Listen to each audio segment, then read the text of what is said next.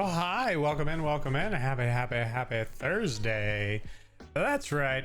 Almost the weekend. Oh, like, it's lonely without Michelle. It's lonely without Michelle. It's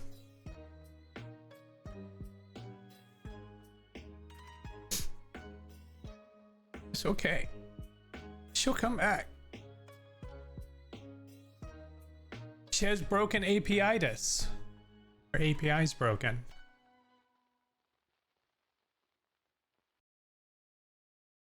Yeah. Yeah. Her API's having issues. So rather than just having her sit there, I put her in bed and told her to get better. Y'all, we're gonna jump right into this game because we might be able to beat it today. So that's what we're gonna do. So we're gonna pause that, switch that, loop that. There we go. Let's see what happens. Yeah, poor Michelle. She'll be okay though. She'll be okay. Just gotta figure it out. All right.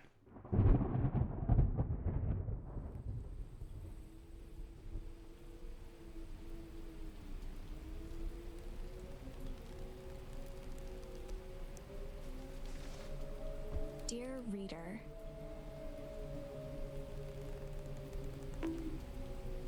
allow me to introduce you to my book. Let me know how it sounds, please. Though it might at first appear like many books you've come across, it is far from ordinary. You may therefore have some misunderstandings about its nature. Hey, Slink. The story that awaits you has not been fully told. In fact, its conclusion is not yet known, even to myself. It is in that way that my book is special. It is in that way that you are special. Oh, I am. Without you, there is no story. Never-ending story. Chapter 1. Normal isn't what it used to be. This is a story about change. Nestled in a shallow valley is the town of Beacon Pines. Far from the town square, across the river, past the neglected welcome sign, a young boy walks alone at dawn. His name is Luca Van Horn, and like you, dear reader, he's here for a reason.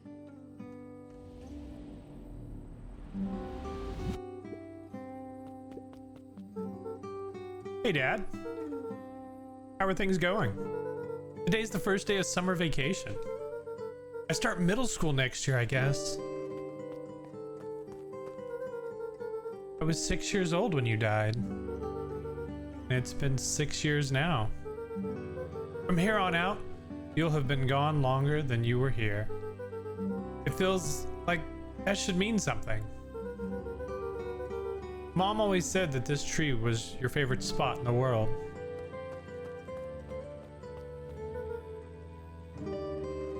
Me too. Hey, Luca. I knew I'd find you here. Rollo was Luca's closest friend. He possessed many fine qualities, but subtlety was not one of them. Well, after I banged on your door till your gran answered, and after I checked the pond, and climbed up to the treehouse, then I knew I'd find you here. Rollo finally noticed the tears welling in his friend's eyes, and the flowers on the grave. Oh, yeah, right. You and your mom always did this on your dad's birthday. Yeah. I didn't know if you were gonna keep doing it now that your mom's gone too. She's not gone. She's just missing. Sorry, I meant to say she went missing. She's gonna come back, Rollo. Of course she is. Okay, Dad. See you next time.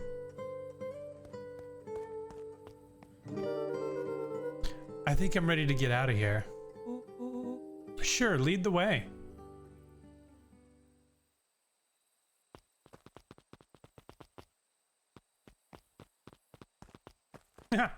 Wow. Oh, what's this? Tickle.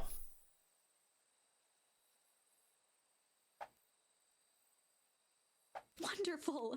I had a good feeling about you from the moment you opened my book. That charm is a very special thing. Very special indeed. Keep hold of it for now. Its purpose will reveal itself soon enough. Right, wait, I wasn't done running through.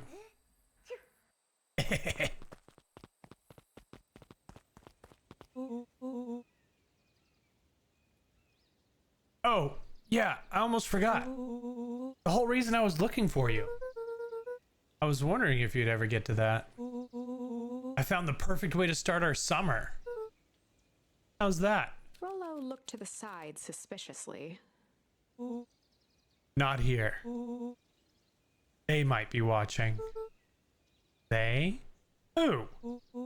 Shh, not so loud. We need to do this in a secure location. Mission control. All right, I just have to tell Gran, and then we can head out. What are you gonna tell her? I don't know. I'll think of something. If it's all the same to you, I'll meet you at the welcome sign. Your Gran still kind of wigs me out. I don't do well with new people. She moved in like half a year ago. Just meet me at the sign when you're done. Suit yourself. I won't be long.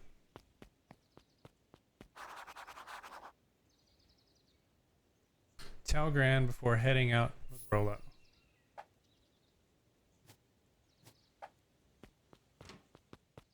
Dear reader, forgive me for this interlude. Remember that charm you found in the dandelion patch? Uh-huh. There are more of those special charms to discover throughout Beacon Pines. Oh, They've been known to reveal themselves to those who are willing. all right. Some of them can be found in this very house. Oh.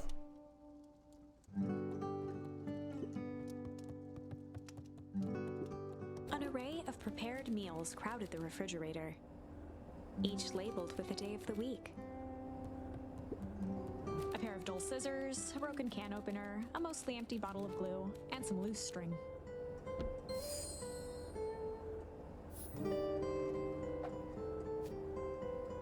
Ooh.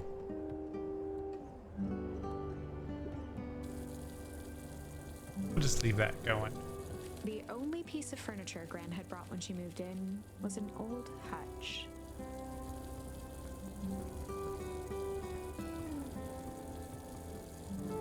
Oh, you can't turn it off. And you can't close the fridge. All right. Uh-oh.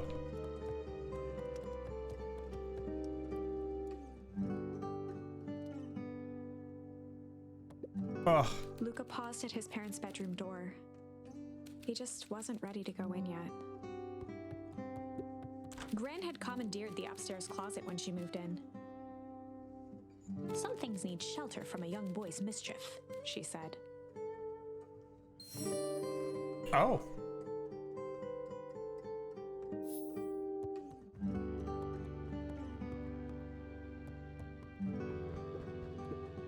Luca tossed on his favorite old sweater. Even though it was the first day of summer, a chill still hung in the air. Nice. Gran's moving in meant that most of Luca's things had been crammed in the corner. Luca was somewhat annoyed by the situation. Wait, he has to stay in the room with Grandma?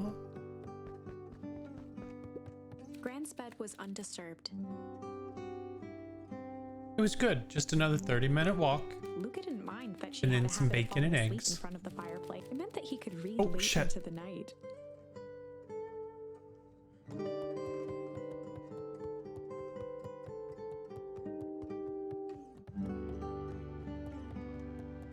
I would love to live in this house. Oh.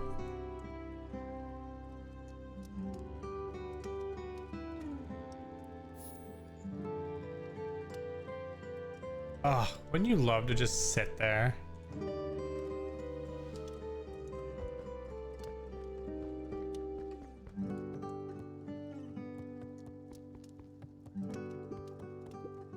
Just some dusty knickknacks. You're a knickknack. Oh my, this is quite exciting.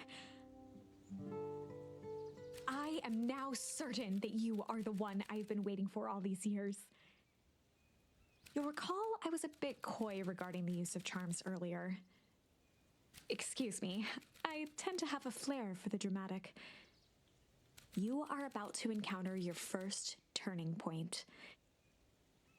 There are certain times in this tale when everything hinges on a single word. Step forth, dear reader.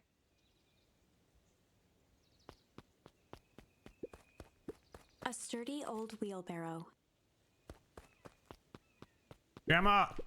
A beginner's guide to gardening laid open on the bench. Hey, Gran. I'm gonna hang out with Rolo for the day. See you later. Hold up now. Where are you and Rolo headed exactly? Oh, nowhere special. The less Gran knew, the better for everyone involved.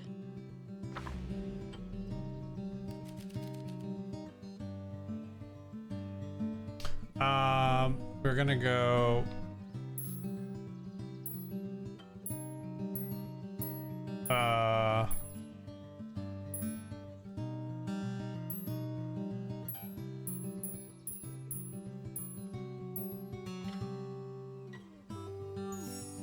We were just gonna go chill for the day.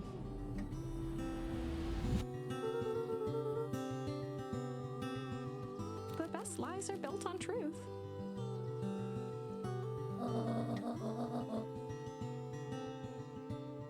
You boys are always in a hurry to do nothing.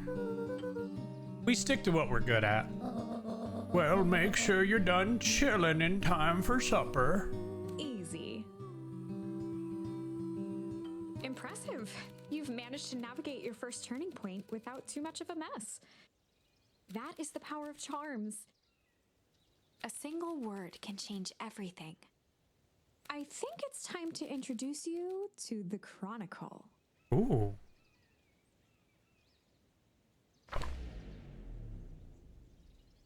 The Chronicle is a record of the decisions you've made.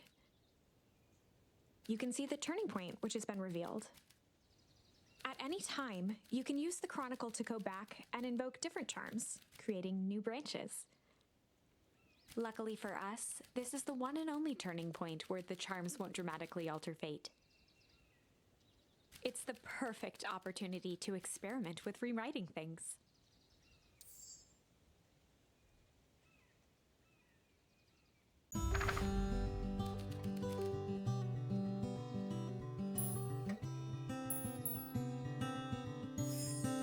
We were just gonna go ponder for the day.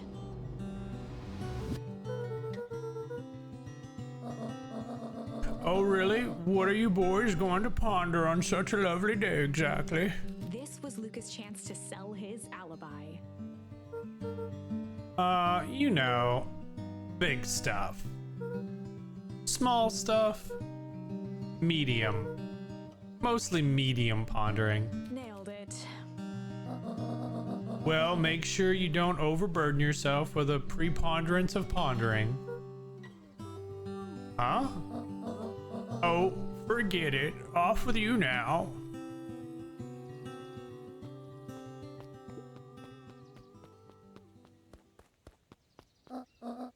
Oh, and Luca. You and Rolo stay out of trouble. I know, I know. Get into trouble with Rolo.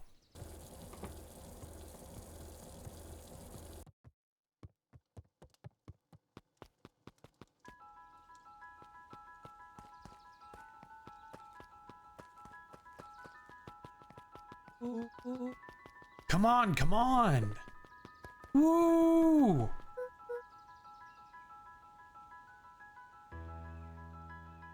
Dang it, Rolo. For a town that saw a few visitors, the welcome was perhaps more grand than necessary. The road leading to Beacon Pines was long and uninspiring, a sort of natural barrier for the impatient.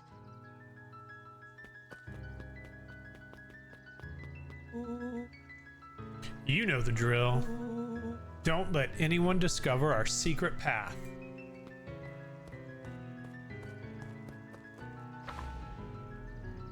Chapter 2. Ooh. Welcome to Beacon Pines. For many years, this valley had been a small mining outpost. It wasn't until Sharper Valentine built his fertilizer company that Beacon Pines was established. Over the next 30 years, the town had grown and prospered, until the foul harvest and his sudden death. In the 6 years since, everyone was simply trying to get by.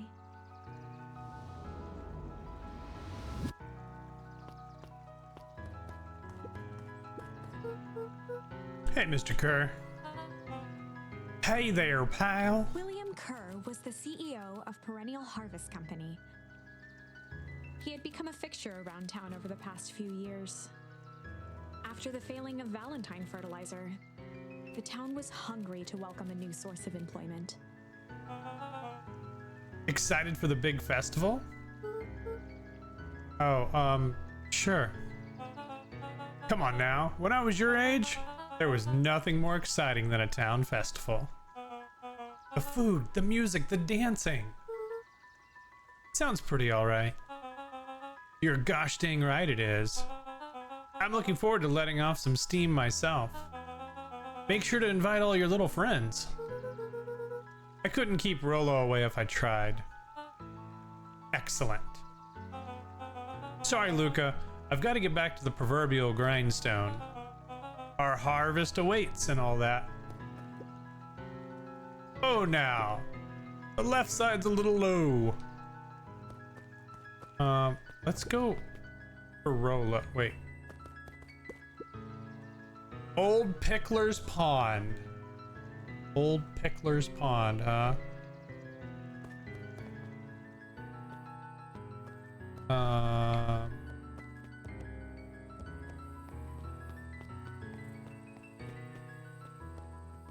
There's so much talking to do with people. I'm gonna try to keep just to the story as much as possible.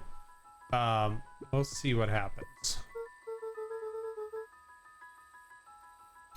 Okay, what's the top secret plan to start our summer? So, you know the abandoned warehouse by my place? The old Valentine building. Yeah, well, it isn't abandoned. What makes you think that? Get this. Last night, it was glowing. Glowing? You sure? Kinda. That place has been empty since the foul harvest. Yeah. Who would even want to poke around that place? We would, Rolo. We would. Wait. It's just a busted old warehouse. I just meant we could do some research at the library. You want to actually go to the warehouse? What do you expect to find? Answers. My mom's out there somewhere, and it seems like everyone wants to pretend that she's gone for good.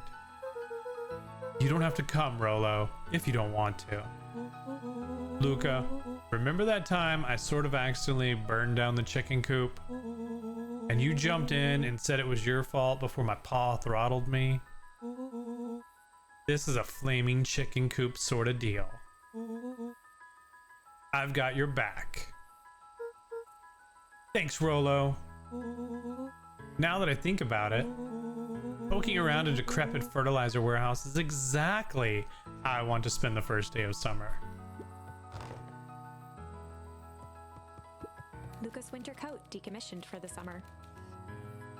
With the cold holding out longer than usual, he reconsidered its usefulness. I want to get in the hammock. Oh, my nose is itching.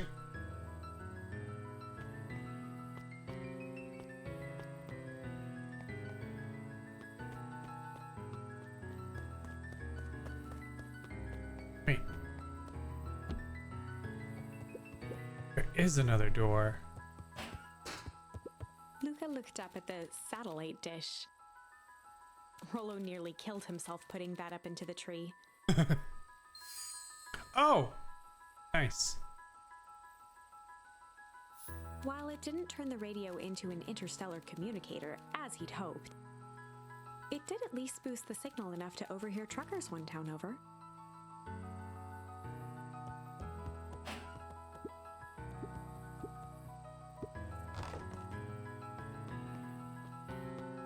Oh, no. On certain nights, when the clouds were just right, the boys could tune into strange patterns of static. Rollo thinks it's aliens. He always thinks it's aliens.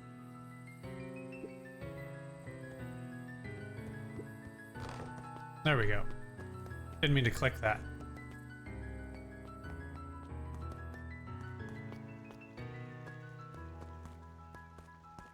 It's so pretty.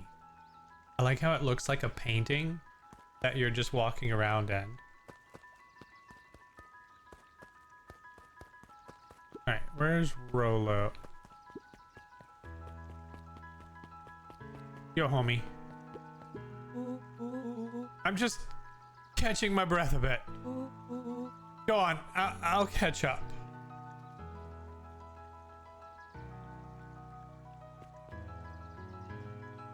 Ugh.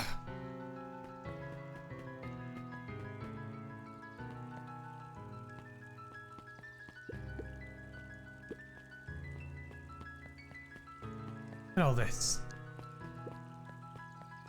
Oh, you're all pregos.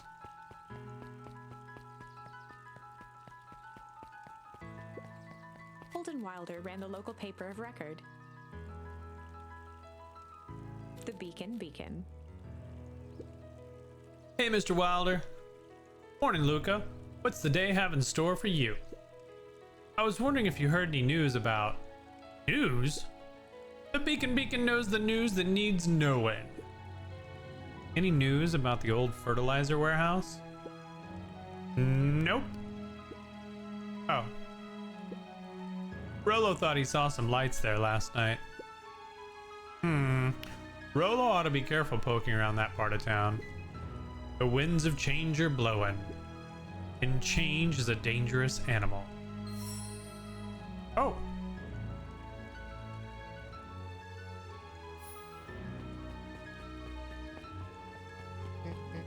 Oh. Luca, just the fellow I was looking for.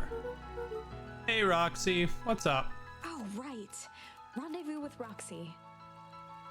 This is an important turning point. The first time where your charms will change the course of fate. And currently, we only have one suitable charm at our disposal. Have no fear, we can always return later using the Chronicle once we find more charms. Well, now I'm just rambling.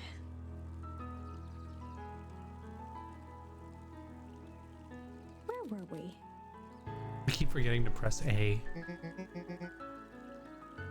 Have you seen my blockhead brother today? Oh, is that Rollo's sister? She's kind of hot.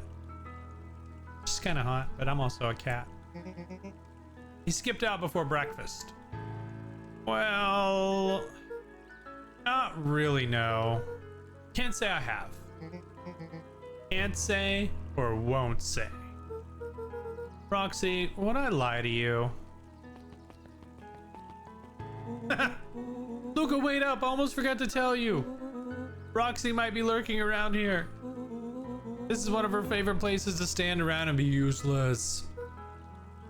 Rollo? So we need to make sure she doesn't spot us. Rollo? Why are you doing that turning thing with your body? What? You're not scared, are you? She's harmless. And a chump. And she's right around that corner, isn't she?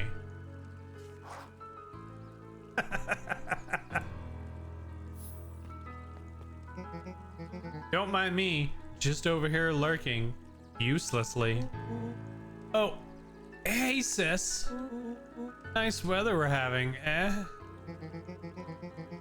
I couldn't help but notice you snuck out this morning before breakfast. Wasn't hungry. Also, couldn't help but notice your morning chores were left unchored. Roxy, I'm gonna level with you. I'm sick and tired of digging up carrots. We all gotta pick up the slack since the foul harvest. Almost every carrot I dig up is rotten. And the rest look like they were hit with pink atomic shrink ray. All the more reason to keep on digging. There's gotta be more to life than puny carrots. Look, Roxy, Luca and I have places to be. So if you don't mind, oh, I do mind, and I'm not gonna catch hell again because of you. So either you march yourself home and harvest those carrots, or I haul you home myself. Rolo froze as Roxy took a step toward him, cracking her knuckles. Luca knew he had one chance to save his friend from being dragged home. In the past, he found the best way to deal with an enraged Roxy was to be a little chill. In the past, he found the best way to deal with an enraged Roxy was to be a little chill.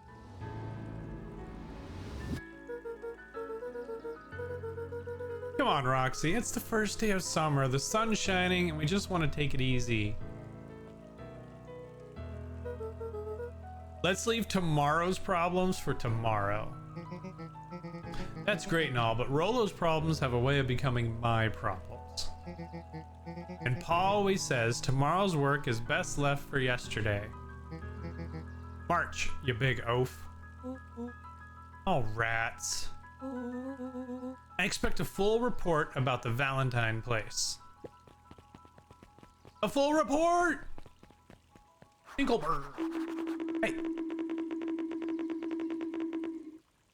My goodness gracious. Still didn't catch me. Investigate the Valentine warehouse alone. All right. Oh, Fitz. What are you up to this lovely day? Nope. Cool. Okay. Sharper Valentine, founder of Beacon Pines. Never underestimate what a great man can do given time. Sharper Valentine. A bit much, if you ask me.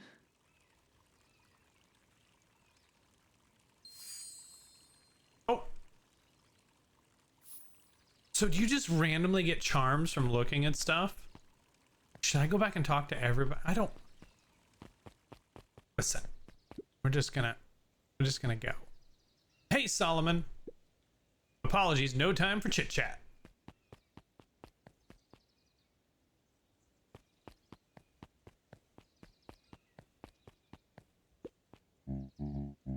Luca, my boy, hold up a tick. Oh, hey, Mr. Nuncreed. I was just on my way to... I just sold the last jar of your grandmother's preserves. Can't stock the shelves fast enough, turns out. Hey, that's great, but I'm actually... I guess Juniper will just have to swing by with more of her lovely jam. Uh-huh. Well, don't let this old man slow you down. You just remind her that she still owes me that dance. A promise Gran regretted the second it was made. Will do. She's a fine woman, that Juniper. Yep, she's pretty cool, I guess. A real fine woman. Gotta go.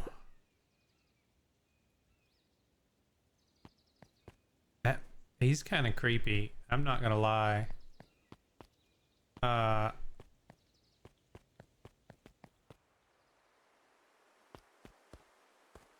What is this? Oh, hey, Luca. Hey, Joey. How's the bug hunt going? Not great. Bugs have been shy this week. Bugs get shy? Oh, sure, bugs aren't that different from people. Sometimes they just want to be left alone. If you're going into Weepwood, just be careful where you step. No bug crunching, got it?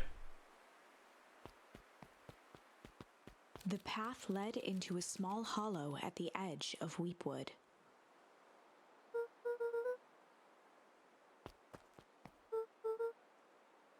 Caution, electrified fence. Is that a new sign? The fence thrummed with a gentle electric buzz. Okay, so what would Rolo do if he was here? Luca often asked himself what Rolo would do, so that he could rule out that option.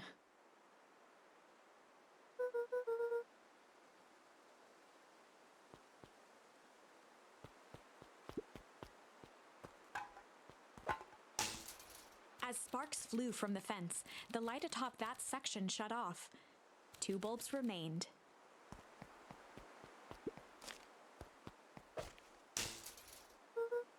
One more to go.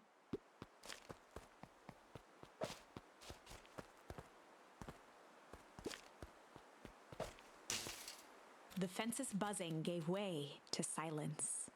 Ooh. Okay, moment of truth. Every kid in town knew the old Valentine fertilizer building. Long abandoned, the warehouse once served as the industrial heart of Beacon Pines. Now, it stood only as a reminder of things left behind. The dormant building showed strange signs of life. Okay, so Rolo wasn't exaggerating for once. What's going on here? There was only one way to find out.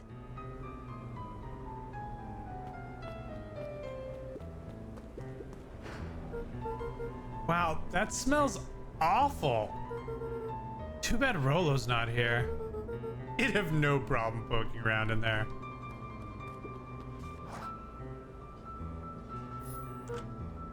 Locked. Luca thought he heard faint sounds coming from the other side of the door. He pressed his ear against the cold metal to hear better. A zipper? Footsteps? The sound of footsteps grew louder.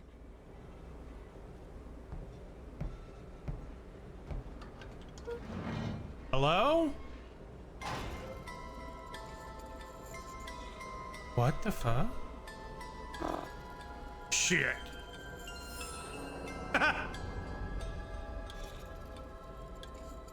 Transkitsune Goddess Mystic. Hello, hello, hello. Welcome in. Showing off those peats. Oh. The heavy steel door knocked Luca to the ground. Disoriented, he looked up to see an imposing figure silhouetted in a green glow. It lunged toward him. He tried to scramble away, but felt a gloved hand latch onto his ankle. Luca watched his fingernails leave trails in the dirt as the hand slowly dragged him back through the door, into the lab, into the green light. This is a story about... I guess that's all I can... This is a story about change. It was far from the sort of change Luca imagined for himself. But change is, after all, a dangerous animal. The end?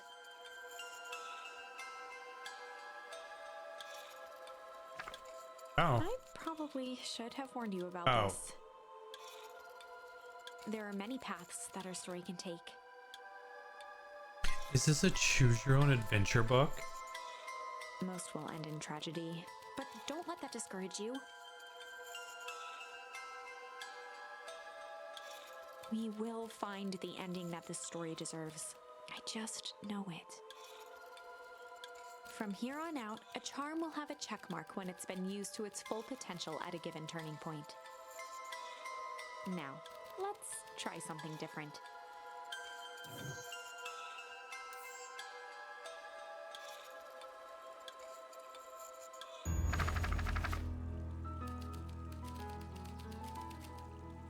In the past, he found the best way to deal with an enraged Roxy was to be a little shit. To be a little shit. In the past, he found the best way to deal with an enraged Roxy was to be a little shit.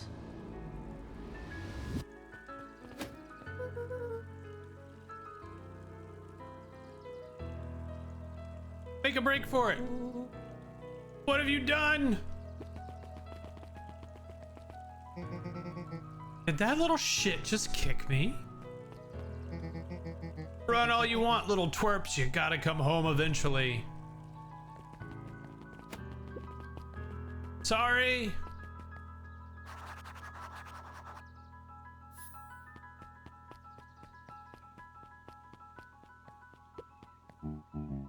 Luca, my boy, hold up a tick.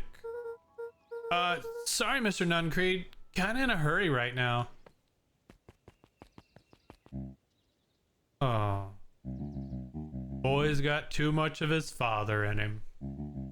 A real shame. Oh, I got the shame charm. I've got that one in life already. All right. Oh. I win.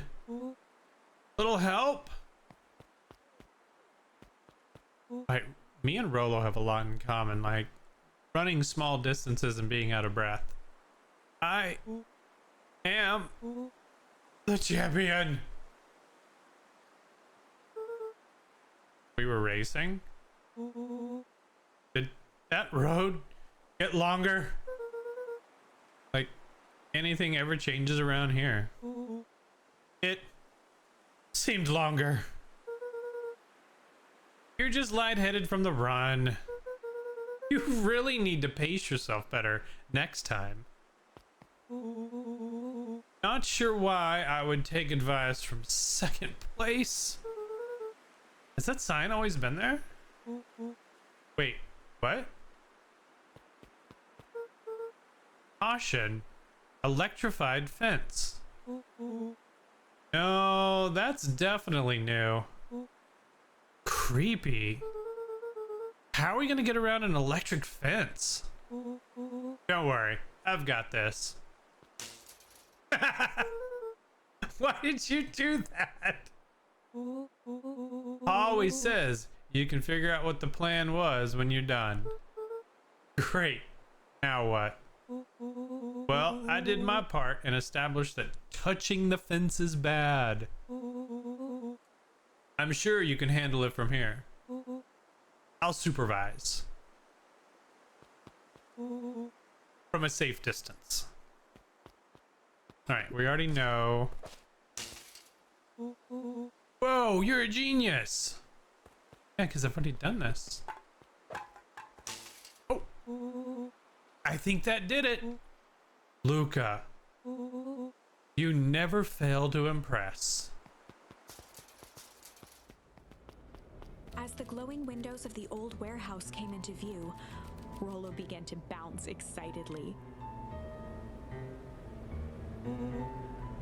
Check it out! Dang, Rolo, you weren't exaggerating for once. Was there ever any doubt? This definitely needs investigating. Good thing 2 ace detectives are on the case. This is bizarre. This is awesome.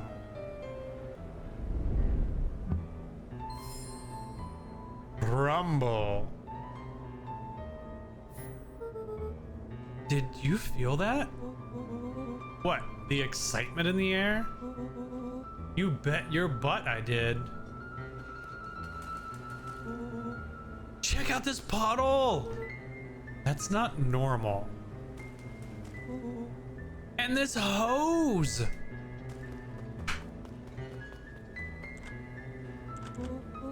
Oh man, the door's locked.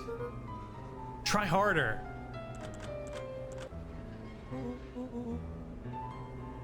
No dice. It won't budge. Oh well. This dumpster's new, right? I bet it's got stuff in it.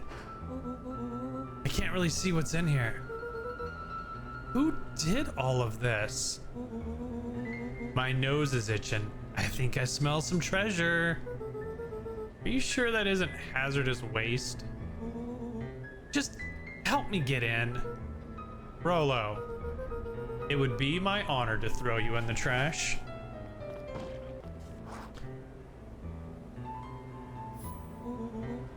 Come on, Lady Luck.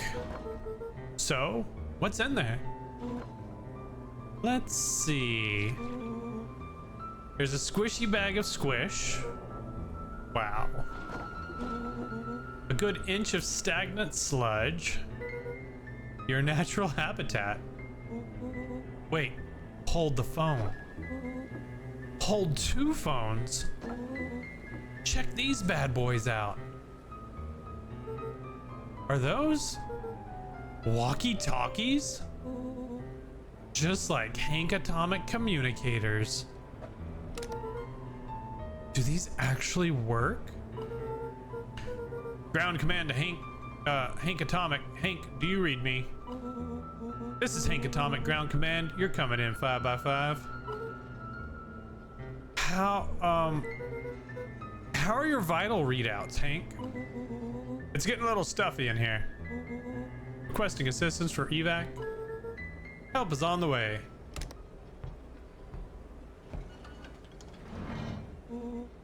What was that? Someone's coming. Give me your hand. I'm trying. My hands are covered in squish. Scoot over. I'm coming in.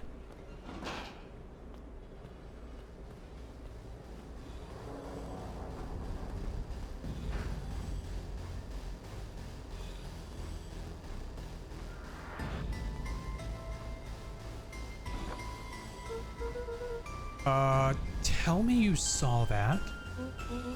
Dude, I don't know what I saw. He's coming back. Get down.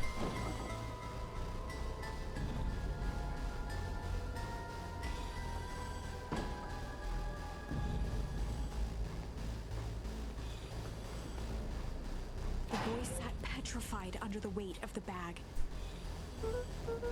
Oh God, tell me that's not what I think it is. Luca, do you know what separates run-of-the-mill detectives from ace detectives? A ridiculous hat? When the chips are down, ace detectives dig deeper for clues. Rollo felt around at the large sack which burdened them. Aha! He snapped off a tag from just within a small zipper opening in the bag. It's some sort of badge or something. What's it say? Rollo held the badge up to a faint shaft of light within the dumpster. Dr. Prescott, Deep Engineering. It's a name tag. Who would throw away a bag full of slimy old name tags? I think it's just one name tag in a bag full of something else. Okay. I think we should make a break for it. Stay calm. This is no time to panic. I'm not panicking. You're panicking. Rollo, calm down. You don't have to squeeze my hand so hard. Dude, I'm not holding your hand. Quit messing around. What other slime-covered hand would be in here? Ah! Ah! I'm beginning to see the benefits of your run for our lives plan. Right, we've established that I'm faster than you, so I'll go first. Why not go together? Flaming chicken coop, Luca. I'll make sure the coast is clear. After I go, count to 100. If you hear me yell, run. If you don't hear me yell, run. Actually, either way, haul ass. Rolo, I'll give you credit. You sure found an eventful way to start our summer. It's what I do. Well, here goes nothing. Lucas sat in the dark, tracking the sound of Rolo's footsteps as he ran. 1, 2, 3. He pressed his ear to the dumpster wall, straining to hear Rolo's footsteps as they faded away. 15, 16, 17. He tried not to think about the contents of the dumpster as he counted. 35, 36, 37. The thick stench made it hard to breathe. Screw it, that's long enough. Luca carefully lifted the lid and peered out. Nothing. No sign of Rolo. No sign of the man in the yellow suit. Time to haul ass. Luca clambered from the dumpster, stumbling to his knees. He was up like a shot and running, sprinting toward home as fast as he could. Beacon Pines flew by, blurred by the tears that welled up in his eyes. He wouldn't remember getting home at all that night. Throwing his front door open, storming up the stairs to his room and surrendering to sleep almost as abruptly as he hit his pillow. Chapter 3. Finding a friend. The next morning, it was quieter than usual at the breakfast table. Only the sound of silverware and chewing interrupted the awkward silence.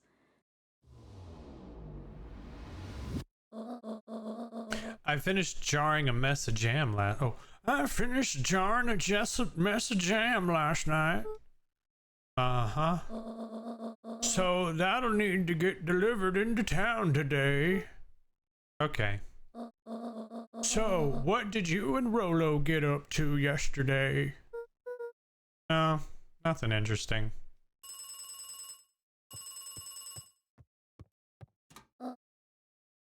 Hello?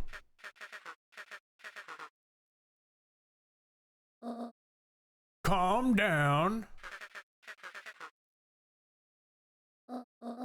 No, of course it was the right thing to do. Start gathering folks, I'll be right there. Are you sure there isn't anything you want to tell me about yesterday? Anything I want to tell you? Not really. We just sort of ran around a bit. Gran's brow furrowed. She let out a long sigh. Her voice was quiet and even. I have to go take care of something. You're to stay in this house for the day. Under no circumstance are you to leave. What? If I'm not back by dinner, there's stew in the icebox. But nothing. You're to stay here, understand? Yeah. Say it. I'll stay here till you get back. Good. Oh, and Luca? You left the icebox open yesterday. We're not made of money, you know. Well, that was strange.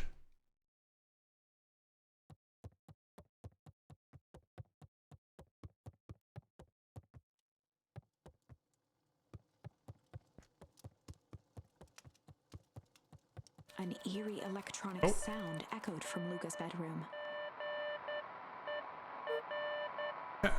Hello? Is anyone there?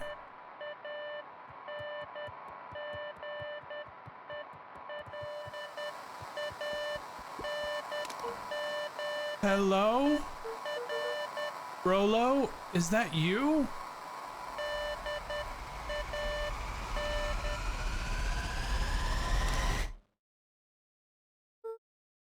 Over?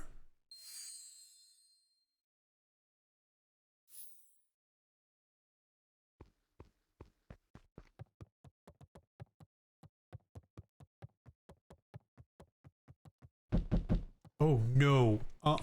Not in the Stranger Things. We are not doing this. Oh, hey Roxy. If this is about me accidentally kicking you yesterday, is Rolo here? No. Look at me, Luca. This is serious.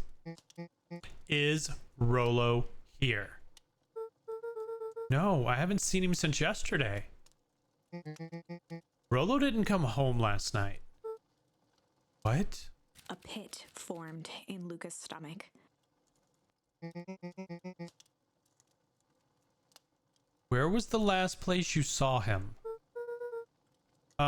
We were playing around in Weepwood, and then it was late and we went home.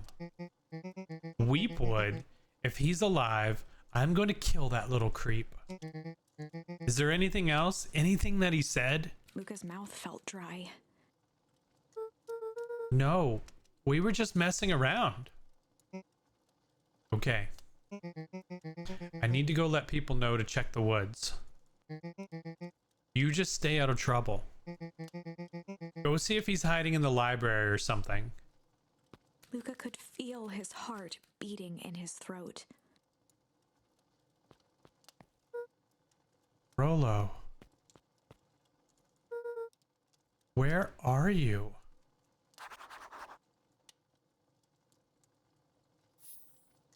All right. So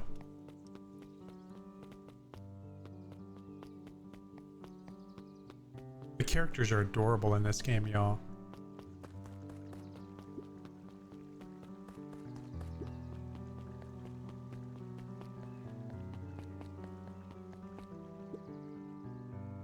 We really need to get back to work. Just a couple more minutes. If Roxy said she'll be here, then she will be here. I just don't see why I'm standing around, doing nothing, and waiting for Roxy, when I could be standing around, doing nothing, and getting paid for it. Come on, Lumi. Roxy needs our help. Yeah, well, good intentions don't qualify as legal tender.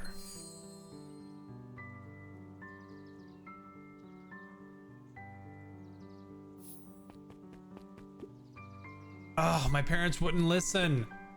No offense, but isn't Rolo always getting into trouble?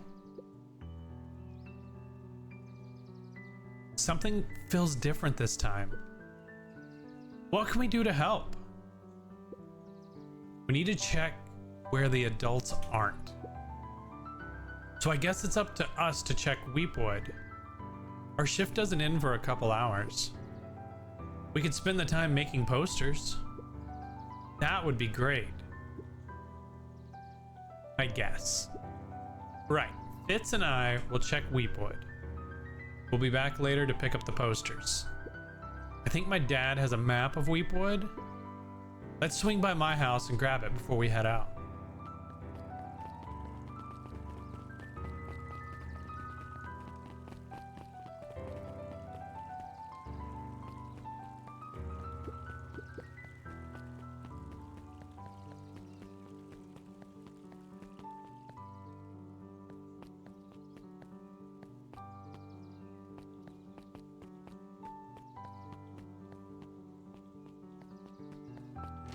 I can't aim.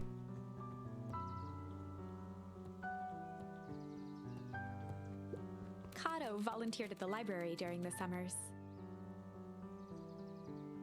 He wasn't very social, so he'd dedicate each summer to becoming an expert in a single subject, making him a reliable source of very particular knowledge. If you were to ask Kato something he didn't know, he'd escape into the dusty old bookshelves and return with just the right thing.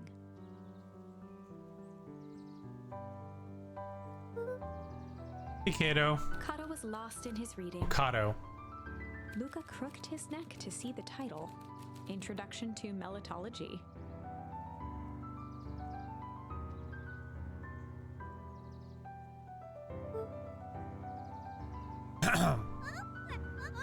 Oh, hey, Luca. You snuck up on me. Good book? No, just started it. He gestured to the shelves. I'm really running out of books I haven't read yet. So now it's on the wonderful world of bees. Turns out bees are pretty cool. For instance, did you know that around 70% of bee species actually live in underground tunnels? Or that if there are two queens in a hive, they will fight to the death for supremacy?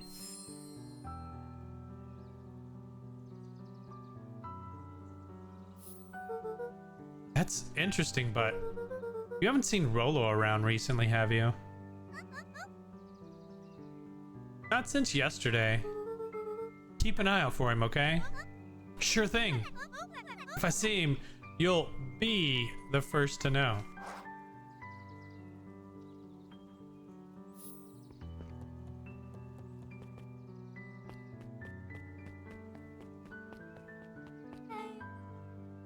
Hey, you.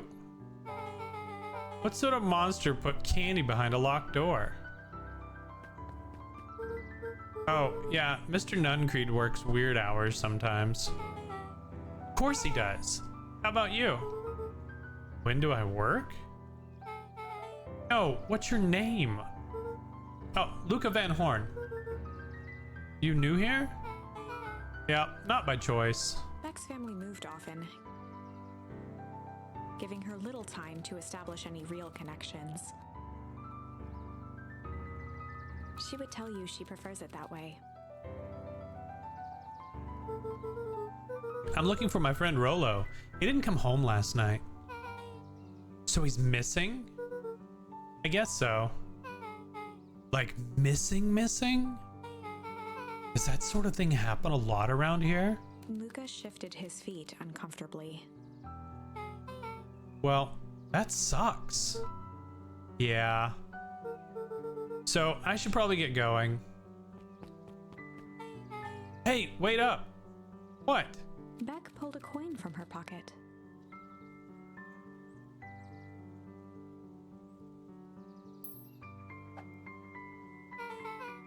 I'm coming with you.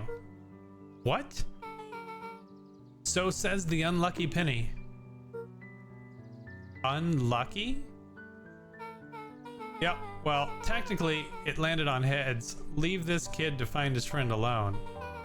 But I always do the opposite. Oh, that's kind of like me and Rolo. I guess Rolo's my unlucky penny. That settles it. A person should never be without their unlucky penny. Let's go find him. The name's Beck. Pleasure to meet you, Beck. I suppose I could use some help. Try to keep up.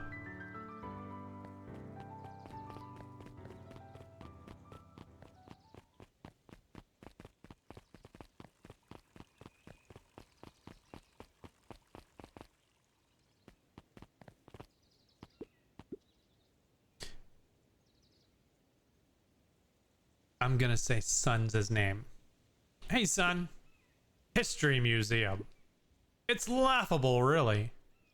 Did you happen to see Rolo in there? No, just the shadow of a family. Clinging on to a town, clinging on to the past.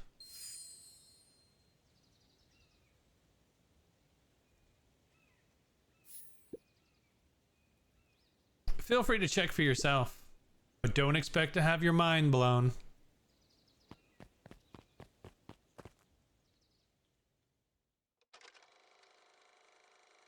Movie time. We all know Beacon Pines is a great town. What you may not know is great towns grow from mighty roots. And that is why you cannot tell the story of Beacon Pines without telling the story of one Shopper Valentine. Young Shopper's keen intellect and strong moral fiber led to a grand vision. A vision of a community dedicated to a better tomorrow.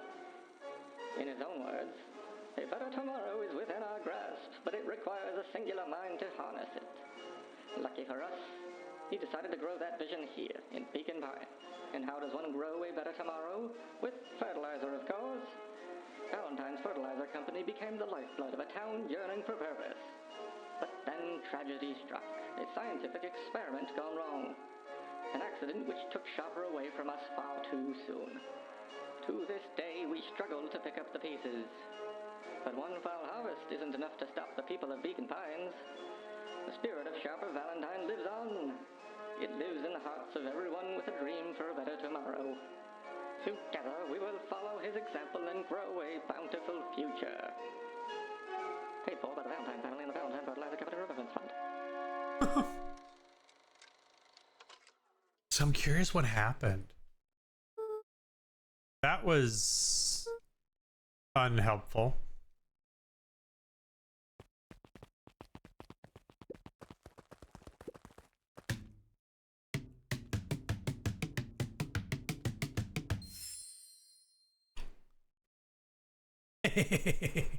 I smacked it. I smacked it. It says no touching, but I'm touching it.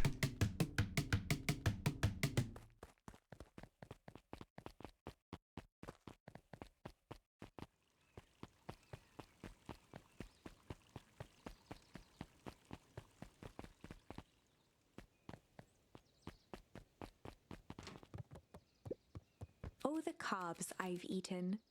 A salad-centric travel guide for the mildly adventurous.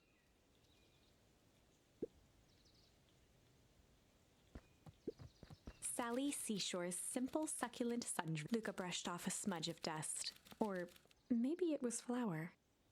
30 recipes so easy you'll doubt it's even edible. A peek behind the curtain. The methods and ruminations of Patrick C. Montesquieu. I like her voice a lot. One of the greatest acting minds of our time. I wish I had a voice like that. By Patrick C. Montesquieu.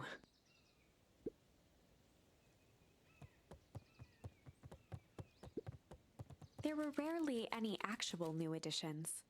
Simply a variety of existing content rotated into the front display each week.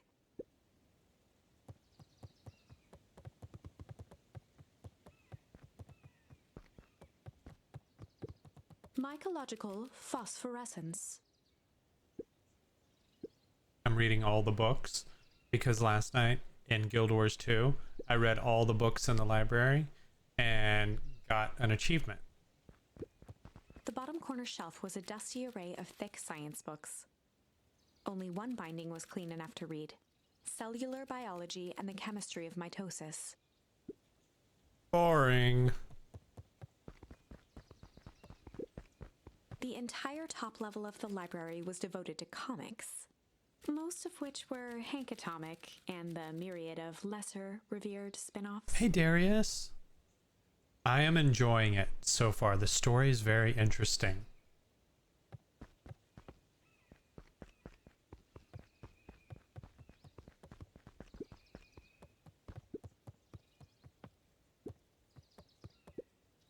Hey Jace. Oh, hey Luca. Did Rolo come by? No. I was actually surprised.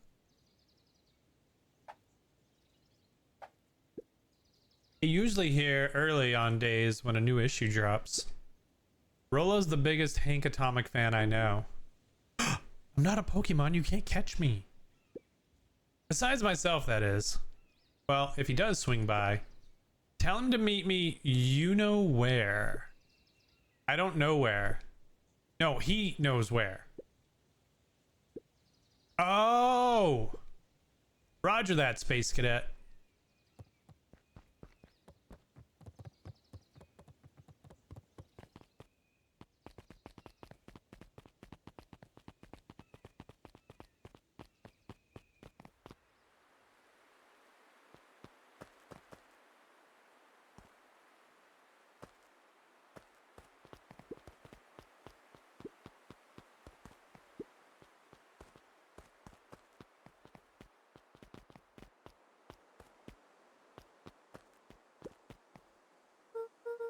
Dang, they boarded up the way in.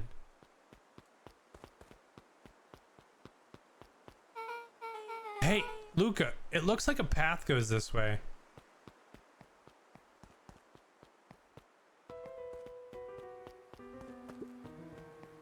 Luca felt a chill as he approached Beck.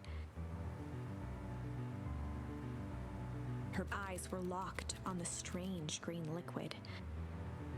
The nearby grass was coated in a fine layer of frost. Is this sort of thing normal around here? Because puddles of glowing ooze are definitely not what I expected from this place. I have no idea what that stuff is. Well, the next obvious step is science. And what does science suggest? Poke it with a stick. Luca watched as Beck dipped a broken tree branch into the goo. Beck's eyes widened as flowers grew from the dead wood. What?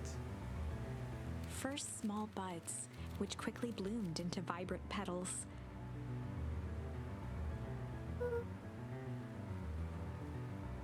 What the? Cool. As quickly as they had grown, the flowers began to shrivel and turn gray.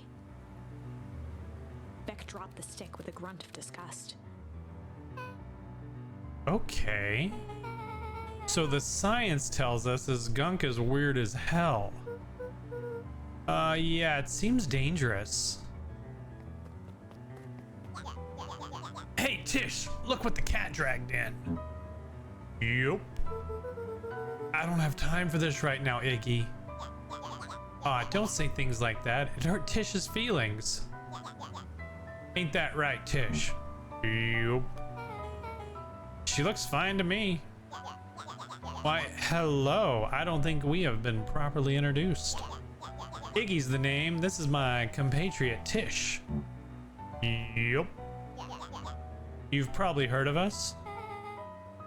Can't say I have. I'll forgive you this once on account of you being new around here. Why would you hang out with this dud? Oh, he seems pretty alright. Iggy, why do you have to be so... you? Has he even told you that his parents skipped out on him? Shut up. It's true, they got tired of having a pathetic kid and left him. Iggy, I'm only gonna say this one time. Don't talk about my family. Well, look who's grown a backbone now that a girl's around. First his pops croaked, then his mom finally couldn't take it anymore and bounced. Iggy took a step towards Luca, his sneer lit by the glowing puddle. Beck could see tears welling in Luca's eyes, his fists clenched. Some things about Beacon Pines were very different from the city, but a bully from a hayseed town is really no different from a city bully. Beck took a deep breath and thought, Well, time to bust out the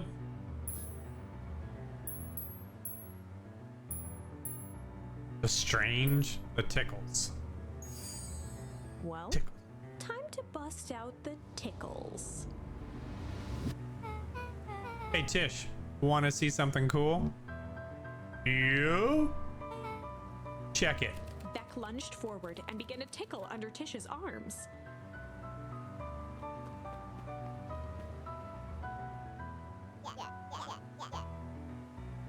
What the? Tish, is she tickling you? Yep. Yep.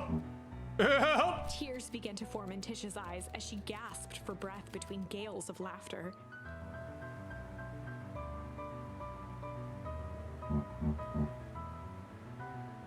Beck redoubled her efforts until Tish finally had had enough. Yep. What just happened? She seems nice. Sorry for the interruption. I think you were just threatening us. Iggy's eyes darted around, a realization dawning on his face that he was now outnumbered. I just remembered. I have somewhere to be. Mm-hmm. See you around, new kid. Iggy kicked at the puddle before making his escape. Oh no. Oh no. What a little creep. Beck, I think you got a little ooze in your hair. Beck shook the ooze out of her hair as best as she could. Is it bad? It depends. What are your feelings about having more mature, refined look?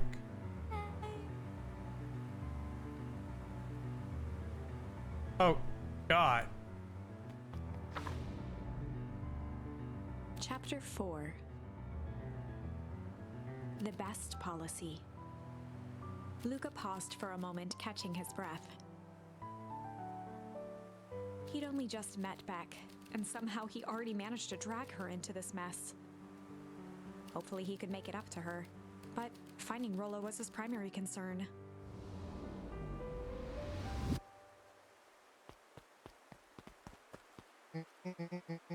Luca, what the hell are you doing here? And why did a kid with gray hair just run past us in a panic? Roxy and Fitz looked drained. It was clear they'd spent all day searching. That's Beck. I don't care who she is. What happened? We were just helping look for Rollo. All right, Lilium, have a good lunch. Luca, I need you to start telling me the truth. Roxy's temper could often be dismissed as the impatience of an older sibling. But this was the most intense Luca had ever seen her. Her eyes were wild and unfocused, looking straight through Luca. We're running out of time. In a torrent of rambled words and tears, Luca broke down. Rollo and I were just playing in Weepwood yesterday. We were investigating lights at the old Valentine warehouse. But someone was there in a strange suit. And we hid in the dumpster and had a heavy bag dropped on us. And I think it was a body. And so we ran, but we got split up. And I ran home. And it's all my fault. And now my best friend may never come back. Wow. Just wow. Roxy, still exhausted and angry, softened briefly as her eyes hunted the ground in thought. With a determined sigh, she looked up at Luca. It's not your fault, Luca. Rollo's gonna be okay, I promise. Roxy drew herself up. I'm gonna fix this. Luca, go home. But I want to help. This is too dangerous for a kid. I can't just sit around. I have to do something. Roxy tried to think of the safest place to send Luca.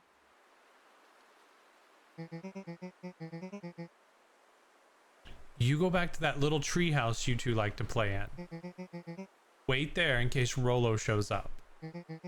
Sound like a plan? Luca wiped his cheeks and gave a quick nod. You did the right thing telling me the truth. Now, scoot. You really believe his story? What other option do we have? Things have been strange around here leading up to the festival. My dad has been acting weird lately. Well, weirder than normal. Looking into the puddle, Roxy rubbed her arms to warm up. Why is it so cold here? This place gives me the willies. All right.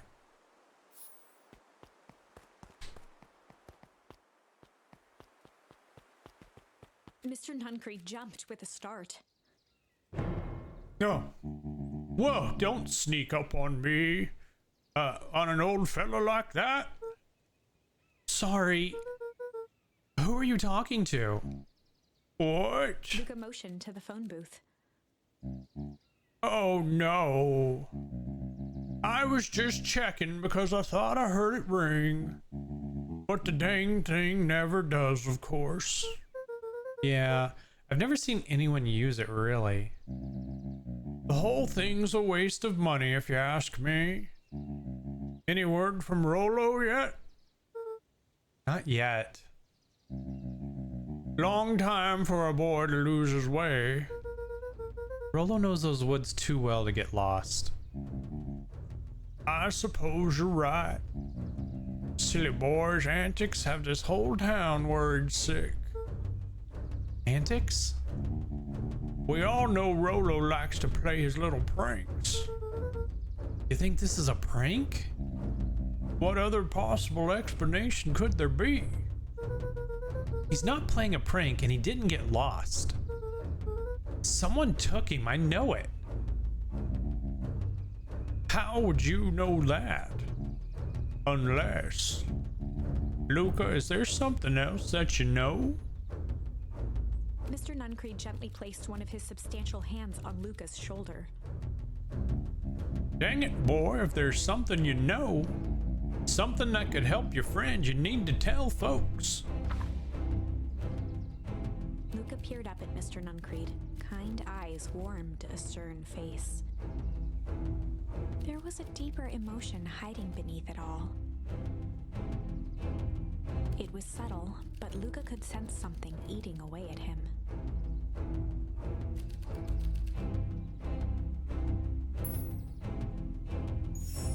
There was a shame lurking behind those eyes. A deep sadness. If Mr. Nuncreed was that worried about Rolo, maybe he could help.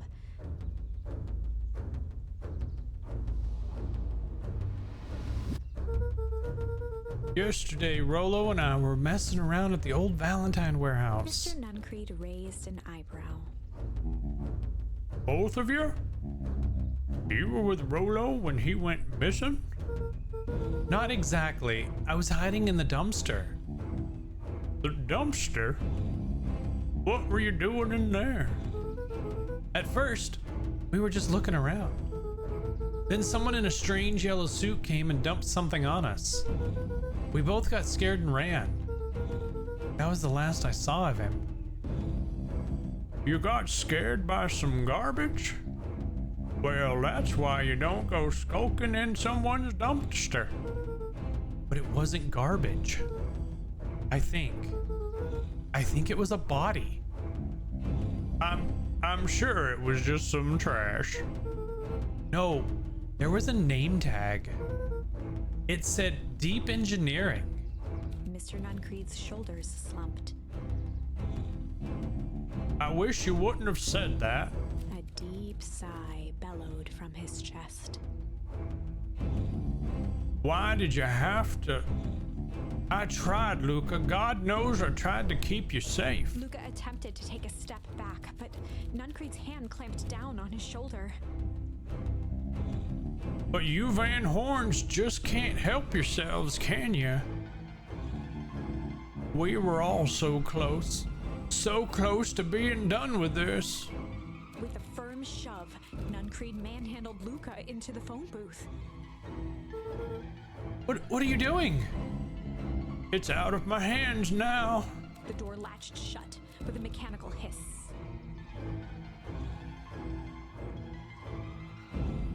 Shit. Did he just... Luca pounded the glass, the floor dropped from under his feet. The inside of the phone booth was now a loose capsule plummeting at gravity's whim. Luca winced and pressed his hands to the walls. As he braced for impact, the capsule hurried to a surprisingly smooth stop. He felt a cold rush of air and opened his eyes with hesitance. Two large figures in hazmat suits occluded his view. Luca heard the deep, resigned voice of Mr. Nuncreed over an intercom. He knows too much. The end. Holy shit. Wait, no. This isn't the end. I know there's still much more. Somehow this went wrong. Okay, let's try something else.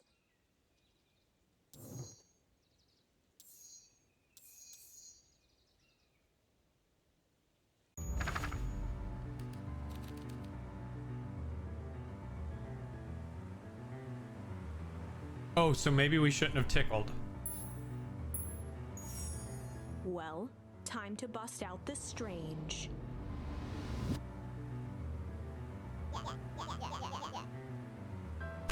All right, Luca, looks like you need a little mud bath. What's wrong with you, new kid? We're about to pound your friend. Beck stared in silence, the only sign of life being the twitch of an eye. It's weird when people don't talk. Yep. Stop being a weirdo. Hello? Are you some kind of wackadoo? Makes sense, wackadoos travel in packs, dud. At the sight of Iggy taunting Beck, something in Luca snapped. Iggy's smirk shifted to a look of shock as Luca launched himself into his stomach. Ugh. Iggy's clothes were drenched in the glowing ooze. You jerk, my clothes are ruined. I'm gonna... Iggy's voice began to slur as he struggled to get up.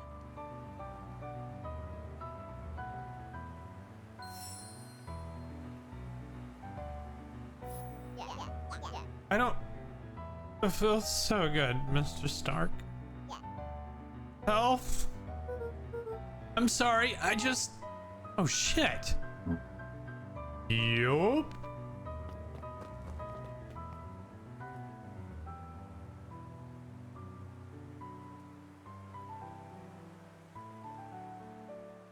Whoa.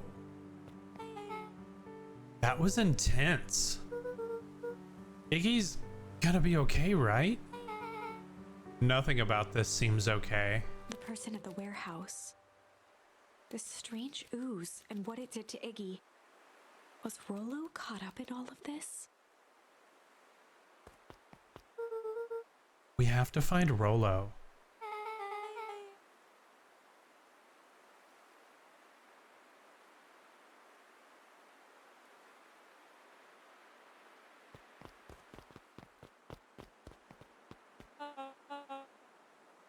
Whoa there, little buddies. You startled me. What in the dickens are you up to in this part of town? We're just helping look for Rollo. Oh, you haven't heard the good news? Rollo showed up safe and sound a bit ago. Hey, Zero. Really? So where was he? It's funny, really. He just got a little turned around in the woods. They can be disorienting, you know. I'm starting to get that impression. Rollo's at his house now, getting some well-deserved rest. Wow, that's a relief. You two should scurry along before you get lost yourselves. Yeah, come on, Beck. I can't wait to introduce you to Rollo. Oh, that reminds me. Luca, your grandmother was looking for you. She was? She was worried sick. You should march straight home. I guess. Beck, your folks might be getting worried too. I'll walk you home. I need to talk with Nellie about work anyway. Beck glanced toward Luca. I guess all's well that ends well? I'll introduce you to Rollo tomorrow. Sure. Glad he's okay.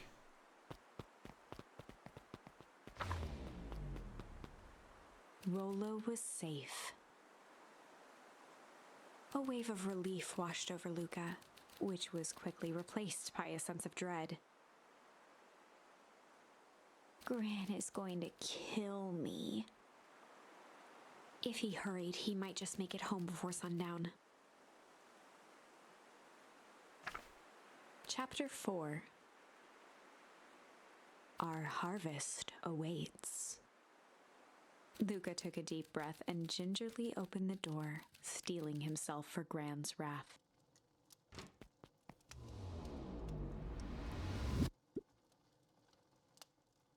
Gran? I'm home. Everything's fine. Gran? I think Gran's in on it. Gran? I know I wasn't supposed to go anywhere.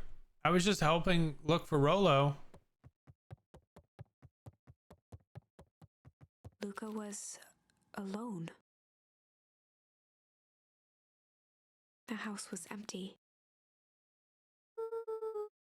So Gran's not back yet. I guess that's a good thing. Nothing to do now but sleep, I guess. Luca was sitting by the pond, listening to small waves lap against a rock. His father sat in a folding chair in front of him.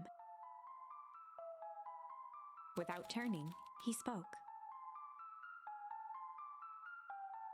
"Why don't you grab me some nice bait?" "Sure thing, Dad." Luca hopped over to the tackle box and popped open the lid. Inside was a rolling, buzzing mass. "We're fishing with bees?" Luca's father gave a warm chuckle. "Well, you catch more fish with bees than honey. Pick us out a good one." What? Luca closed his eyes and plucked out a bee. He could feel its wings struggle between his finger and thumb. Holding it at arm's length, he hurried over. His father deftly baited the hook and examined his work. "Interesting choice." With a practiced flick of the wrist, the line buzzed in a graceful arc.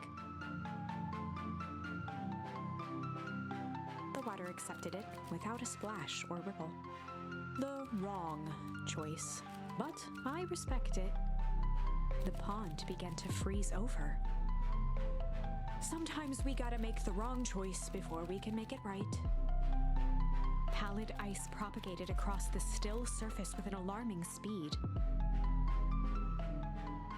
Luca scrambled back as the ground beneath him turned cold. "Dad, I don't understand." "Sorry, kiddo. Understanding isn't always part of the deal." The relentless ice shot through the fishing line toward his father. "Dad, look out!" His father casually wound the reel. "None of it's your fault, you know. Never was." "Dad, we have to go!" Luca grabbed his father's shoulders, trying to pull him away. "Please, you have to run!" The ice crackled as it spread across his father's hands. That's the thing about fishing, Luca. His chest began to crystallize. You toss your hook in, and you never know what you're gonna pull out. A shock of searing cold ran up Luca's arms. He gave one last desperate tug. The chair tipped backwards in a single frozen mass. Luca tried to stop the momentum, but it was too late. He watched the icy form of his father slam into the hard ground, shattering into 1,000 pieces that crowded around his feet. "Dad, I don't understand. What does all this mean?" The gentle rustle of leaves was the only reply.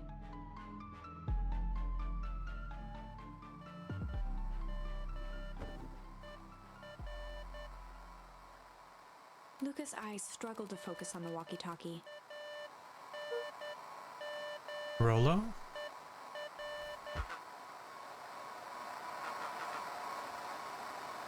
Faintly, he could hear Rolo amongst the noise. Luca! Rolo, is that you? Luca! There! Rolo, it's the middle of the night. Luca, thank God. Listen, I don't know how long this thing will work down here. Down here? Rolo's voice was coming through more clearly now, but some words were still just static. Listen to me. Someone grabbed me yesterday. What? A man in the hazmat suit? It was took me to some sort of... I think I'm underground. Underground? Are you okay? Kinda. They seem more interested in... For now, at least. Mr. Kerr said you made it back home safe. Kerr? No. Trust. He's... Hold on. Someone's coming. The signal went silent. Rollo? Rollo, where are you? Luca held still, waiting for a response. His pounding heartbeat marking the passage of time. Okay, I think they're gone. Getting worse. I can barely hear you. Rollo's voice began to fade. Losing signal. Not much time. Mission control. You need to... The treehouse. The treehouse. With that, the signal died for good. What was he trying to say about the treehouse? What's at the treehouse? The antenna. He wants me to use the antenna in the treehouse to get a better signal. Rollo, you are a genius. Luca grabbed the walkie-talkie and sprinted to the treehouse.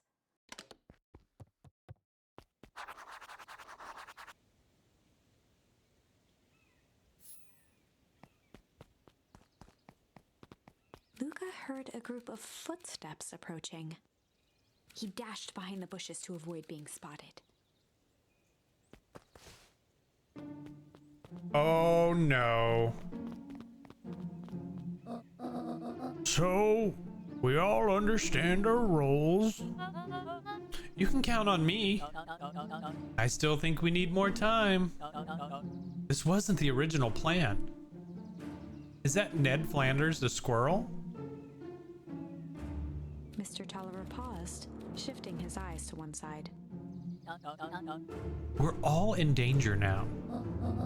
I, for one, refuse to sit idly by while that danger persists. Ooh, refused.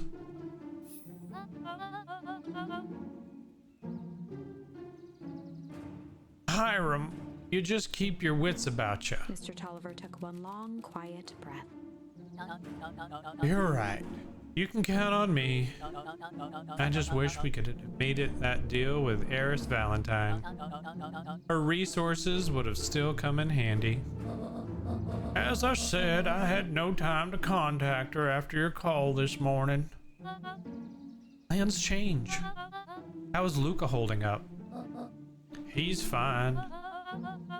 We shouldn't lose sight of the fact that this is all... I know very well what all of this is for. We have no choice. Operation Sparkplug has a new objective. Are we in agreement? The three shared a determined look. Good. We'll reconvene after the festival. Oh, she's gonna go home and Luca's not there. But I need to go... Uh-oh. Oh, I thought she was gonna catch me. Bran? Why are you meeting with Miss Fratelli and Mr. Tolliver late at night? Oh! Hey, Luca. Ah! Don, you scared me. That is the cutest bat ever. How long have you been there? Well, just a few minutes. Earlier today, I saw Mr. Tolliver and your gran enter the diner together. When my shift at the newsstand was over, they still hadn't left. So I used the greatest tool of any investigative reporter. Time. When they left, I tailed them here. What do you think they're up to? Whatever it is, they seem organized and determined. They mentioned the festival. Yeah, I heard that too. Has your gran been doing anything different recently? Anything strange? She got a phone call this morning and rushed out the door. A call from Hiram Tolliver, it seems. She was either furious or terrified. Or both. Luca, be careful out there. I think we might be in the middle of the scoop of a lifetime. I will. Aren't you coming out? I'm gonna stake out here for a bit longer. See ya, Luca. Alright, we're going to... up here. Whenever Luca saw his dad's chair by the pond, it reminded him of the days they'd pack up a couple of sandwiches and fish until sundown.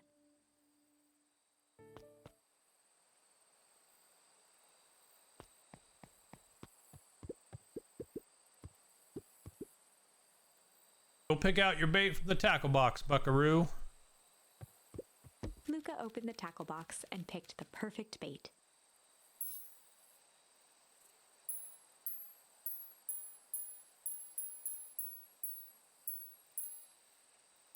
Luca tied a shoestring to the hook. What fish could resist a nice shoestring?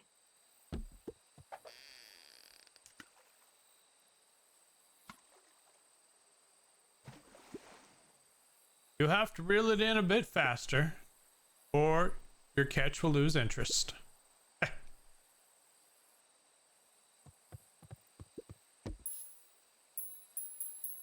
Luca tied a shoestring. What fish could resist a nice...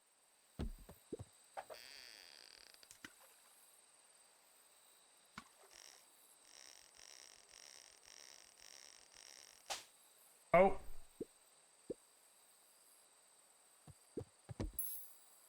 Luca tied a shoestring to the... What fish could resist an...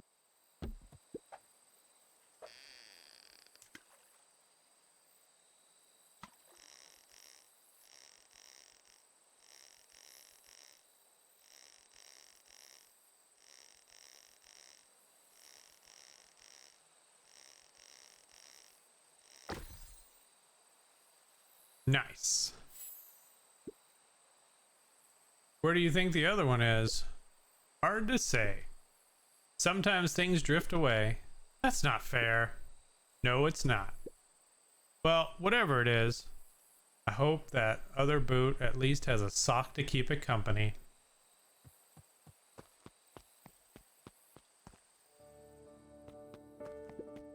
That was cute. At least his dad didn't turn into ice this time.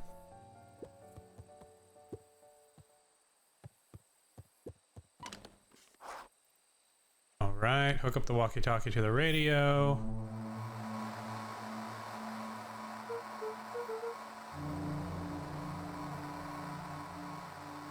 Rolo, are you there? I'm at the treehouse now, Rolo. Mr. Kerr said you were all right.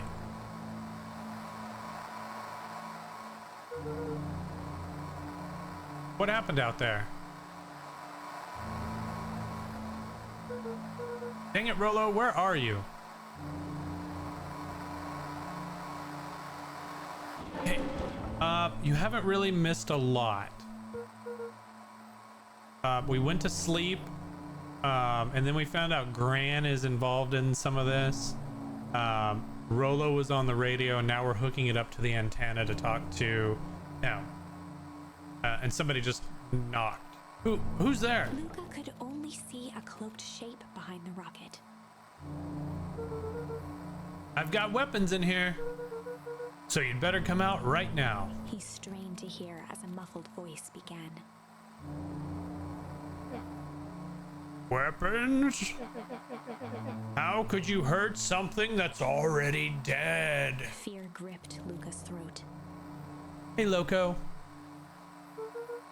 Who are you? What? You don't recognize me? I guess I don't even recognize myself anymore. Luca stared at the ground for a moment, trying to place the dampened voice.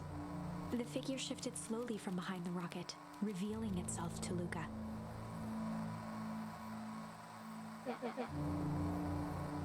I'm a monster. And now they hunt me like the beast I am. Iggy? Luca reached over empathetically. Iggy's tone jolted to dejected anger. Don't touch me. This is all your fault. Luca slumped to the ground, overwhelmed by guilt. I'm so sorry. I didn't mean to. I lost control. So you couldn't control yourself for a second. And I get to be like this forever. There must be a way to fix this. Oh, you gonna be my savior? Perfect little Luca saves the day. With his positive attitude and the power of friendship. None of this matters. There's no time.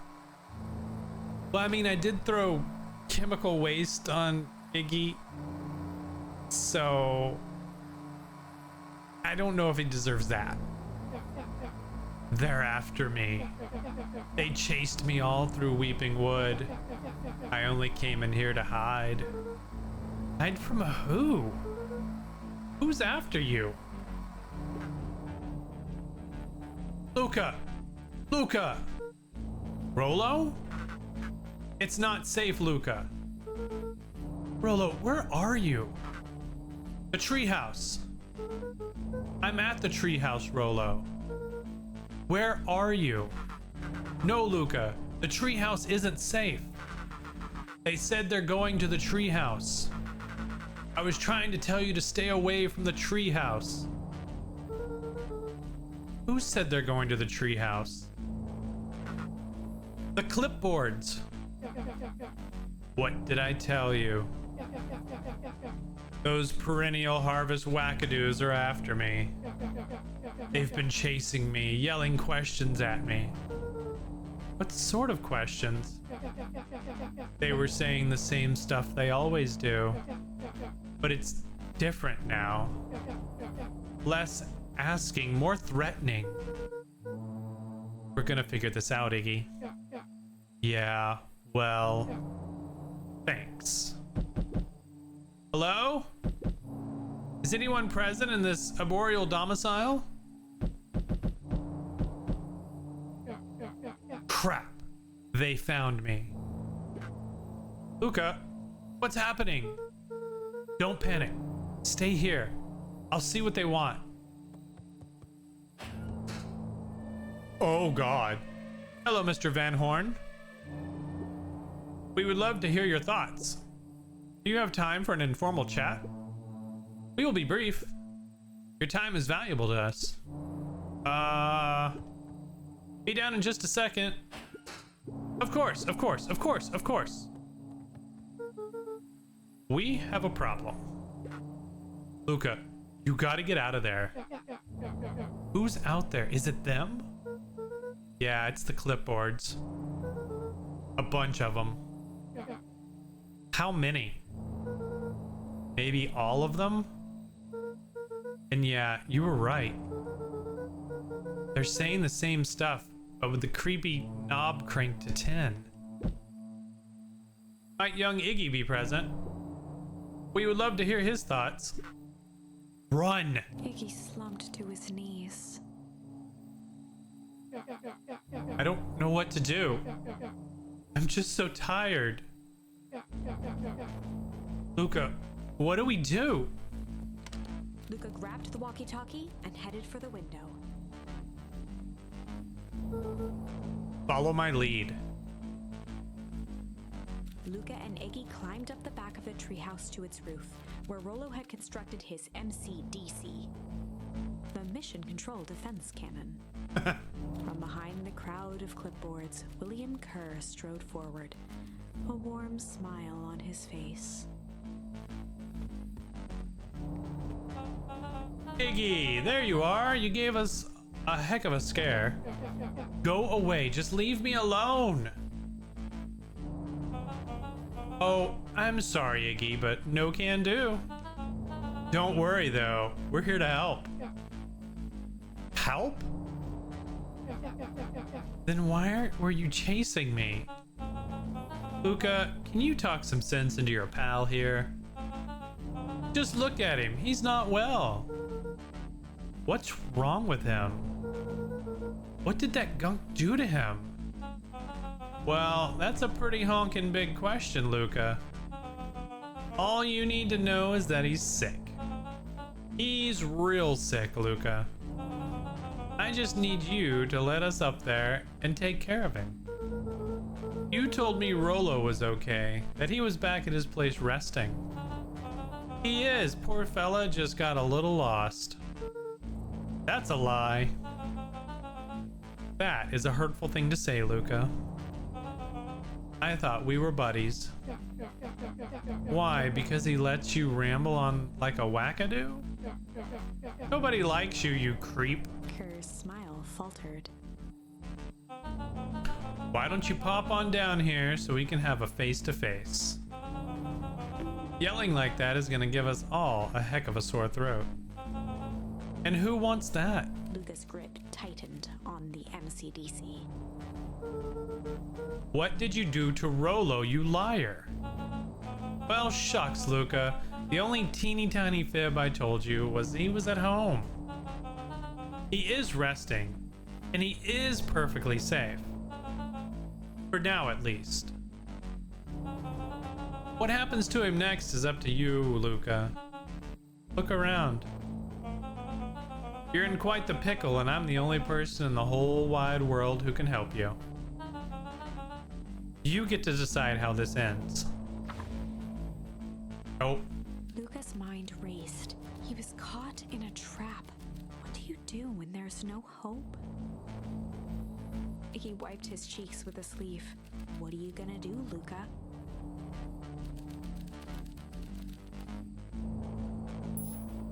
All right, I get to fight. Luca drew himself up and decided to take the only option they had left. Fight. He swung the mission control defense cannon around, aiming it confidently at the smirking face of William Kerr. Hey, Mr. Kerr. Luca summoned his most insolent demeanor. Rollo sends his regards. Hey, that was uncalled for, more than a little rude, and just plain unsanitary. Luca, I really did think we were good pals. What a shame that it's come to this. Kerr turned his back on the two boys. End this. With a nonchalant wave of the hand, he made his exit. As the clipboards began to slowly advance on the treehouse, Luca looked to Iggy with resignation in his eyes. The end. Oh shit. Back to the drawing board. That escalated quickly. Maybe discretion was the better part of valor here. Let's put a pin in this for now.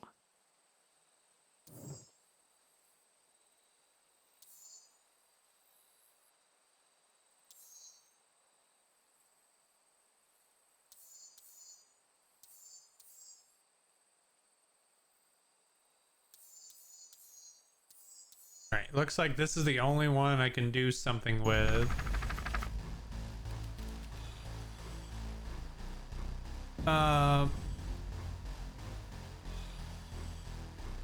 Oh, this is... I come bearing gift. What gift? What gift you got? Is it... Oh, is it a sandwich? I love sandwiches. Okay, so this is when... This is when he got captured. So I can struggle now. This is a story about struggle. Luca could hear a machine humming somewhere nearby. He felt around wildly, searching for something, anything that could help. It's an avocado. I'm gonna go buy some of them. His hands found a hard object, maybe a tile? He yanked it free, lifting the cold stone. Let me go! Lucas swung the tile as hard as he could at the shape that still held fast to his leg. He heard the crack of glass as the stone hit the assailant's mask. With a muffled yelp, the hand let go. Luca was free and scrambled to the door. He never looked back once on the long run home. Chapter 3. Oh. Everything's fine. The next morning, it was quieter than usual at the breakfast table. Only the sound of silverware and chewing interrupted the awkward silence. We've been here before. I finished jarring a mess of jam last night. So that'll need to get delivered into town today. Okay. So what did you and Rolo get up to yesterday? Oh, Rolo had things to do, so I just sort of poked around town. I've set the jam by the front door. There's 2 batches to drop off.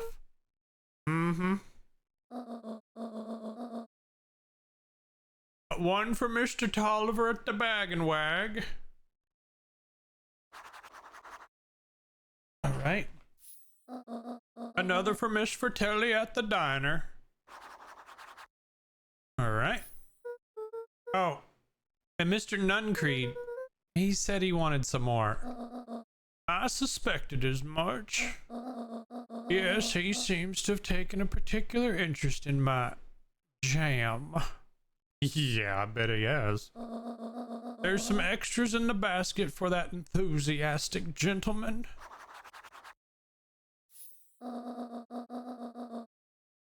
Just make sure Fratelli and Tolliver get the ones on top.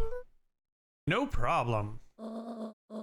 Off with you now while the day is still young.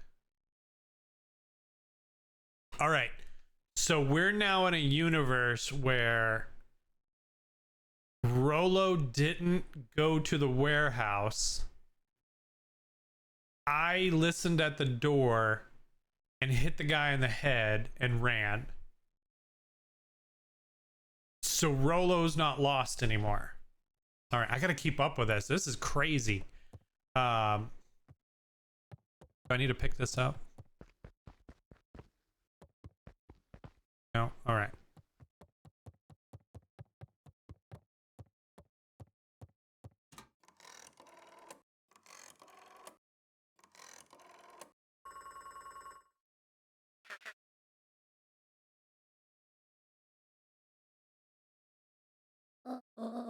Hello, it's Juniper Hartford. Before you hang up, just hear me out. I have a business proposition. So this must be her talking to the heiress Valentine. The simple matter is we both have the same problem that needs solving. Very well, we can meet tonight.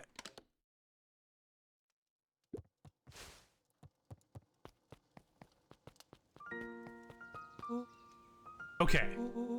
Sorry about yesterday. Roxy can be so annoying. But good news. No more boring chores for me today. Did you make it to the old Valentine warehouse? So what did you find? Give me the dirt. Something happened. There was someone else there. What? Who was it? Was it aliens? I knew it would be aliens. No. Zombies? No.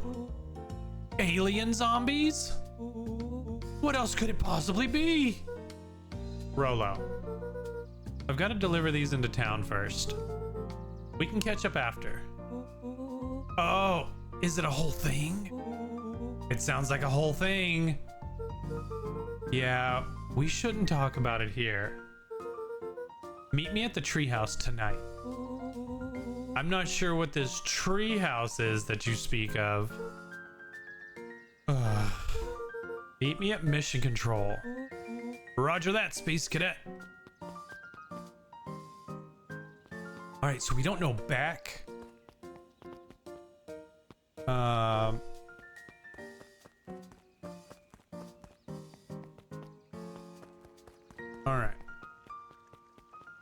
Oh. It's a clipboard. It's a clipboard. Look, I didn't know I was in this game back here. Look at me.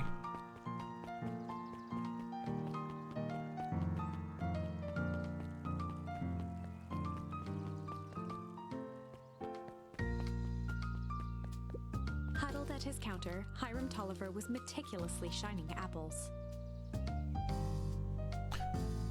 More accurately, Hiram Tolliver was meticulously shining one apple. Hello? With a yelp, Mr. Tolliver fumbled the apple, flailing at the air as it fell. Oh, sorry. No bother, no bother. He leaned forward and lowered his voice. I see you have something for me. Yeah, Gran had some jam I'm supposed to give you. He leaned in a bit further. Jam? Yeah, these ones on top. She wrote your name on them. Mr. Tolliver leaned back, speaking loud enough for anyone to hear.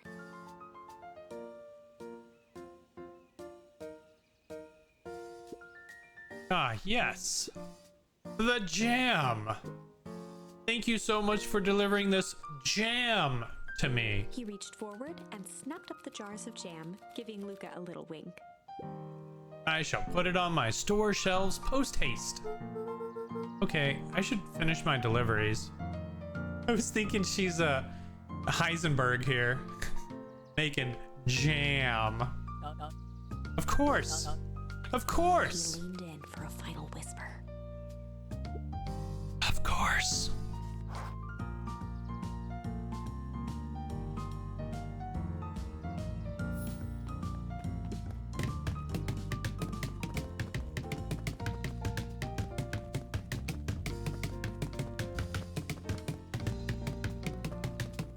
I hate watermelons, even though I had some for breakfast, because I love watermelons.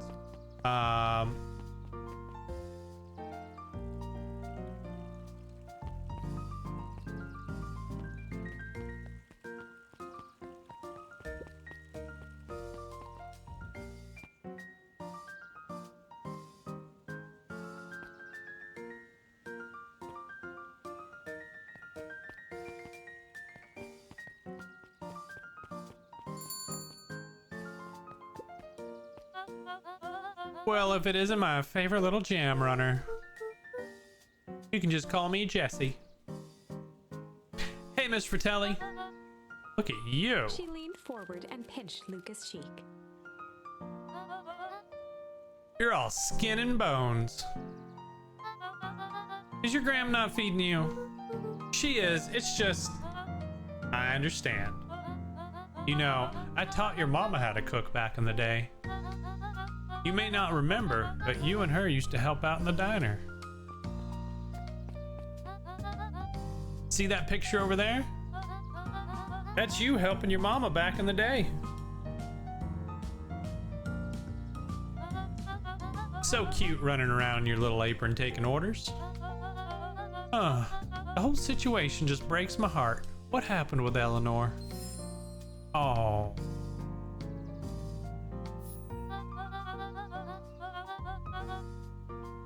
I got a feeling she's out there somewhere yearning to be with you again. Few things in this world can keep a mother from her son. Luca shifted the basket uncomfortably. Oh yes, let's see here. Mrs. Fratelli lifted the cloth and inspected the jam. Ah, they even have my name on them. How thoughtful. She carefully lifted out her jars of jam.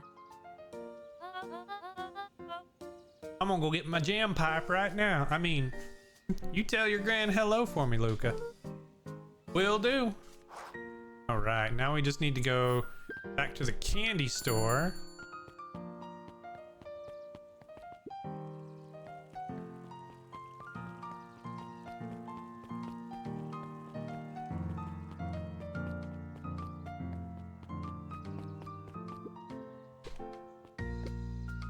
But isn't he a bad guy? Got some jam for you, Mr. Nuncrid. Luca, you seem chipper. Well, aside from being a delivery duty, it's a nice day. Mr. Nuncreed eyed Luca for a moment, then nodded in agreement.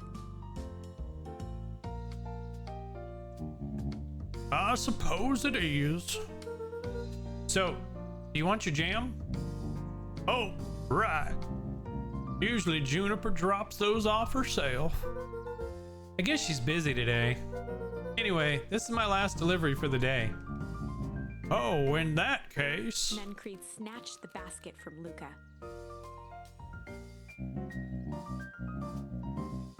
I'll hold on to the basket until the next time I see your gran.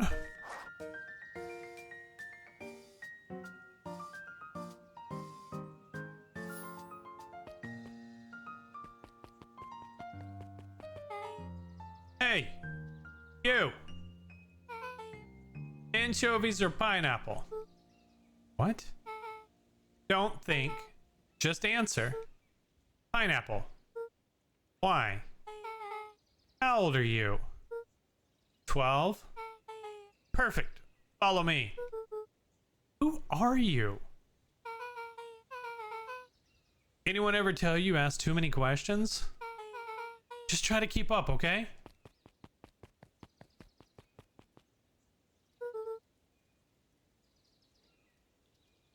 What just happened? Well...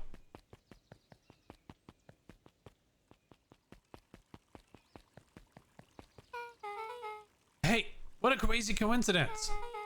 Here's my new friend I was just telling you about. Oh, that's wonderful. Yep, we just hit it off. Oh, really?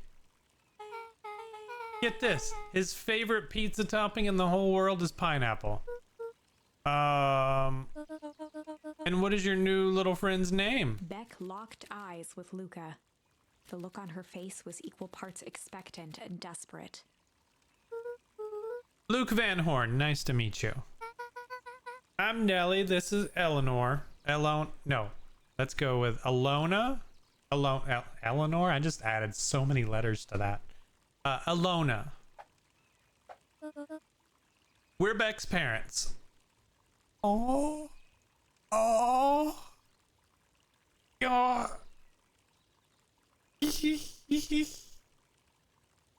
Beck gave Luca a quick nudge. Oh, yeah, Beck told me all about you. Already feels like we've known each other for years. So, you both can stop obsessing about making friends. Oh, darling, we never doubted you. It's just that for children with fewer than 5 close friends, the probability of stunted development doubles. Well, 1 down, 4 to go, I guess. What Nellie means is that... My goodness. What Nellie means is that we just want this move to be as easy as possible. You can relax. A friend has been friended. This calls for a celebration. Luca, you must join us for dinner tonight. Dinner? Wow, another coincidence. I actually already asked him and he said he would love to. It's just wonderful. In that case, we should pick up some groceries. You two don't get into too much trouble now.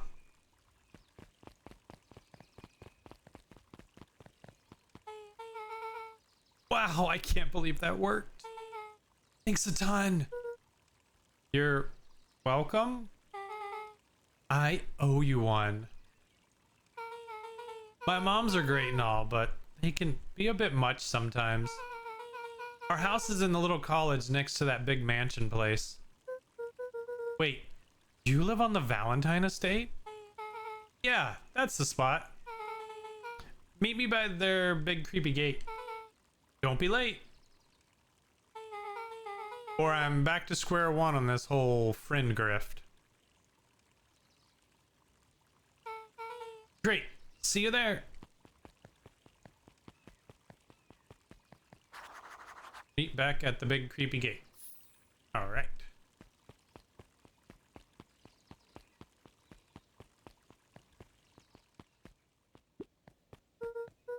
morning, Jeff. What's so good about it? Another day further down the tubes, if you ask me. Come on now, it's not all bad. The festival's coming up. The festival. Old man Valentine used to put on cockamamie shindigs all the time. And where'd that get us? Well, it's Perennial Harvest putting on this one. And they're doing it for the whole town.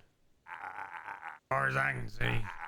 They're between the old Valentine company and this new Perennial Harvest outfit. Jeff dug through his pockets for a bit. Here's the difference between this empty soup can and this brown banana. Those are both garbage. Exactly. Lee. Shut up.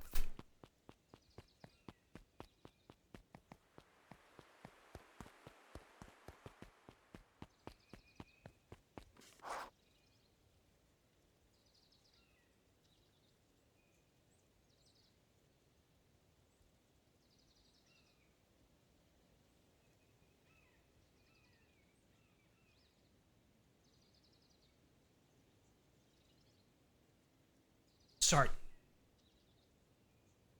I went outside for like 5 seconds yesterday and mosquitoes ate me. I don't get it. They're supposed to be dead. So, who all lives in that house? Hey, Koenig, welcome in. Eris and Gus Valentine grew up there. And Solomon moved in a few years back. The creepy little kid in the vest? That sounds like the one. So just three people live in that huge thing? I bet a bunch of shady stuff happens all the time in a place like that. The Valentines pretty much keep to themselves. So it's empty and boring? Pretty much. What a waste. My mom says that it used to be way busier back before Sharper died. Before the fowl harvest. Oh, that's like the 5th time someone's mentioned this fowl harvest thing. And you all use that same ominous tone. Eventually, you're gonna have to, you're gonna explain to me how that harvest got all fouled up. But we can't keep my parents waiting anymore. This way.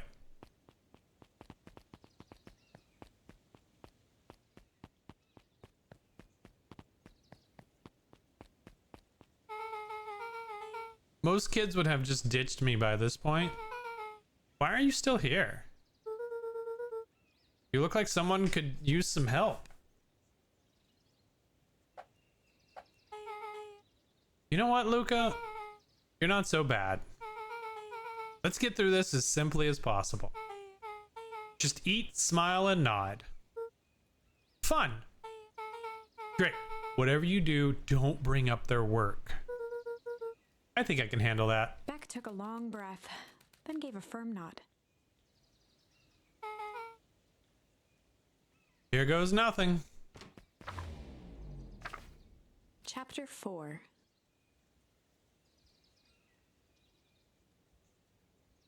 Dinner with the Moodwills. Beck Moodwell. Ilona Moodwill was worried about change. A gardener at heart, she understood the necessity of change, relied on it even. But there was a difference between the controlled world of her plants and this cluttered cottage in a strange town. Almost done.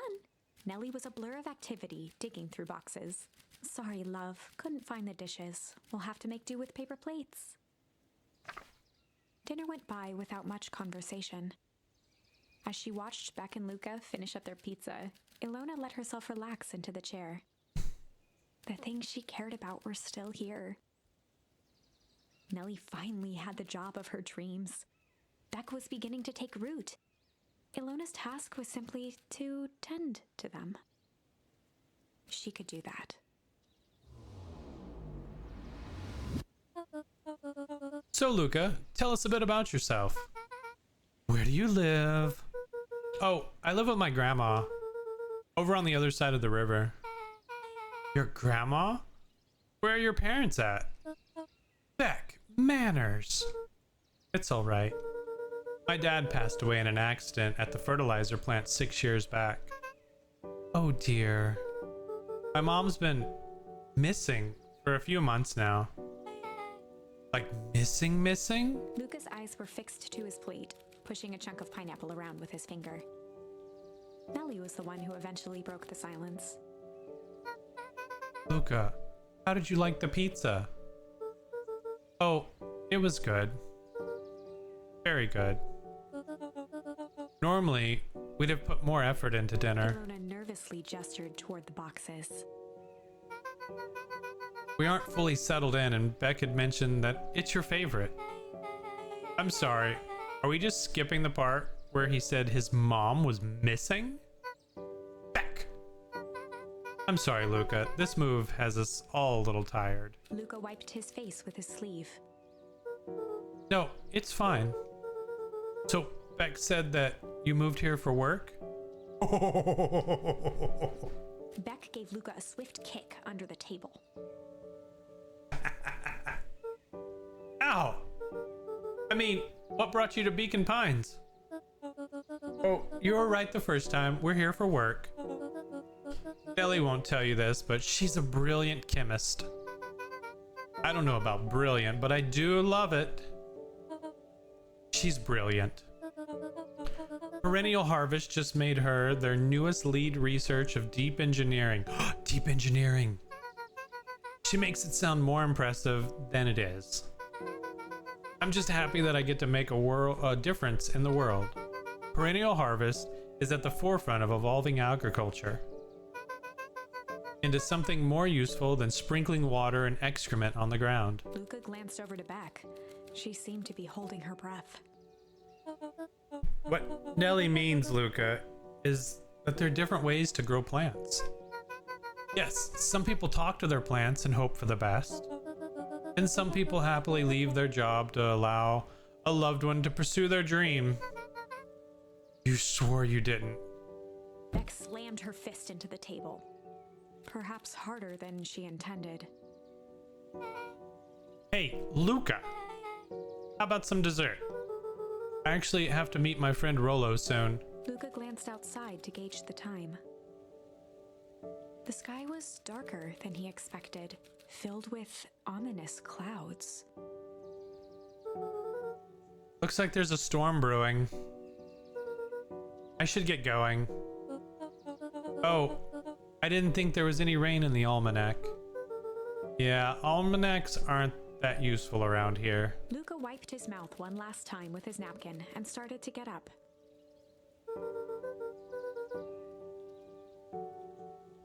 Thank you all for the pizza. It was really good. See you at the festival, Beck.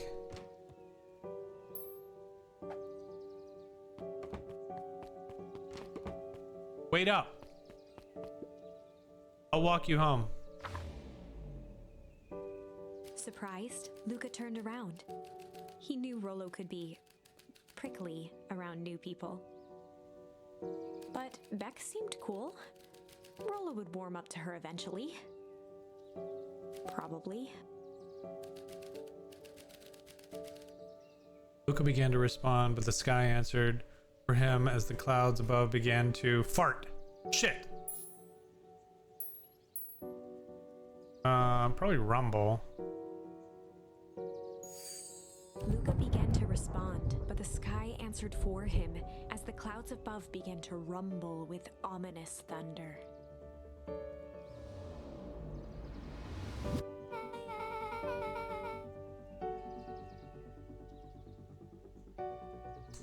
You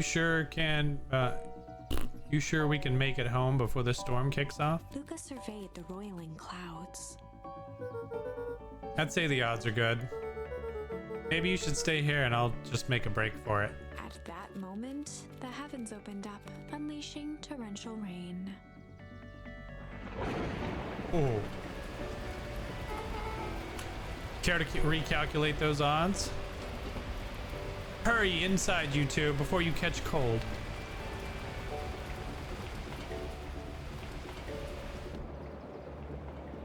Luca, Nelly would keep trying to reach your gran on the phone.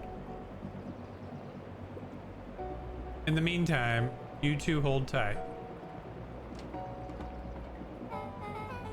Sorry, not much to do up here. Most of my stuff is still in the boxes. Mind if I poke around? Be my guest. Luca bent down to examine the bouquet of wilting flowers. Judging by the odor, they were well past their prime. Pungent. He flipped open the attached card. Happy trails from Coach Walker and all the Fairview Condors. Boy, you weren't kidding about poking around, huh? Oh, sorry, was this from your old school? The most recent one, yeah. Some schools gave me going away cards.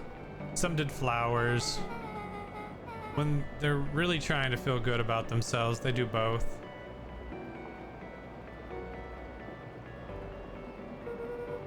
So, you've moved a lot. Yeah, that's the thing with having a brilliant parent. There's always a better job somewhere else. These flowers would last longer if you put them in some water. That's the sort of thing I would do if I cared. Well, you cared enough to keep them is all. Oh, wow. Rolo and I have a radio just like this at the treehouse.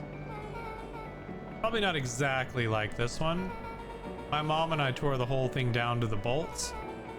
Fitted it with some state-of-the-art vacuum tubes. She seems pretty awesome. She gets carried away sometimes. I think she feels guilty for working too much.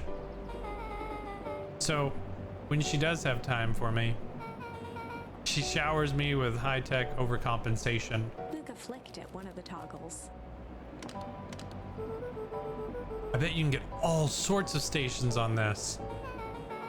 Not out here in the boonies. You wouldn't believe the stuff I could pick up back in the city. But around here, it's all farm reports and static. Oh, shucks.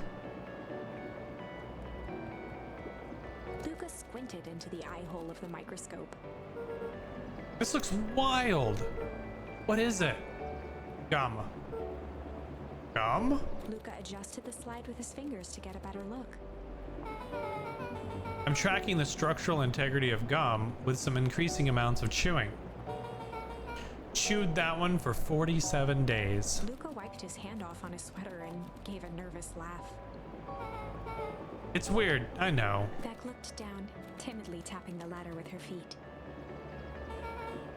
You think it's weird, don't you? A little. But weird can be cool.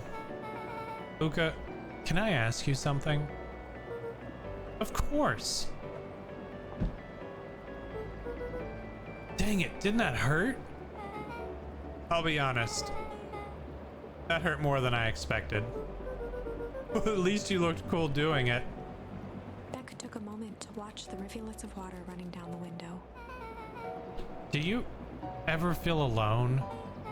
Like, even when people are around? Well, Rolo can be pretty absent-minded sometimes. I'm serious. Does it ever feel like your family doesn't care what you want? It didn't used to feel that way. I know Gran loves me, but sometimes when she looks at me, it's like she's looking at a problem. Luca took a deep breath, exhaling slowly. I know the feeling. How do you deal with that? I guess I haven't yet. But one thing my dad told me when I was little, don't hold a grudge, especially against yourself. If you try to hold it all in, you're gonna pop. So then, what do you do? When you don't know what to do? Dad never got to that part. Something I figured out on my own, though. You gotta do something. Anything. Here. What are you doing? I don't know, something. We're gonna register our complaints with the storm. Listen here, you miserable universe. Stop jerking me around. I just want things to go back to the way they were. Everyone tells me it's gonna be alright. That things are gonna change. Luca let out a feral scream that echoed into the night. Every time something changes, everything gets worse. Screw this town. Whoa. Let me try. Moving sucks. I hate it. I hate that. I hate it. Why can't I just deal with it and be happy for my mom? Why can't we just stay somewhere? Her voice dropped to a trembling whisper. I just want to be a normal kid. Beck brushed off her shirt and straightened up. There. Wow. I actually feel a little better. As abruptly as it began, the storm abated. Thanks. I needed that. Me too. I should head out before the rain starts up again. Sure, I'll walk you out. See you and Rolo at the festival? Sounds good. Luca, don't let the universe jerk you around. Beck gave Luca a light thump on the arm before heading in. Chapter 5. Friendly Feud. The air was heavy with the hard rain's residue. The smell of wet things. Despite his dreary surroundings, Luca felt at peace. He'd never shared those details about his dad with anyone. Not even Rollo. But it's not like this changed anything. Rollo was still his best friend. Adding Beck to the group would help balance things out. Everything's better in threes. This is what Luca told himself as he headed to the treehouse. Alright. Going to the treehouse. After the foul harvest destroyed their wealth and reputation, the Valentines shuttered off their estate from the rest of town. Oh, I thought that was how I left. There we go.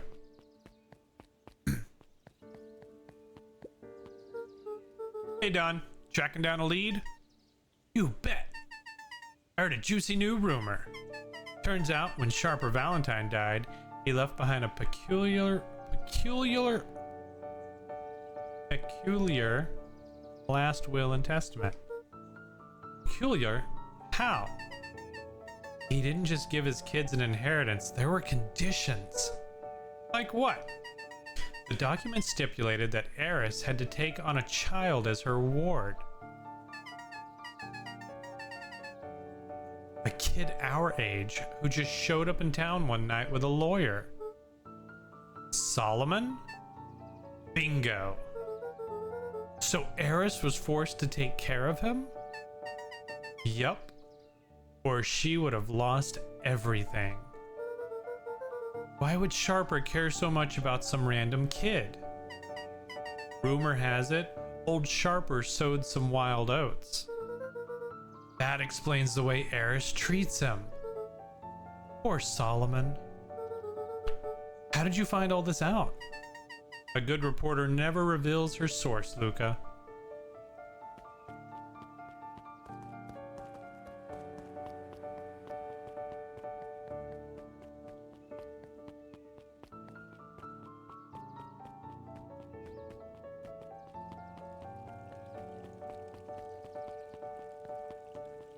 This is a really cute game, y'all. I am enjoying it. Excuse me, what are you doing? Just locking up for the night, sir. Oh, wonderful. I can only assume this means all festival preparations have been completed ahead of schedule. Not exactly, sir. The storm set us back a bit, and it's getting late, so we all decided to... You all decided? Yes, sir? I was unaware that your job involved deciding things. We are all here at Perennial Harvest because we believe in creating a better future, yes? Yes, sir. Very much, sir. Do you want to be the one to tell the town that we failed them? No. That we gave up because there was a little rainstorm and we all got sleepy? Of course not, sir. Good. Then it's decided. Yes, sir. We'll work till the task is done. See that you do. Our harvest awaits.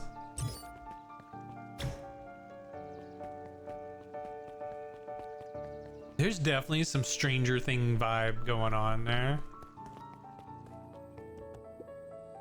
Rollo, are you still up there? I'm sorry, Rollo isn't accepting visitors at the moment. Come back never. Luca had only ever heard him speak in this stiff yet gentle tone a few times.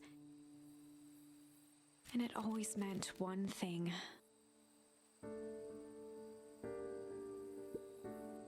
You're upset. Oh, what makes you say that? Maybe because my best friend abandoned me for no reason? I didn't abandon you. I'm just a little late. Rollo scoffed. The rain held me up. Liar. You weren't even home. What? The storm got bad and I got worried.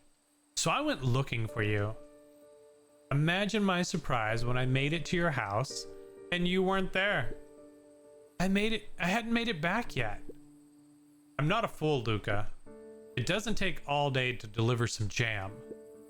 No, the storm rolled in out of nowhere, and I got stuck after dinner at Beck's house. Luca stumbled on his words, knowing he'd said too much. He screwed up. Beck? Dinner? What the heck is a Beck? She's a new kid in town. She's actually kind of cool. You'd like her. She needed help convincing her parents that she'd made new friends. New friends? I spent all day waiting for you. And you were off making new friends? It's not like that, Rollo. You know, while I was waiting, I made some upgrades to mission control. It was gonna be a surprise. But you took so long, the storm knocked it all down. Just like you knocked down our friendship. What does that even mean? Luca became instinctively angry in response. Both boys were now shouting across the distance. It means you're a bad friend. You don't care about me. Of course I care about you, you ass. I knew I'd get in trouble waiting so late for you, but I kept my word. Because that's what friends do. Oh, wow, what a noble sacrifice you made. Easy for you to say. Your gran doesn't even care. You can stay out as long as you want, and you wouldn't even get in trouble. Seriously? You're acting like I chose this? If that's what you think, then maybe you're the bad friend. Rollo's tone changed to a calm, yet more intense anger. Maybe Pa's right. Storms bring more than water. This one brought out the real Luca. Stop quoting your Pa's nonsense like it means anything. Yeah, but at least my Pa's still around. Oh. The words hung in the cold night air. Oh. Rollo's stomach dropped, knowing he'd crossed a line. Fuck. but it was too late. Luca, Good night, Rolo. Dang it.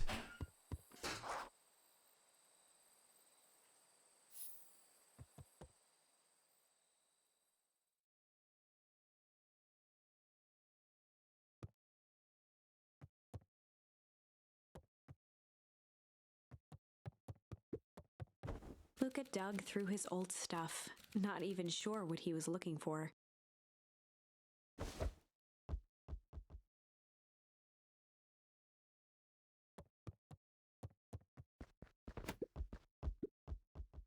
What a jerk.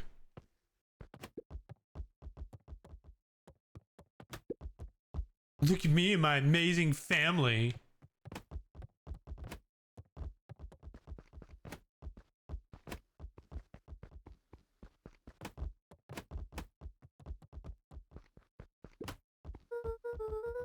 I guess I'm just never supposed to make new friends. Aww.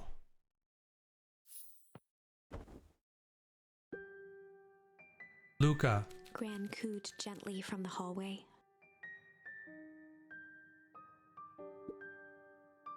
You slept straight through breakfast. Luca, are you alright? I'm fine. Just don't feel like getting up yet. Okay, I'll leave this oatmeal by the door. I've got to run out and take care of some things. Okay. I'll be back later to check in. Sure. Luca just wanted to be alone. He waited to hear the sound of the front door closing.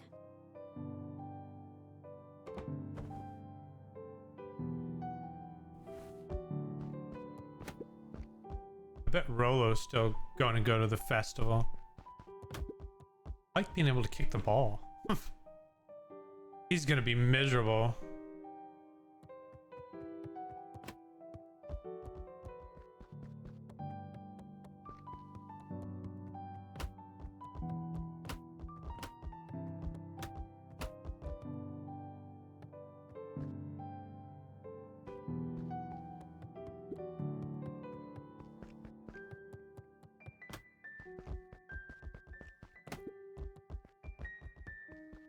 Ooh, hydrate? Of course.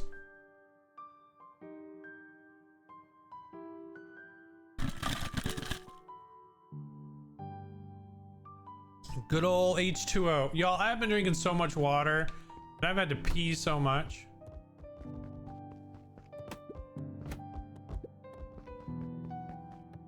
This is it. This is all I'm gonna do for the rest of the game. Luca dozed off again.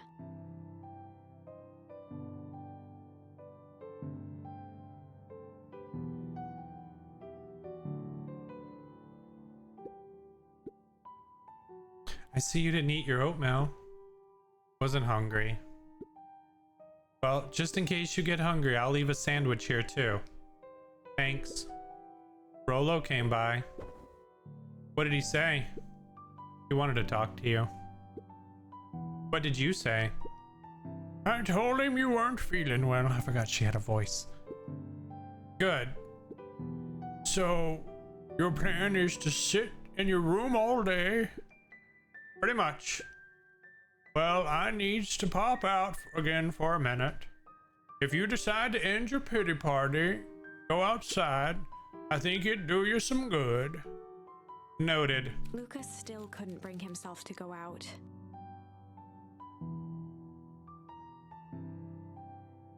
Besides, if he ran into Rolo, he'd have to actually confront the situation.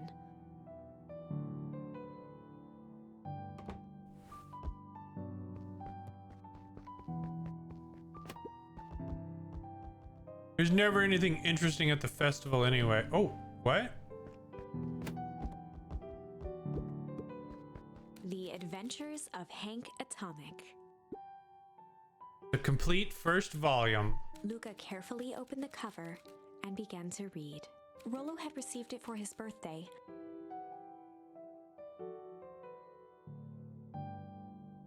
A special hardcover edition with behind-the-scenes commentary and bonus art. Rollo cherished it, but asked that Luca keep it at his house. Luca wasn't sure if it was because Rollo didn't trust himself with it, didn't trust his sister around it, or just wanted an excuse to come hang out at Luca's more often. Whatever the reason, Luca didn't mind. But it had stayed right there where Rollo had stashed it ever since. Now, at the foot of his bed, Luca lost himself in the pages. He'd read it all before, but at this moment, it somehow felt sentimental.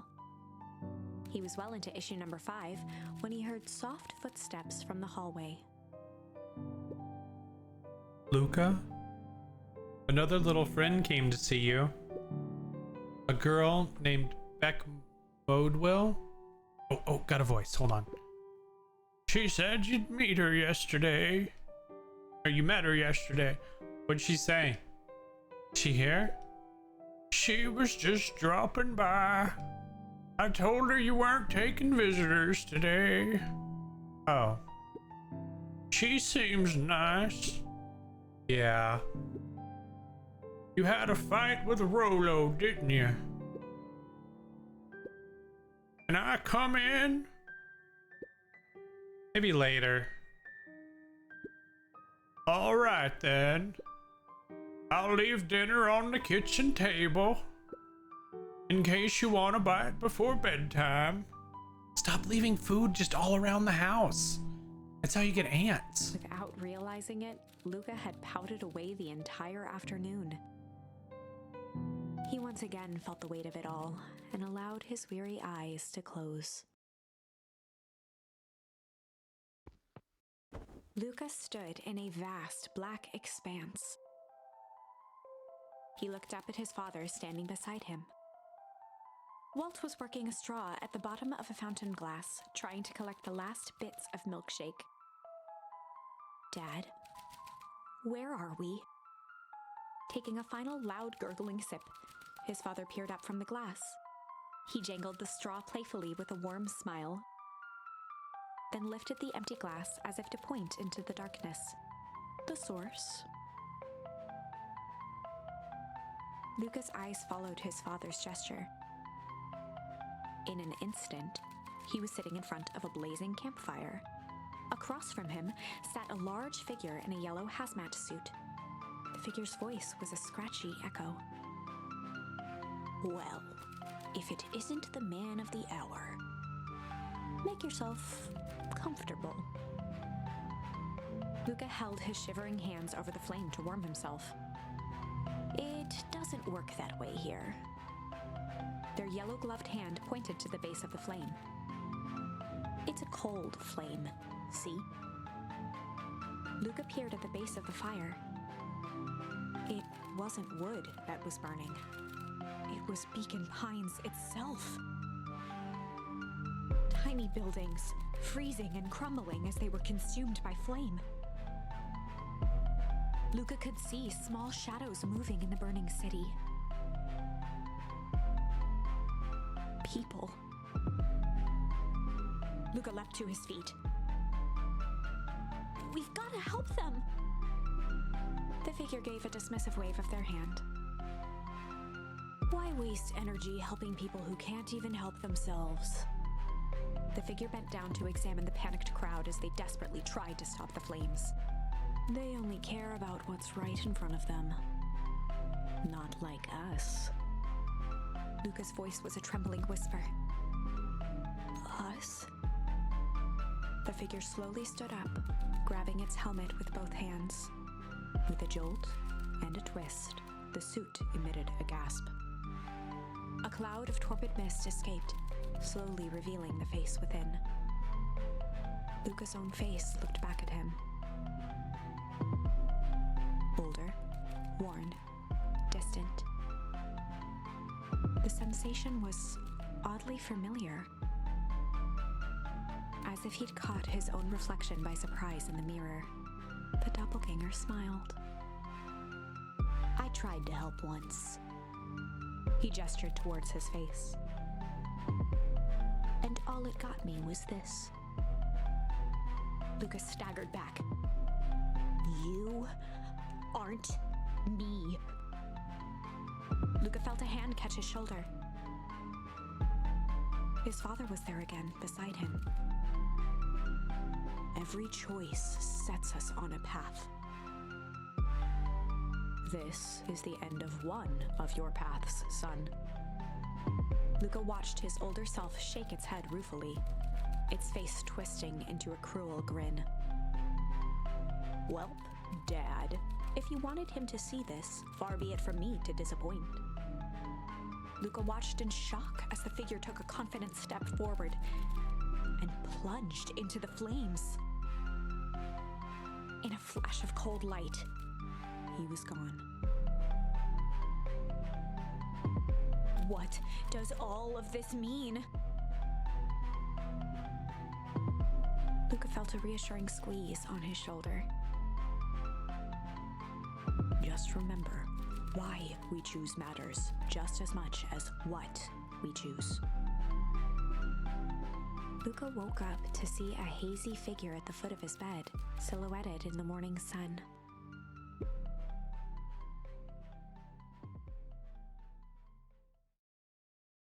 Mom? Oh, dear. It's only Gran. Luca rubbed his eyes.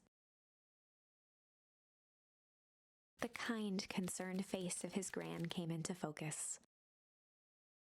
How are you feeling? Fine. Anything you want to talk about? I don't feel like talking. That's just as well. Didn't want to hear it anyway. How about you sit there and listen a bit? Whatever you and Rolo fought about doesn't matter. But he... Gran silenced Luca with a gentle pat on the leg. Fights between friends happen. What was said doesn't matter. The important thing is that it's not the last thing you ever say to each other. But he said stuff about Dad. Well, do you think he meant it? No.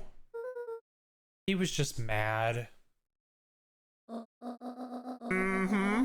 And did you mean all the things you said to him? No. Good. One must appreciate friends in their best moments and accept them in their worst. Oh, nice. He's gonna accept an ass whooping next time I see him. Now get your little butt out of bed. The festival's today. You don't want to miss that, do you? I guess not. Seems like a good opportunity to make amends with Rolo, doesn't it? Luca gave a reluctant nod. So buy him a corn dog and apologize. But he's the one that... What did I just say? I'm a corn dog. That's a good boy. Everything's better with corn dogs. I need to get going now. Got some last minute festival business to take care of. I'll come find you at the fountain a little after lunch. All right. I love you, Luca. Love you too. Luca took a deep breath. Okay. Chapter 6. Through thick and thin. Despite Luca's bitterness, Gran was right. He needed to hash things out with Rolo. A big fight changes the nature of a friendship. Whether, in the end, it is for the better or for the worse, all comes down to understanding. If one is not careful, the same familiarity that builds the strongest of bonds can become the wrecking ball that shatters them. Luca emerged from seclusion, taking in the crisp festival air. But the events of the day weren't on his mind. He had to find Rollo.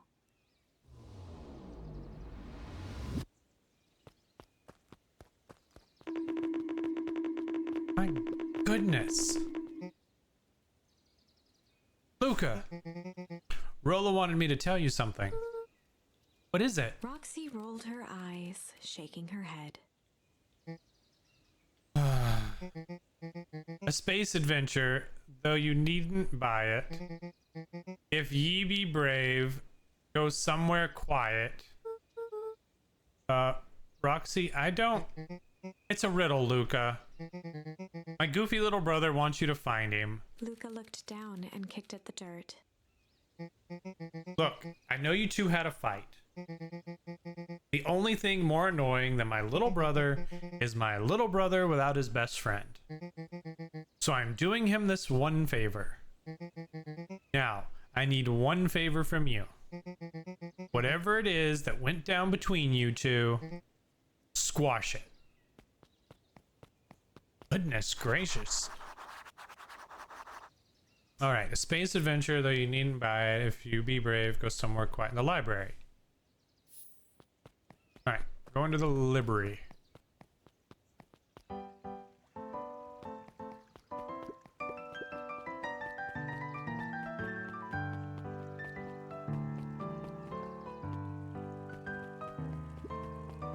I ain't talking to clipboards.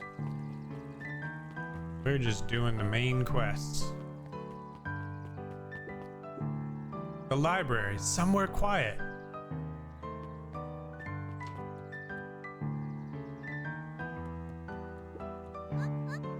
Hey, Luca. Kato's eyes lit with excitement. I've been expecting you. Bravo in deciphering the first riddle. The first? Oh, you didn't think that was all, did you? Rollo does go all out, doesn't he? Kato straightened up and cleared his throat as if preparing to sing. Our planet Farple, you may take issue. When the fifth king dies, you'll need a tissue. Kato stared at Luca eagerly. Get it? Want me to tell you? No, it's okay. Let me figure it out.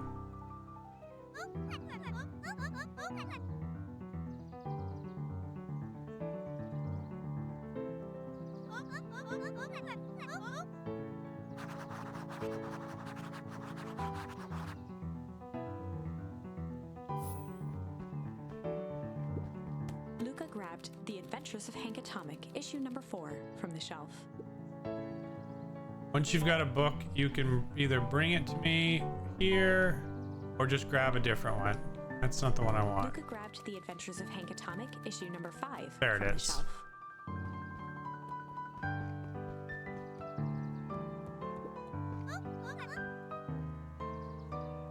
Ah, you found it. Kato removed his book from the desk and replaced it with Luca's, turning on the lamp. As he slid the book under the purple light, 2 words glowed. The Adventures of Hank Atomic, issue 5.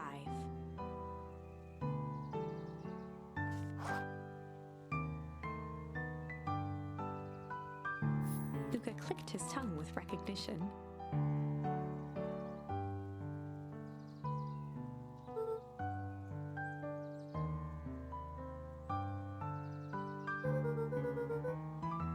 He used to write secret messages everywhere with that. And only I had the special flashlight needed to reveal it. But I lost it. Well, apparently he traded Jeff for this purple light bulb. Parted with his entire Halloween candy stash. Oh, Rollo. Now, let's see here. Kato began flipping through the pages, stopping when he hit a glowing word. Get away with such a grift. He continued flipping. Only found in Grub Art. Reaching the end of the book, Kato looked up. That's it. Grift in Grub cart. Griffin? Griffin's grub cart. He wants me to go Griffin's snack stand? Ah, brilliant. I guess you're off then? Good luck on the rest of your scavenger hunt. Thanks, Kato.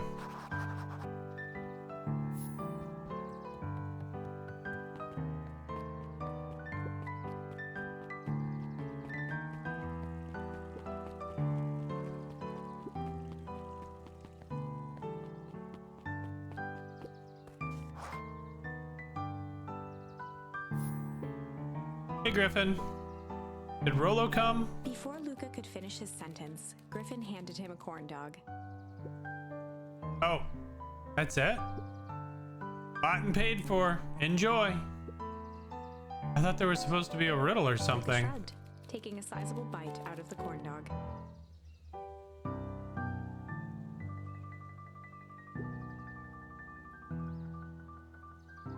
Ugh. It's cold. Oh, yeah, that's been sitting here for a while. Rolo wanted me to be sure to give you that one specifically. Well, that's just... Luca tongued at his cheeks, feeling something rough between his teeth. He reached into his mouth and pulled out a slip of paper. Oh, come on. He shook off the bits of corn dog to read the slip. A pickup when you need some pep. Near the fountain, up the step. Luca finished off the remainder of the corn dog. This is getting to be a whole thing. Pick up, pep, that's a coffee shop.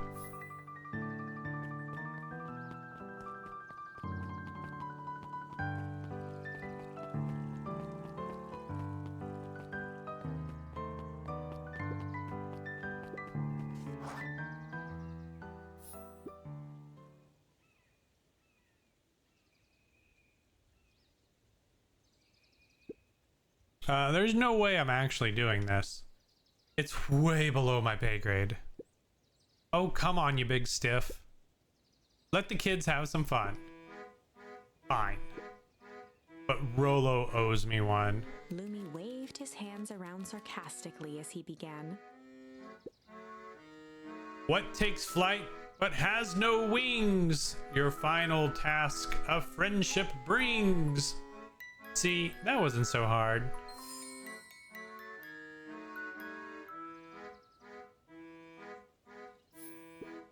Ugh, I feel cheapened somehow. I think it's sweet. What takes flight but has no wings? Your final task a friendship brings.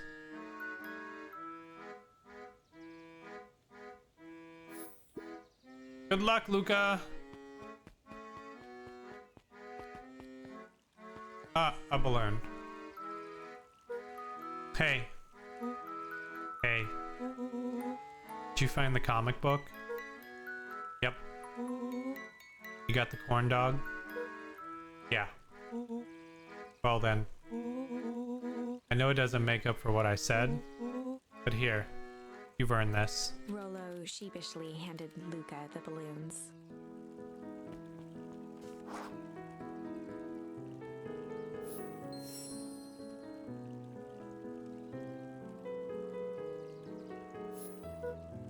Thanks.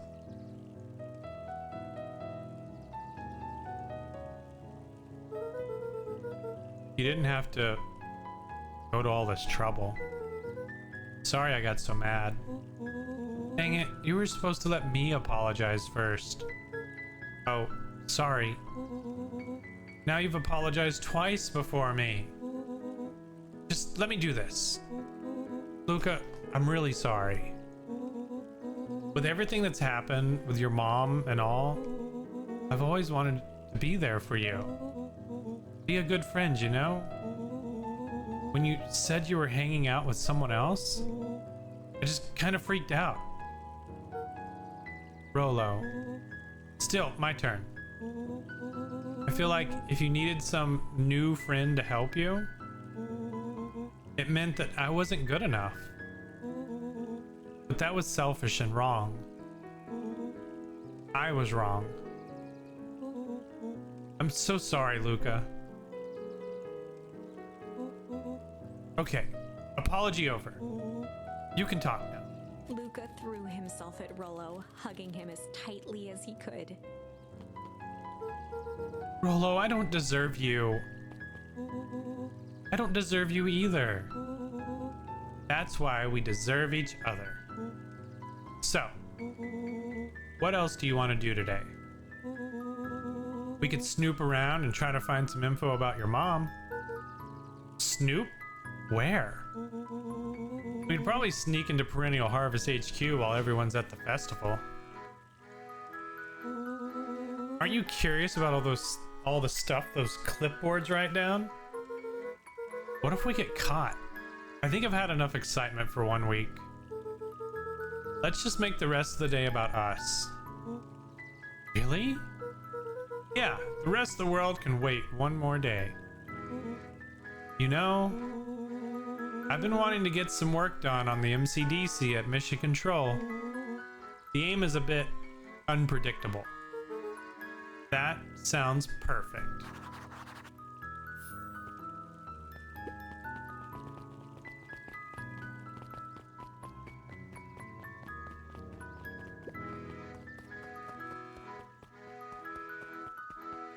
I got stuck.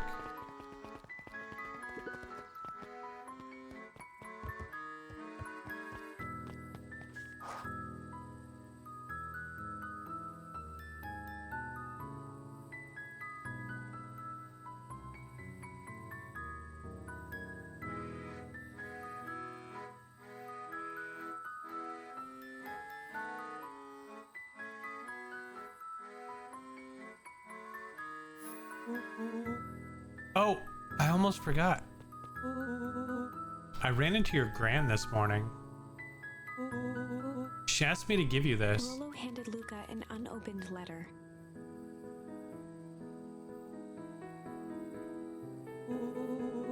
I'll wait for you inside if you want to read it now.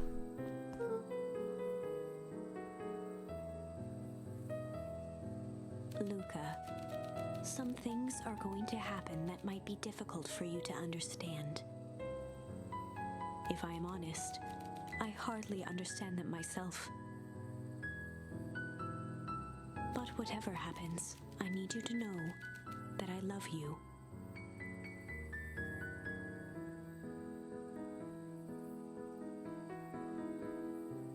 None of this is fair to you. You have already lost so much. We both have. I wish there was a simpler way forward, but if there is, I haven't thought of it. God knows I've tried. Everything I've done, I did for you. I hope someday you can accept that. Love, Gran. Gram's gonna go take down the other cartels. I love you too, Gran. Luca folded the paper into his pocket and headed up the ladder.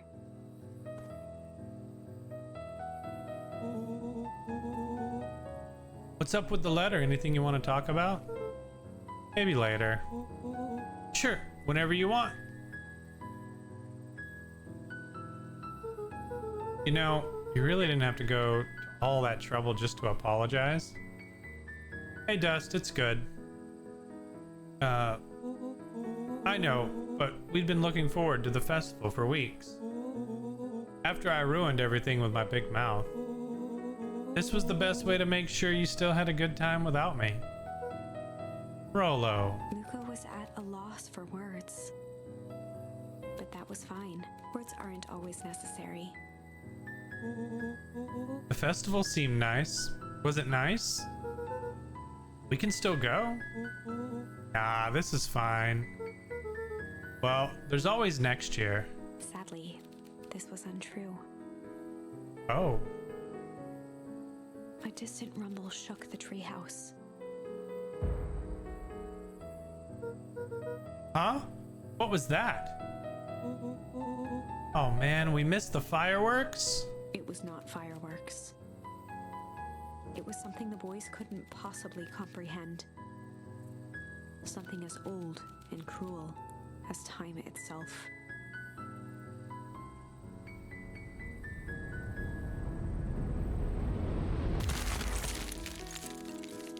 Holy shit.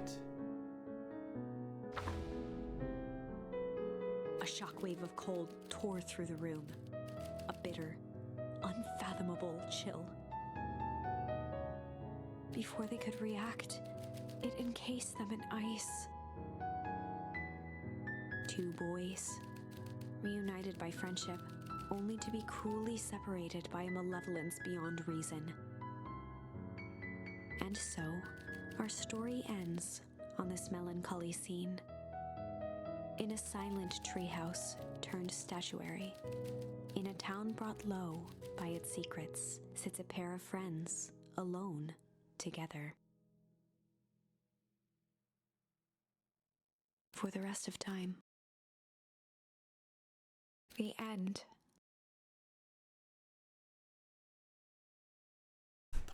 What the frickin' frackins? No, that can't be the ending. It simply can't. I won't accept it, and I hope you won't either. There are more endings, more possibilities. I can feel it. We are just going to have to sort through them all until we find the one that fits.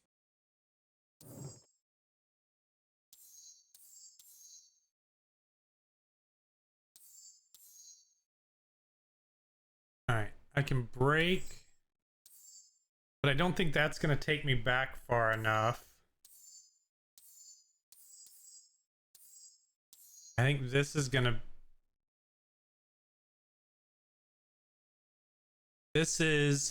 Alright, this is the weird future. This is the weird future where Iggy was all blah, blah, blah, and Rolo had been kidnapped and the clipboards were waiting outside.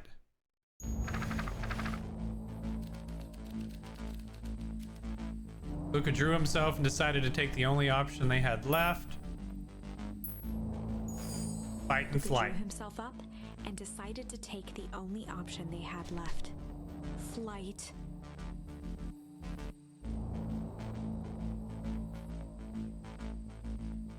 He squinted down the barrel of the mission control defense cannon, aiming it through an opening in the dense tree branches.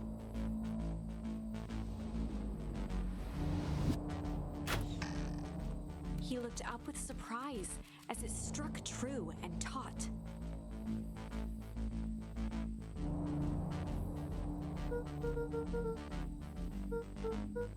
Hey, Mr. Kurt. We'd love to hear your thoughts, but I'm afraid we have places to be. Come on, Iggy. See you, jerks.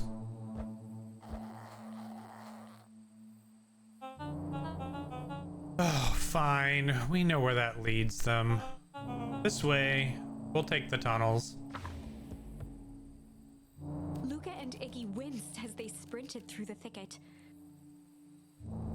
The branches clawed at them, reluctant to give passage. After what felt like a marathon, Luca stopped in his tracks as they reached the clearing. What the? That was all he was able to say before Iggy slammed into his back. The boys tumbled down a steep decline and crashed with a wheezing thud on a surface as hard as ice. In fact, it was ice.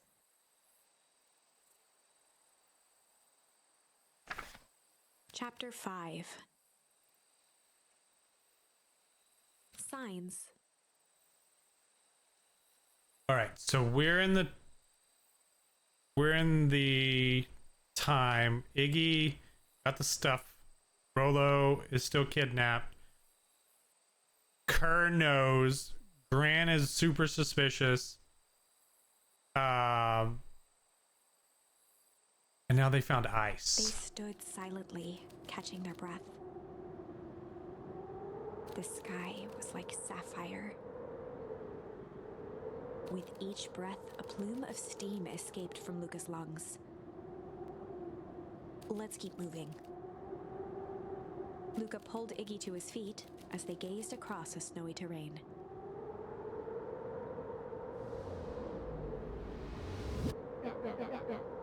That was actually pretty badass. Uh-huh. I think we lost him. Are we up in the mountains? I don't think so. If anything, we went downhill. Then what's up with the Winter Wonderland?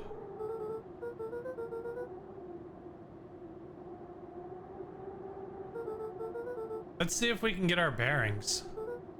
Follow me.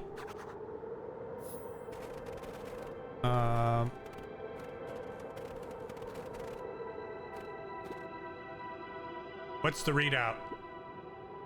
Sitting just above 258 Kelvin. That's down a bit from the last time. Should we report this to Mr. Kerr? Meh. Still within safe ranges. It may be spreading, but it's under control for now. Even a small nudge, the equilibrium could cause a cascade. Dude, relax. Just a few more sites to hit before we can punch out. Let's get this over with.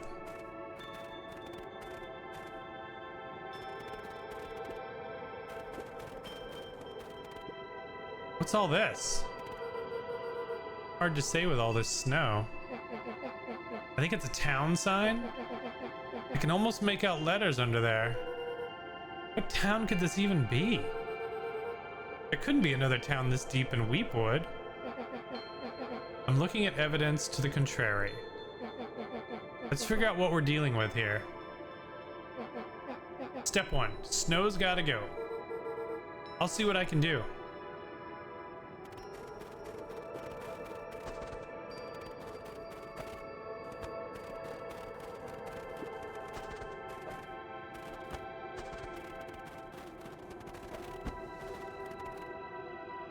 Welcome to Beacon Boys Pines? stared in disbelief at the sign What? that now clearly read, "Welcome to Beacon Pines." This doesn't make any sense. We're in Beacon Pines? How's that possible? We ran away from town. How did we get back here? I guess we got turned around? Where did all this snow come from? Well, it's been colder than normal lately. There's a pretty big difference between sweater weather and the Arctic hellscape. The puddle we fought at before, it was cold too. Maybe all of it leads to one source. You think it's related? What the hell is going on? We're gonna get some answers. Let's keep moving.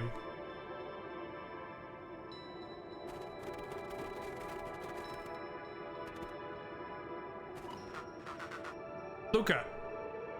Luca, are you there? Luca had almost forgotten the walkie-talkie he was carrying. Luca, oh. It's that bozo, Kerr.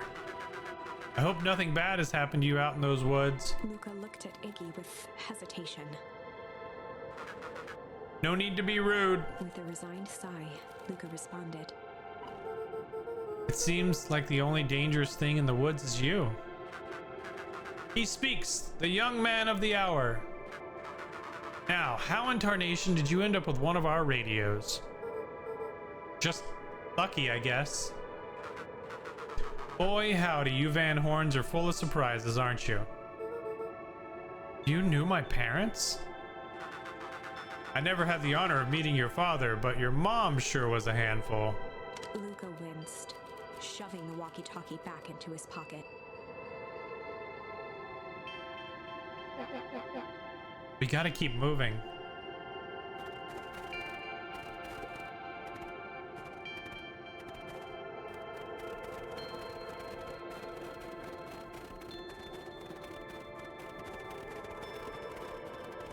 I don't know why I went back that way. It's all frozen. Looking down at the frozen stream, Luca could faintly see a school of minnows encased in the ice.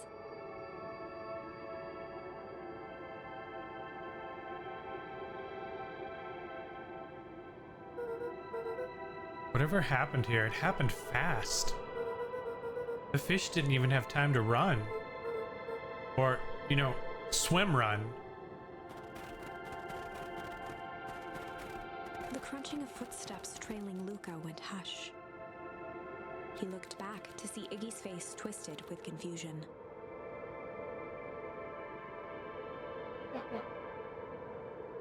Everyone's gone. What? There's nothing here but more snow. There must be an explanation for all of this. We have to keep looking. You can look all you want. I quit. Iggy, we have to keep going. You don't get it, do you? This isn't one of your pathetic Hank Atomic stories. We aren't going to save the day. We aren't even going to save ourselves. My face is mangled. The town is destroyed. And everyone we've ever known is gone. We don't know that. You can't just quit. Do whatever you want. I'm done. Iggy, it's gonna be okay. Luca peered upward at the darkening sky.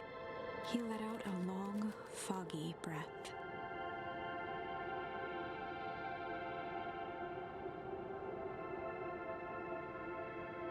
Faintly, Iggy began to cry. Seeing Iggy in such a pathetic state gave Luca a sense of compassion and more than a little guilt. It's getting pretty late, I think. Probably not a great idea to stumble around in the dark anyway. Luca allowed himself to collapse next to Iggy.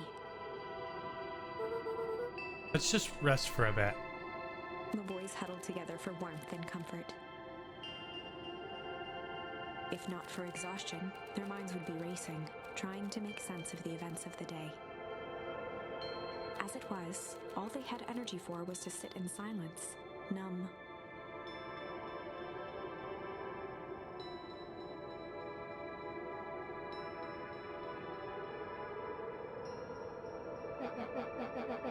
The way the snow covered everything over. It's kind of calming. Yeah. I haven't had time to say it, but thanks. Huh? For getting us away from those creeps. I sort of froze up back there. Iggy, I should be the one apologizing. This all happened because I lost my temper. Nah, that's bull hockey. First of all, you didn't know what the gunk would do. You didn't, right? Of course not. And second, stop with this baloney about losing your temper. But I did lose my temper. Iggy motioned sarcastically to his half-deformed face. Obviously. But that's exactly what you should have done. Huh? I was being a horse's ass. You were supposed to be a horse's ass in response. That's how it works. Iggy, I'm having a hard time following. You wanted me to fight you? Of course. Jeez, you goody-goody types take forever to understand this very basic point. Why would you go around saying cruel things to get into fights? Iggy shrugged. It's something to do. You're an asshole because you're bored? Sometimes I just feel empty. You wouldn't understand. You and Rolo are always having a blast together. Laughing and calling that dinky little treehouse mission control. Iggy now wept openly. Perfect little Luca Van Horn. With his perfect little life. My life is not perfect. Everybody in town likes you. Not everybody. Well, that new girl hasn't even unpacked yet. And even she already likes you. You have Tish. He wiped his nose with a sleeve. I love Tish. Tish is great. But she ain't exactly the world's greatest conversationalist, you know? Luca gave a warm chuckle. I get that impression. Iggy cleared his throat as he wiped his eyes. It must be raining out here. Definitely. Iggy arched into a wide yawn.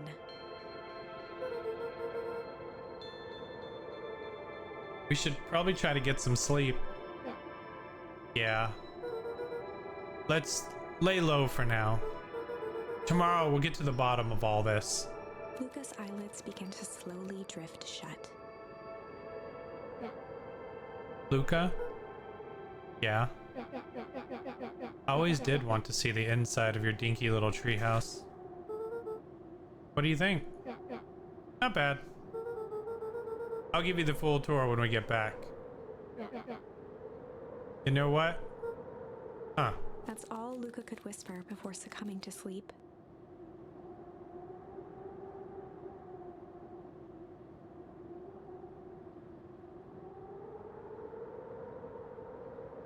Iggy snuggled in some more.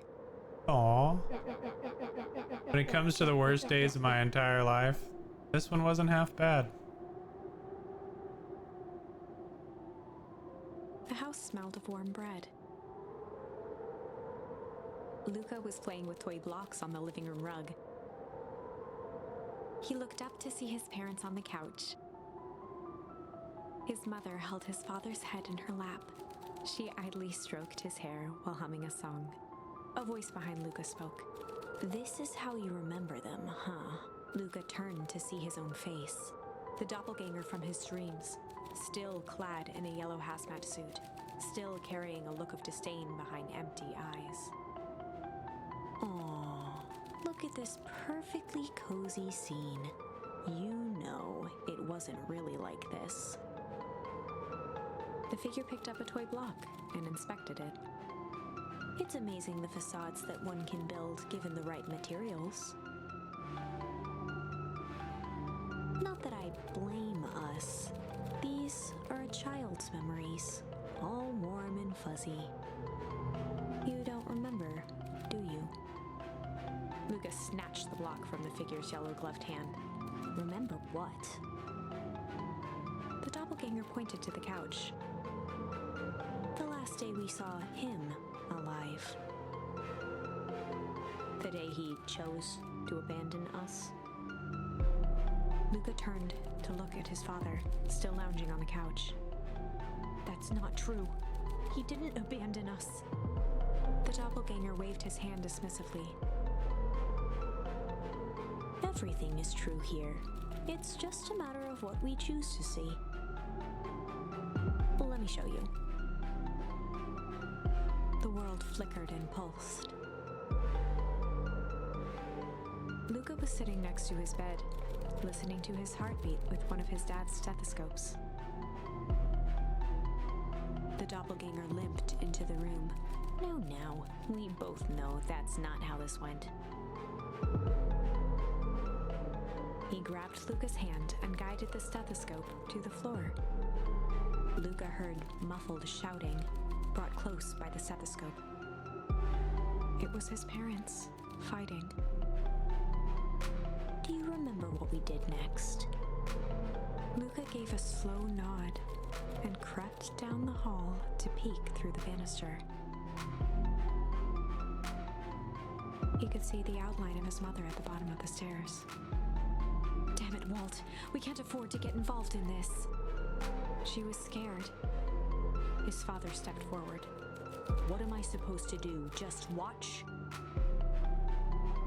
There's a sickness in this town, and we both know who's behind it.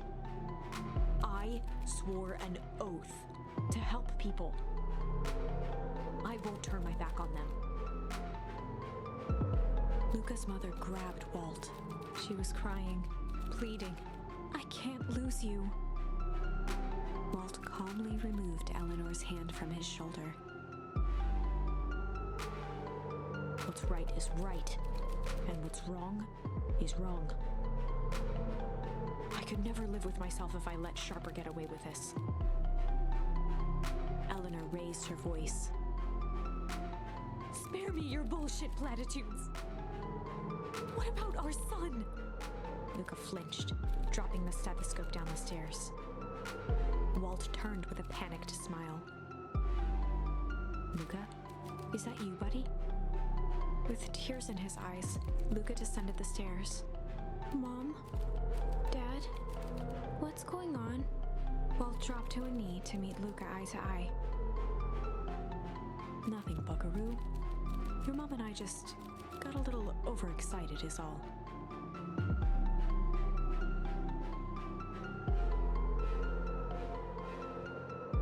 Luca placed the stethoscope against his father's chest. His heart was racing. It sounded like you were going somewhere. Walt gently removed the device from Luca's ears. Listen to me, Luca. I have some business to take care of.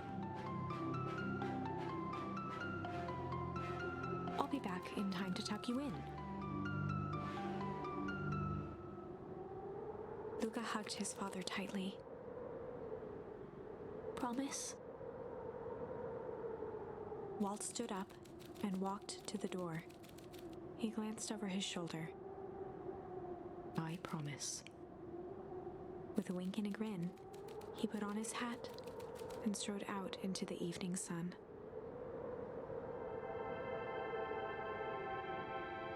A figure approached soundlessly from the foggy snowfall. It stood above them, lingering in contemplation. Slowly raising one hand above Iggy, it snapped out 2 brisk raps on his head. From a deep slumber, Iggy sprang up defensively. Get your hands off me. Whether it was the calming presence or the recognition that he was not in danger, Iggy felt his clenched fists lower. Just what do you think you're doing? Luca looked up, gradually remembering his whereabouts. The figure exhaled a cloud of warm vapor. You two certainly have caused a lot of commotion. What's that supposed to mean? Take it easy, Iggy. We were asleep minding our own business. You're the one running around knocking on people's heads. I'm sorry if I hurt you, Iggy. You didn't hurt nobody. Anybody. Huh? Oh, I see. You think you're better than me, you. When it came to complete strangers, Iggy had trouble cobbling together an insult. You big-hatted, scarfy-necked furball. Mm-hmm. Okay, let's lower the temperature a bit here. Interesting choice of words. I mean, let's all just calm down. Who are you? A friend? An observer? A hitchhiker on the infinite expanse of possibility. Great, how about a name? If you must call me something, you can call me Nat. Iggy huffed with gratification. How about you make like a gnat and buzz off? Very well. Nat began to turn away indifferently. Wait. Do you live here? You might say that. So, you know where we are? You might also say that. Look, pal, we just want to find a safe way out of here. You gonna help us or not? Before knowing how to leave, one must know where they are. Alright, that does it. Luca, I don't know about you, but I'm getting out of here one way or another. Iggy turned sharply and began to stomp off.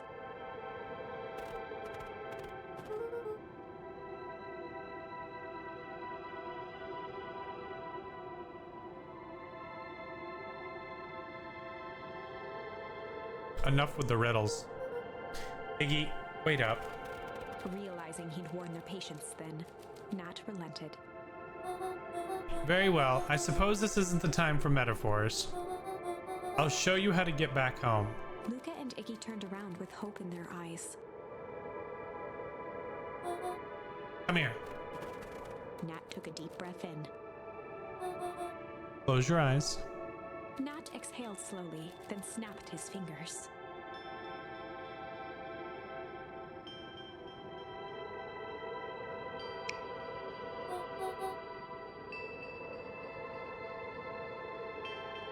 Okay, open them. For a brief moment, Luca and Iggy let themselves believe that some great magic was about to unfold, until they opened their eyes and found themselves in the exact same place. Cold and disheartened. This is your home. This is Beacon Pines. Look, Nat, we don't know how we got here. Maybe we stumbled through some time travel gate in Weepwood, or we teleported to some alternate universe, or this is all just some cruel experiment by Kerr and his goons. But this is not our home. You're inching closer to the truth. Alas, the reality is much less fanciful. Just give it to us straight. So be it. As I said, this is Beacon Pines. The original, true Beacon Pines. I knew it.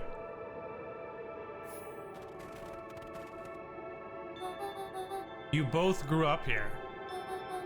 But the town you called your home for the past several years is a replica. A remarkable achievement of engineering, to be fair. But a replica nonetheless. That's impossible. It's too much work. You'd need a whole town to replicate a whole town. Indeed, to pull off such a feat would require immense labor power, to which could be moved would be that which could be moved would be moved. That which could not would require a precise duplicate. We would have noticed. Someone would have noticed. You'd think so, unless the auditing was impeccable. A mind-numbing attention to detail. As for the innumerable trivialities which complete the tapestry, well, you can leave that to the miraculous thing we call a brain. It has such a real aversion to discontinuity, a revulsion even. The brain has a wonderful way of smoothing out the rough edges, keeping us sane. Luca and Iggy look. What? Nobody read that. So, you're saying that someone made an entire new town and moved us all and no one noticed? Precisely. But why? Why is the one question that can never be answered with certainty. The best one can do is to uncover. Nat narrowed his eyes, furrowed his brow, and uttered, The source. Why'd you say the source like that? Why indeed? Luca began to laugh uncomfortably. It's all ridiculous. There's no way they He could. looked down at his feet. His eyes started back and forth in contemplation. With a sudden pain, a thought struck him. If this really is home? He sprinted off into the pale distance. As Iggy turned to follow, Nat called out. Iggy, it's not too late to turn back. Simply head west through Weepwood.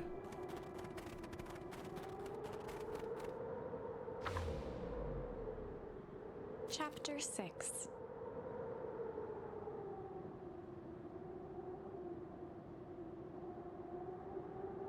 The source.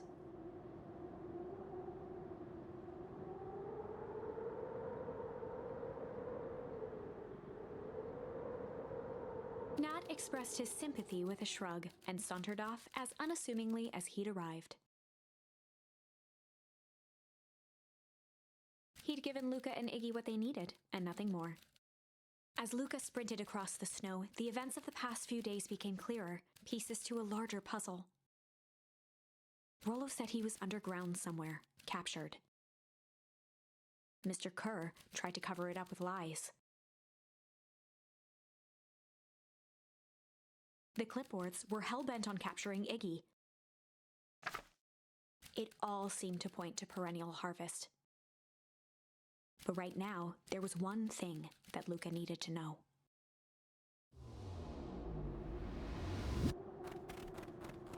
Luca stopped dead in his tracks. The tree was gone, uprooted and moved, leaving a raw gash in the earth. He dropped to his knees and dug wildly at the cold snow.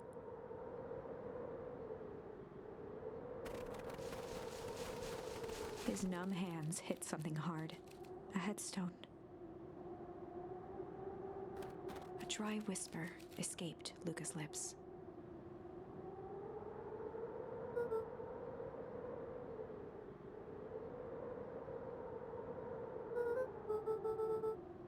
At this time, I thought I was visiting you, but you've been here, alone, in the snow. Dad, I'm so sorry.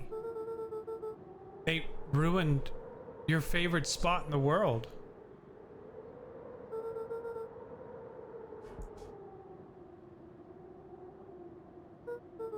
Dad, what do I do? There was no reply, just snow-covered silence. Why'd you give me the slip like that? What if I couldn't find you, jerk? Iggy finally noticed the tears welling in Luca's eyes and the snow-covered grave. Oh. Iggy, they stole his tree. Iggy. Yikes. Suddenly, they heard the crunch of approaching footsteps in the snow. We gotta hide.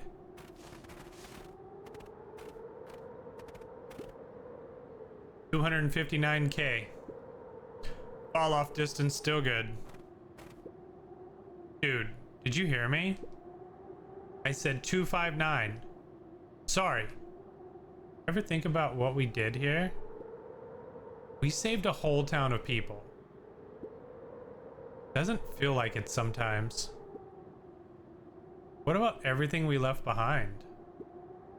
That's the grave of someone with a family. The people who love them will never know the truth. The truth is overrated.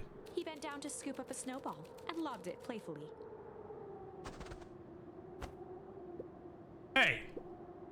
Don't be such a downer, dude. We took this job to change the world. Yeah. Come on. It's almost lunchtime. Weirdo.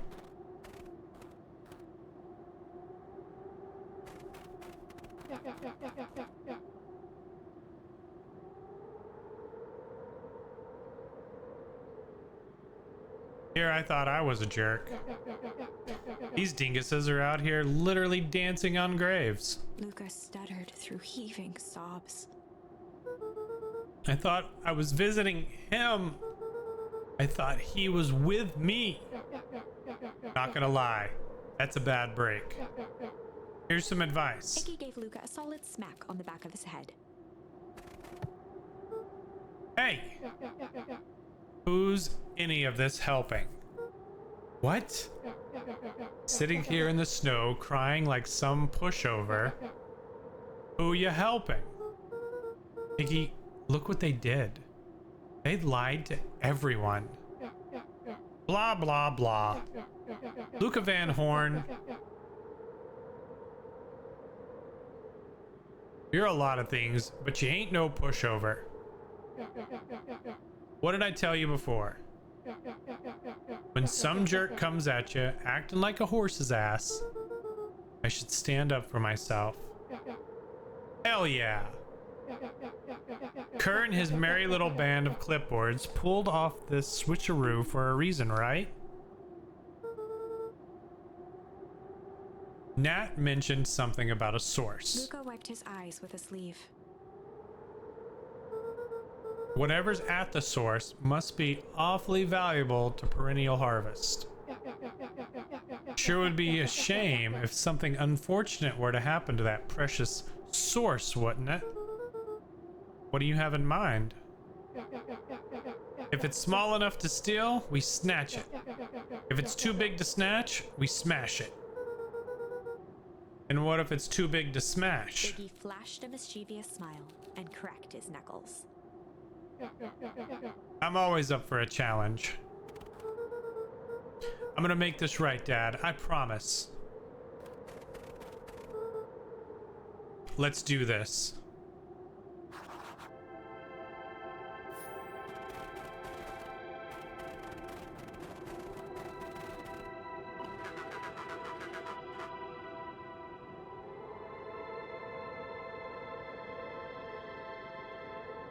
It can get awful cold out there in those woods, Luca. Probably best you to stay put and conserve your energy. Help's on the way. Where's Rolo? Where's my mom? Did you kill her? Oh, heavens no. Do I seem like a killer to you? Iggy and Luca shared a skeptical look. Well, do I? Oh, shucks. Now that hurts my feelings. Screw that guy.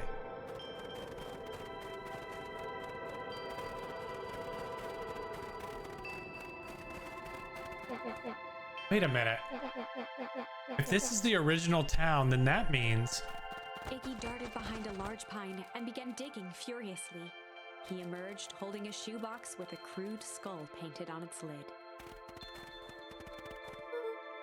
What's that? Long story. So a few years back, I came into possession of some premium grade fireworks. Not the wimpy firecracker stuff they give kids. The good stuff. So why did you bury it under a tree? That's the long part of the story. You and Rolo were doing chores at Rolo's chicken coop. And you guys pissed me off for some reason or another. Luca rolled his eyes with realization. No, you didn't. Iggy stifled a chuckle. Yep. I just wanted to give you guys a little scare. But like I said, these are some primo fireworks. So I might have underestimated things. You blew up the chicken coop. I prefer to think of it as incendiary redecoration. Sorry, but you should have seen the looks on your faces. Rolo got grounded for months. Which is why I needed to stash the evidence and lay low. So, I buried them under that tree. But when I came back for them later, they were gone. I figured some grown-up found them and tossed them. Iggy triumphantly raised the shoebox. Turns out, it wasn't the fireworks that got moved. It was us. Unbelievable.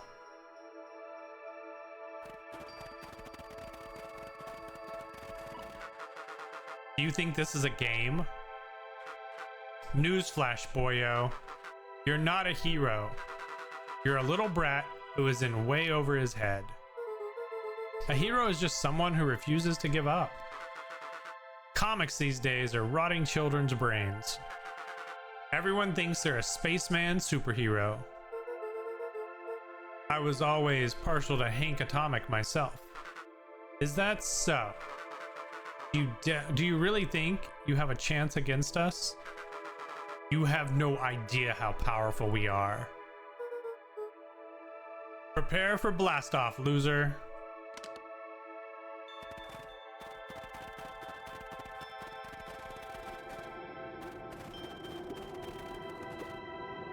Crooked. Just like this whole stinking place.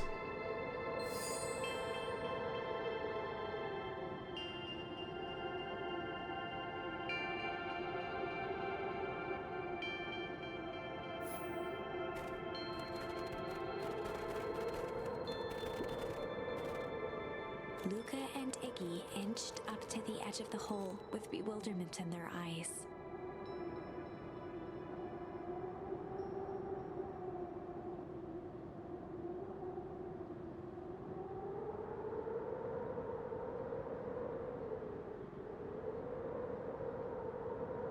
I wonder how much longer we have.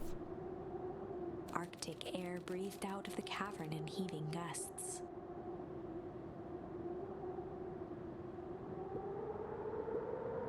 Echo, echo, echo, echo. Whoa. I can see why they wanted to move us all out of town now. But why would they dig a giant hole? I think this is it.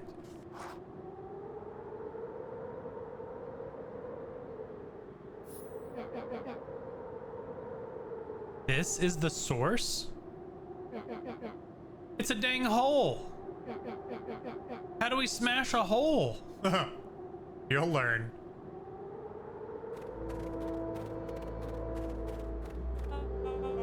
Oh, it's much more than that, my annoying little friend. Kerr! Where's Rolo? I wasn't lying before. He's safe. Well, safer than you two at least.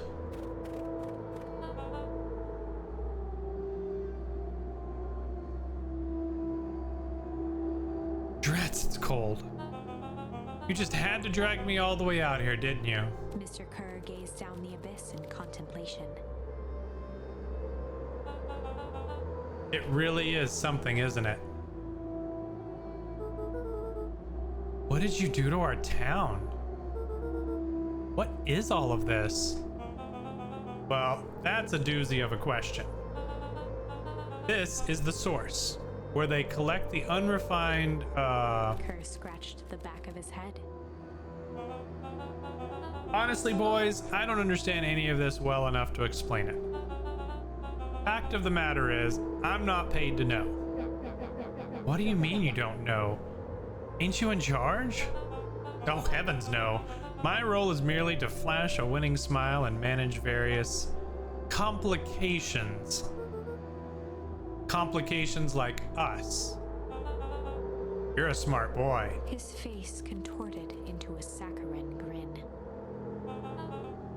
It really is nothing personal. Some people are destined to strive for greatness,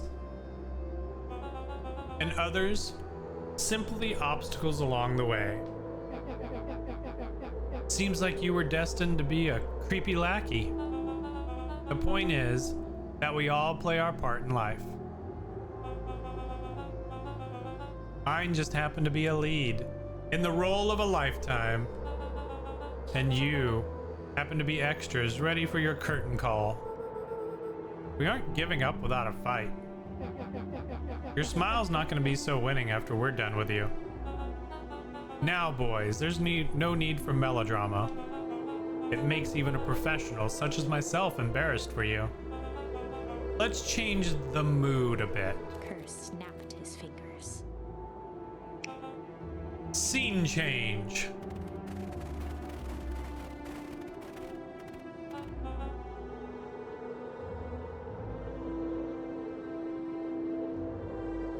There, that's better. Deal with them. Iggy turned to Luca with a sly glance. Why are you smirking? Because I have a box full of fireworks and you don't. Iggy waved the box into the air, threatening to drop it down the hole. I mean, you gotta light them first. Stop! Let's not do something regrettable. Joke's on you. Regret is one of my specialties. Out of curiosity, what would happen if I threw these in your precious hole? Nothing. Nothing at all. You're a terrible liar. I'll have you know. I'm an exceptional liar. But, that's far enough. Iggy plucked a single bottle rocket from the box and held it up with reverence. Stop, you fool! Call off your goons. Mr. Kerr flung up his hand with frustration. Very well. You all can head back for the night. It's been a long day. I'll handle these two from here. Mr. Kerr sighed into the frigid air. It's just us now, Iggy. You can put that down. What, like With this? a nonchalant flick, Iggy tossed the firework into the hole.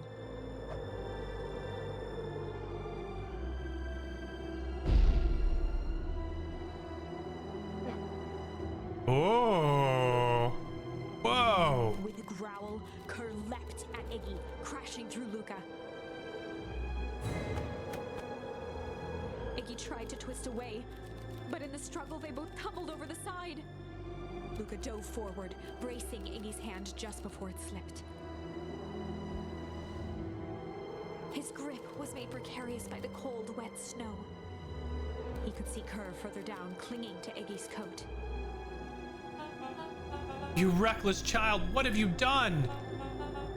Luca, listen to me. Hold on tight and use the walkie-talkie to call them back. What channel do I use? It doesn't make a damn difference. They're always listening. If you do that, the clipboards will just haul us up and snag us both. The only way you get out of this is if Kerr's out of the picture. Just let go and save yourself.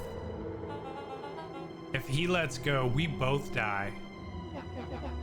I don't want to die, but seeing the look on your face almost makes it worth it. Mr. Kerr, you've had a long life. Why don't you actually do something selfless and just let go? Mr. Kerr gasped with insult.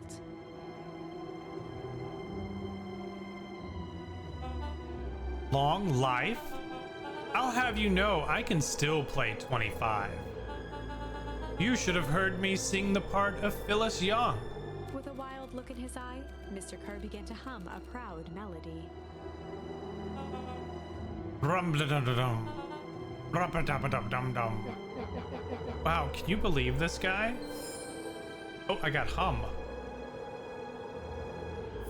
Luca's hand began to cramp. His voice began to crack. Kerr, just let go. No can do. If you want to save your friend, you'll have to save me too. Luca, look at me. It's okay. Luca felt Iggy loosen his grasp. You aren't gonna kill your friend like that, are you? Every muscle in Luca's body burned. I'm not his friend. Yes, you are. Nah, I'm just a no-good bully. Like you, Kerr. Iggy, no. Luca felt his hand slipping. And I told you what you need to do with bullies. I can't. It's your only way out of this mess. Two birds with one stone. It makes sense for us to fall together. Wackadoos travel in packs. A calm settled over Iggy's face. Luca, let me do this. Iggy's voice was colder than the bitter air billowing from the chasm.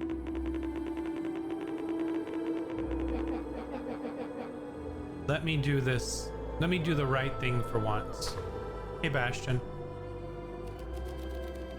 Luca had no choice but to blank Iggy's request. All right. I'm pretty sure if I accept it, I'll get to go back and refuse it.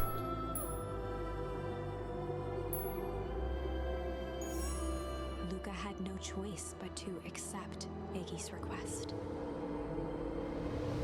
With a quiet blink, Luca watched a teardrop sail down into the howling void.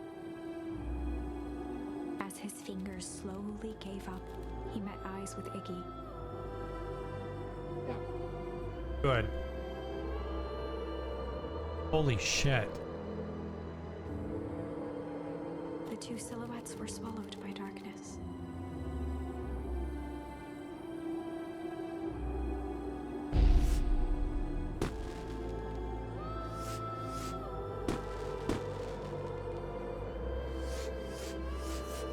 I don't think they understand how fireworks work, that you have to light them. Unless something down there lit them. Hell of a goodbye, Iggy.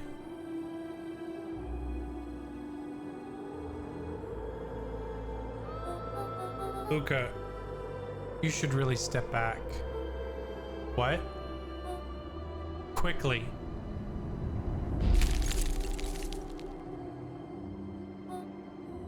Curious. Ah, but of course. Those fireworks of Iggy's must have been just the right amount of energy. We should get out of here before perennial harvest arrives. Not until you tell me what just happened. Your friend's sacrifice just saved this town. For a little while, anyway. How? Tempest Lequamine is a peculiar, I cannot say that word. Peculiar. Why will my mouth work? Substance. It can change the relationship between matter and time itself. By doing so requires unfathomable energy. I know how to peculiar. Peculiar. Peculiar. Peculiar. Pickler. Pickle. Pickled lard. In a closed system, that energy can only come from its surroundings. A useful side product of this property being, by adding precisely the correct amount of energy to it, one can create a cryogenic cascade. So the gunk makes things cold and the fireworks made the whole freeze over. That's one way of putting it, yes. As dumb luck would have it, the fireworks weren't strong enough to generate a runaway reaction. I shudder to think what would have happened in that case. We have some idea what that would look like. Yeah? It'll take them a good while to safely break through and access the source again. If you know all of this stuff, why haven't you been helping? I have been. In my way. Each one of us has our role to play. Iggy's role, it turns out, was to buy us precious time. Mine has been to observe and wait. Wait for what? You. Me? Why? What's my role?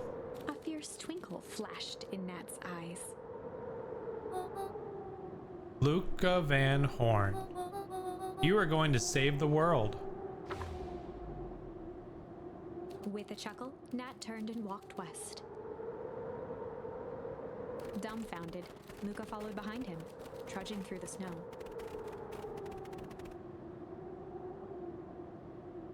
Every step taking him further away from everyone and everything he knew, and closer to destiny. To be continued in... All right. We're going to take a quick break. We're going to keep playing this.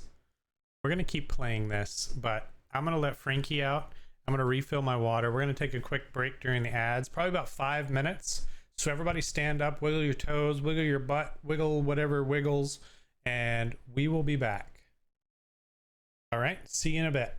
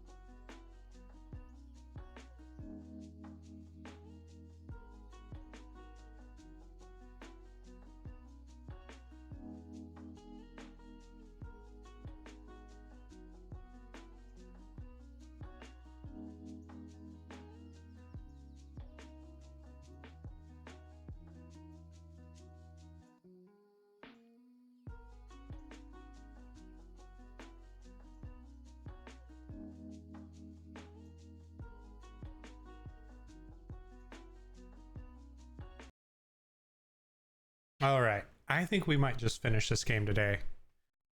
I'm too invested in it not to finish it. So to be continued in. Beacon Pines. Pines harder. What?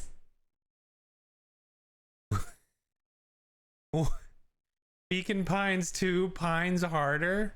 Revenge served cold. What? What? Second time's a charm? What? Wait, that's it? This ends with a crummy cliffhanger just when it was getting good? I was even starting to like Iggy. No way. I refuse to be associated with some never-ending parade of sequels. That was cute. Let's go back and find something more definitive. All right.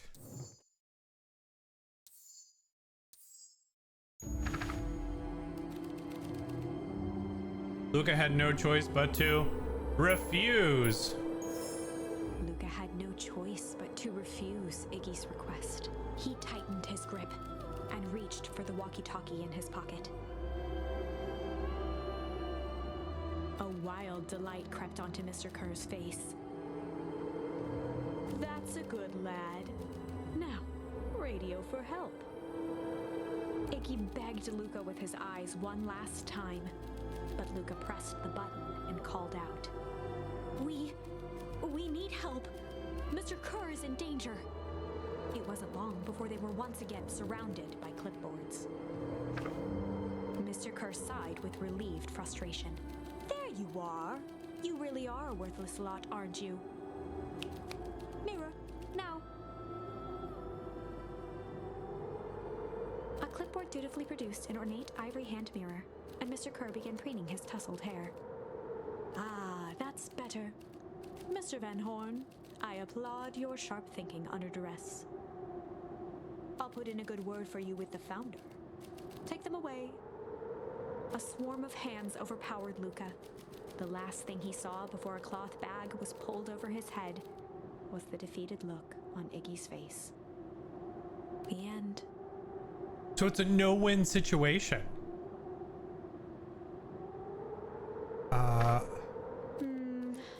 I think this was one of those times where doing the right thing was the wrong thing.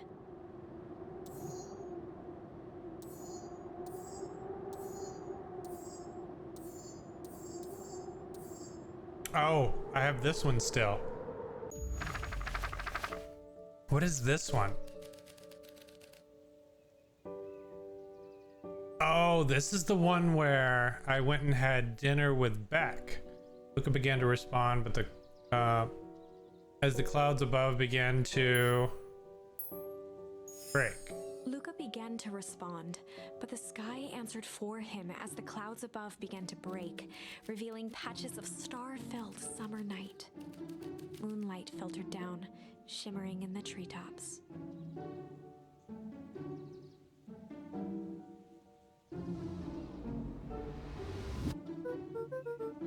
Sure, you can meet Rolo. You're not going home? No, I promised Rolo I'd tell him about. Luca stopped himself mid-sentence. Promised you'd tell him what? Spit it out, bub. We're thick as thieves now. If there's a juicy secret, you've got to tell me. Okay. You can come to the treehouse and I'll tell you both what happened. Heck yeah. Luca saw Beck skulking by the gate. So you're telling me there's nothing mysterious or creepy about this place?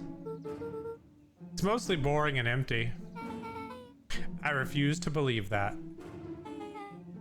Big spiked gate, looming mansion, rich reclusive owners. It even smells shady. Beck grabbed the wrought iron bars and shook the gate. Mark my words, you decadent nightmare house. You will reveal your secrets to me. Oh.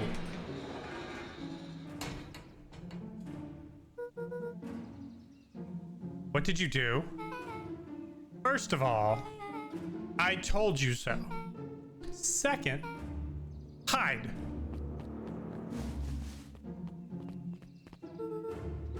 That's Eris Valentine. Who's that she's talking to? Shh. I expect you to return that suit in working order. Of course. As long as everything proceeds as planned, there's nothing to worry about. The only thing I'm worried about is what's rightfully mine. If that means making some unsavory alliances, so be it. I couldn't agree more.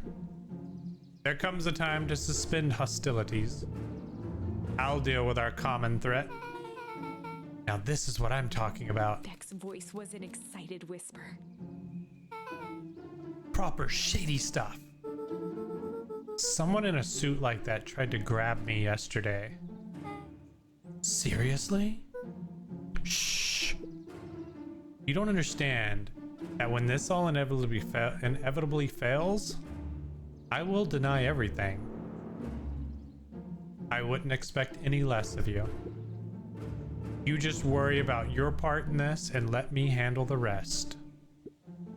I can't wait to see the look on that Rube Kerr's face. Yes, the truth will come to light. I'm still surprised you're so comfortable with the potential collateral damage. If there's one thing I've learned, it's that change is painful. Wow, I was expecting shady, but that's just flat out supervillain talk. If you don't mind me asking, why? Why are you doing all of this? The mysterious figure retracted their mask, hair pushing out from all corners. Is it Grandma? It is Grandma! Family. It's Vin Diesel. A chill ran down Luca's spine. His vision blurred. Beck stifled a sharp wince, and Luca looked down to see himself wrenching her hand.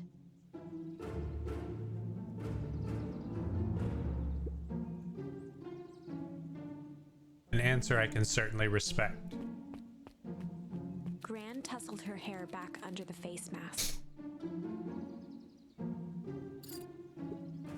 Just remember, keep everything nice and normal until the festival. I don't need lessons in rousing suspicion. Gran gave Eris a curt nod and disappeared into the night.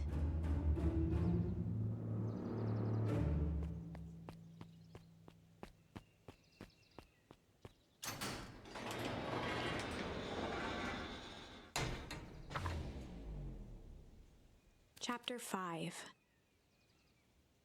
What big ears you have. Lucas sat shivering in the bushes, staring at his feet. After checking to make sure the coast was clear, Beck gave him a gentle tug on his sweater.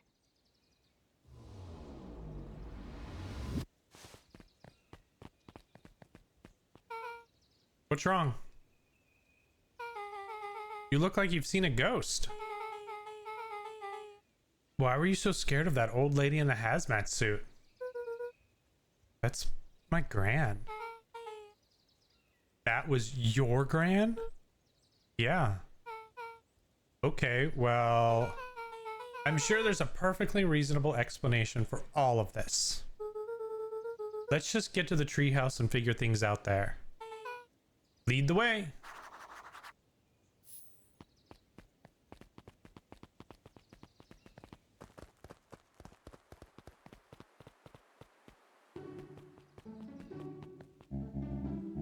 For the last time, there's nothing to worry. Oh, wait, no, it's...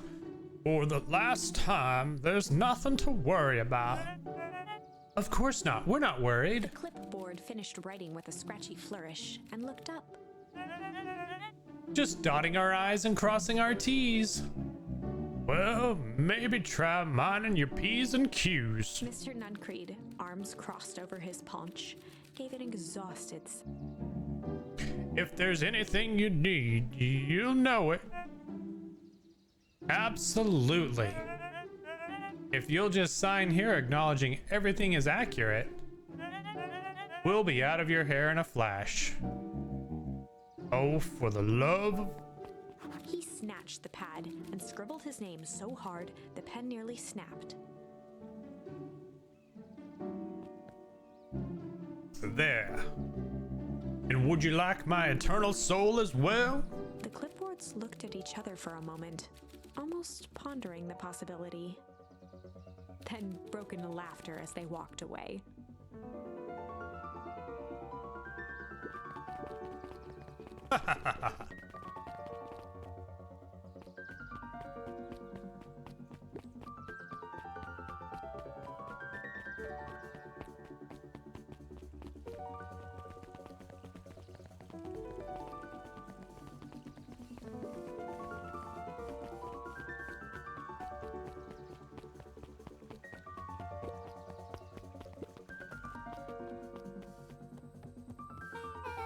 Oh, this is nice. Yeah, the treehouse is just a little further on from here. So, what's your buddy Rolo like? Rolo? He's Rolo. Not particularly helpful. Sorry, I've just never thought about it. Lots of energy. He's funny, even when he's not trying to be. Things have been tough for his family since the fowl harvest. It's about damn time you tell me what this fowl harvest thingy is. It's kind of a long story. Hit me with the highlights. Okay. There used to be a fertilizer company here called Valentine's. They were kind of a big deal. Ooh, big deal fertilizer. It was a big deal to us. Their stuff really worked. Farmers loved it. So Valentine's grew and grew. Beacon Pines pretty much grew around it. Most everyone in town either worked for Sharper Valentine or used his fertilizer. Things were good. I'm sensing a big but. Around 6 years ago, Sharper Valentine suddenly died. And something changed. Changed how? Could have been a bad batch. Maybe it was in the water or air or soil. Nobody knows. But all the crops died. And everyone blamed the Valentines. The foul harvest. Yeah. Valentine's fertilizer went out of business. Half the town lost their jobs. Sheesh. The next year the crops came back, but something was different. You plant a crop, do everything right, and it's sort of a crapshoot what happens. And no one knows why? Nope. I take it Rolo's farm got the short end of the stick. Yep, for some reason, their farm was hit harder than others. That sucks. Things have gotten better since Perennial Harvest came to town. The Beacon Pines Reborn Initiative. Yep. First thing they did was give the town a deep scrub. They even put us up in hotels, one town over for a week while they decontaminated the groundwater. That's when they moved everybody. We'd better get going.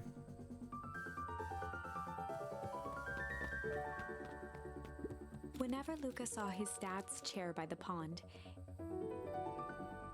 it reminded him of the days they'd pack up a couple of sandwiches and fish until sun. I think.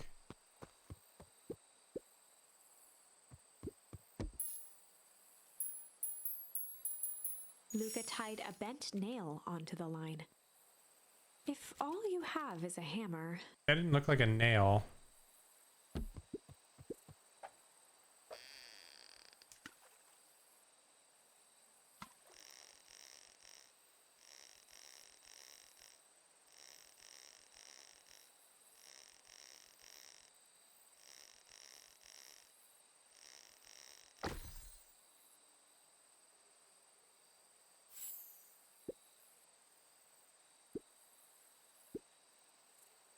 Look at those two young fools. How did it end up at the bottom of the pond? Who can say? Some things are just hard to explain. I miss Uncle Joseph. How come he doesn't come fishing with us anymore? He's busy with his new job at Valentine's. What's a new job got to do with fishing with us? It's complicated. Like I said, some things are hard to explain.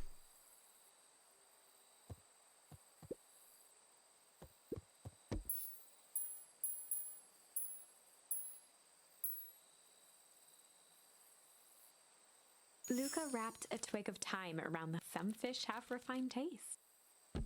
Wait, can I get something for everything?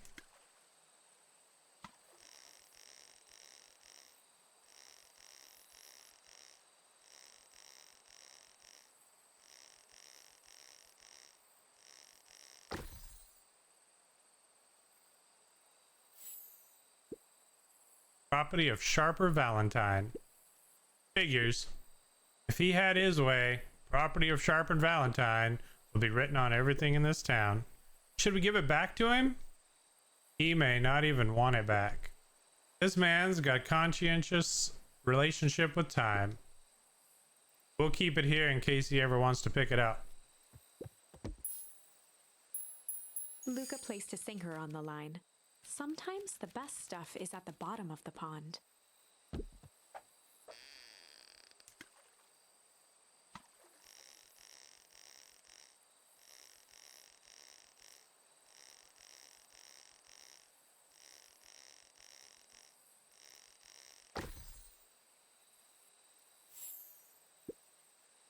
Malice 80 proof whiskey. A hard liquor for a hard man. Best leave that be. Takes a real piece of work to leave something like that lying around. Luca stuck a toy stretchy hand onto the hook. Those things always get dirty anyway. They do, don't they?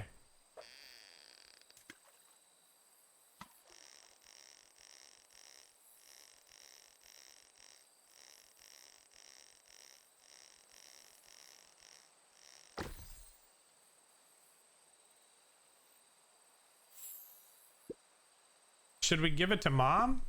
She likes jewelry. That's a sweet thought, Buckaroo, but I'm not sure she'd appreciate a pond bracelet. Luca wrapped some tape around the hook. Hey, you never know.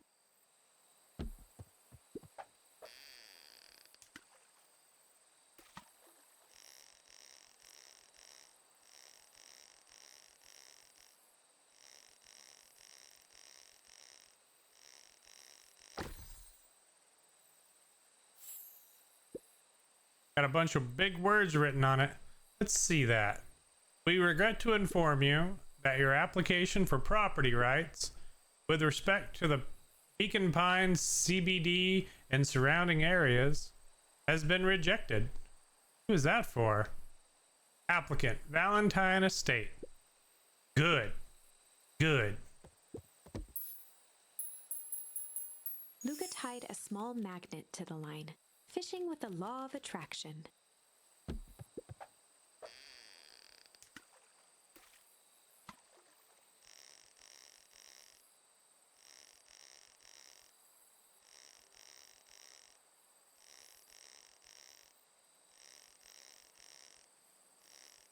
This is fun. A key! Where do you think the lock is for this key? Now, why would we want to find that? Because then we would know the secret. Ah, that's no fun. The second we know what it unlocks, it becomes a boring old key. Right now, this key could unlock anything. Cool. Luca gently baited a feather onto the hook, good for skimming the surface.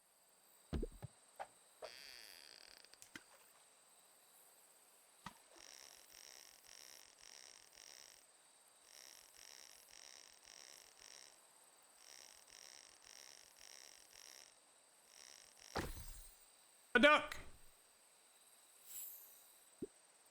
Well, I'll be switched. It's your old rubber ducky. You were just a little drooling ball of fur when you lost that. Cried for days. I told you it'd turn up.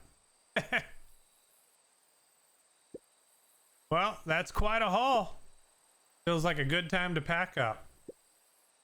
Just a little bit longer? If things lasted forever, they might not feel as special, huh? I guess. I'll make you a deal, Buckaroo.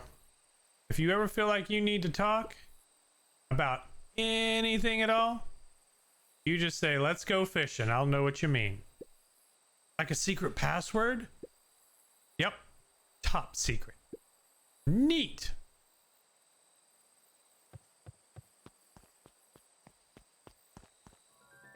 Nice. This Beck's like, what were you doing? You were just kind of out in the middle of nowhere. All right.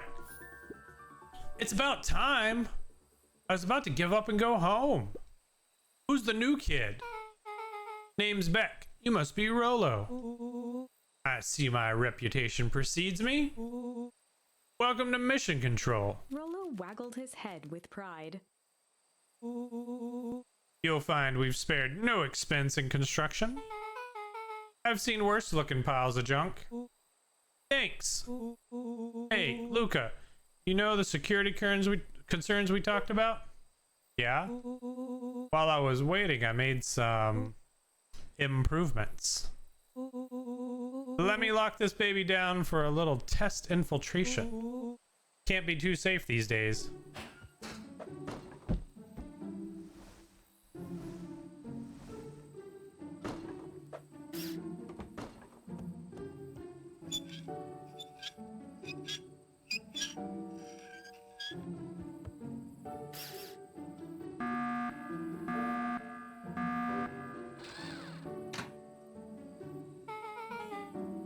He goes all out, doesn't he? Always. Lavish.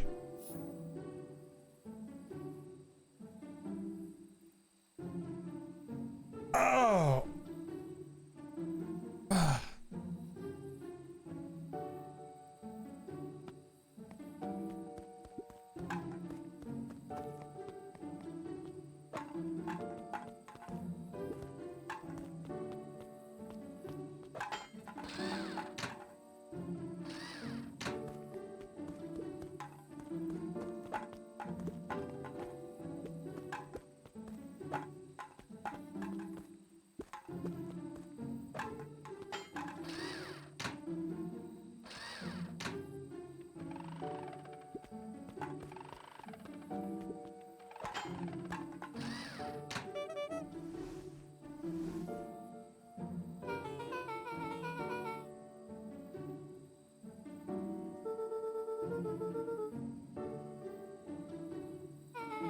Oh shit. I was just hitting A. Junk food for junk. Nice. I wasn't even paying attention. I was just zoned out. So, pretty sweet security, right? It was imaginative. I'll give you that. Luca, are we sure we can trust the new recruit? I'll vouch for her. Thanks, I guess. Oh, Luca, you promised to fill me in about the Valentine warehouse.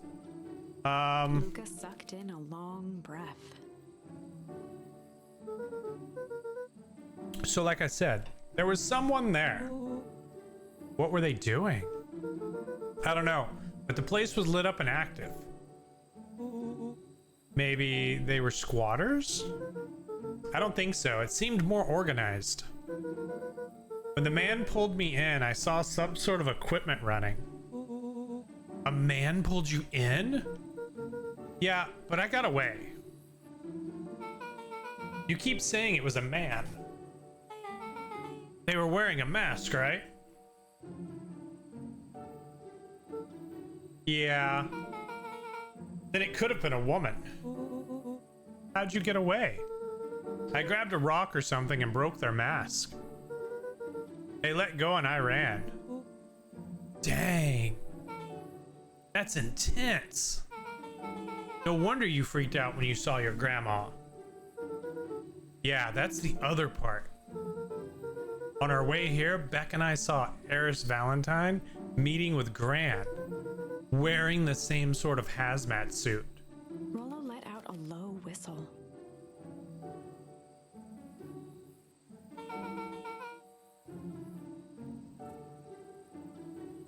And they weren't there for idle chit-chat. It was a proper clandestine meetup. So let me get this straight. There's an operation in full swing at the Valentine warehouse. You were almost abducted by a strange man or woman in a protective suit.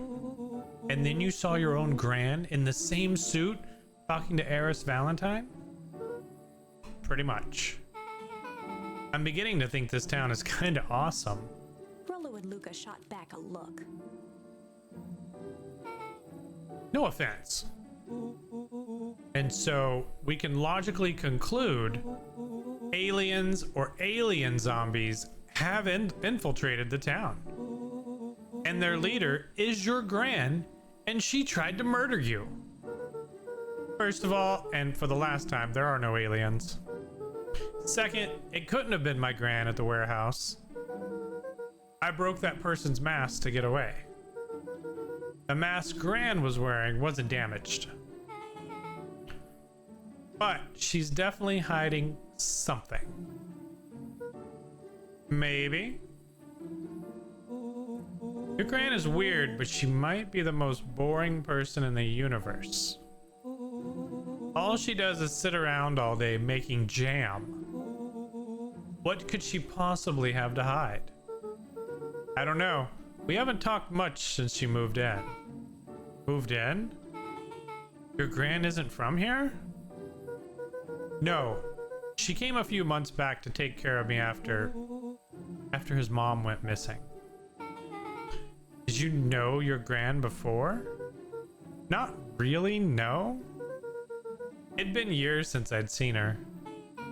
Luca, don't take this the wrong way, but are we sure your Gran is on the up and up? Luca gazed out the window.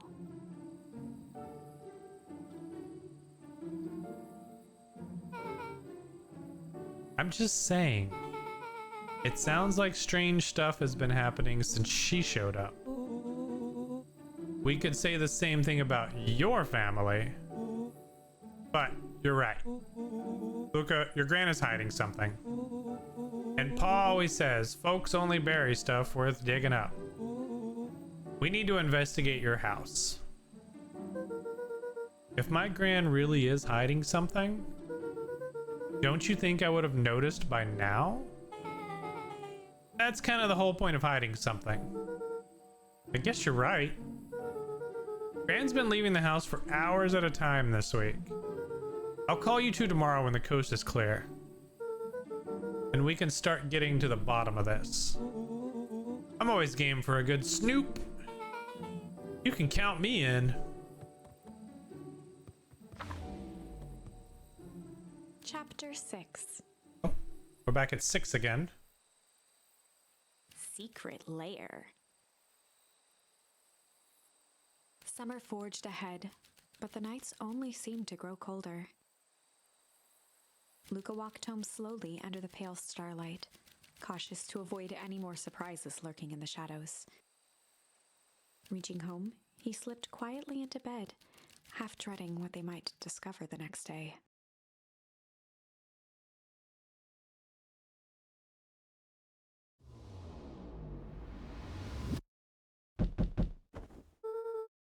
What time is it?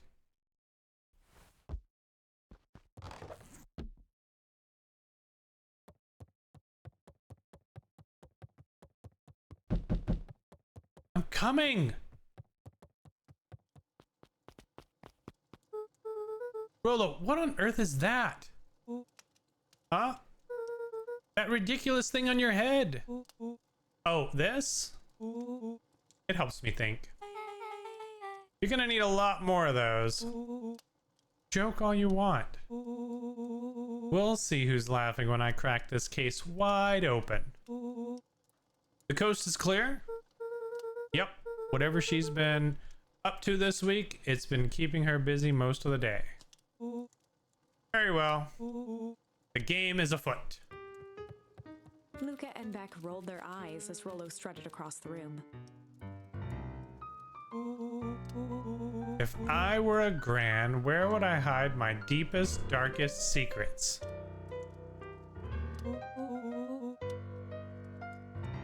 Perhaps where you might least expect it. Rollo flung open the cabinet with confidence.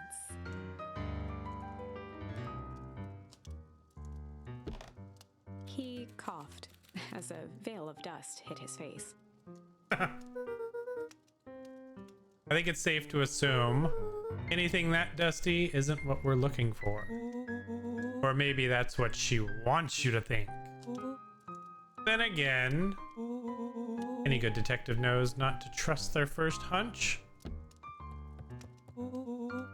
First hunches are for suckers.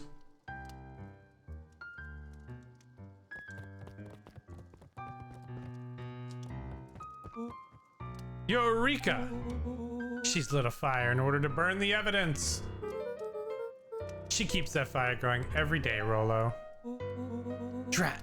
It may already be too late. Just think of the mounds of documents lost to ash. Okay.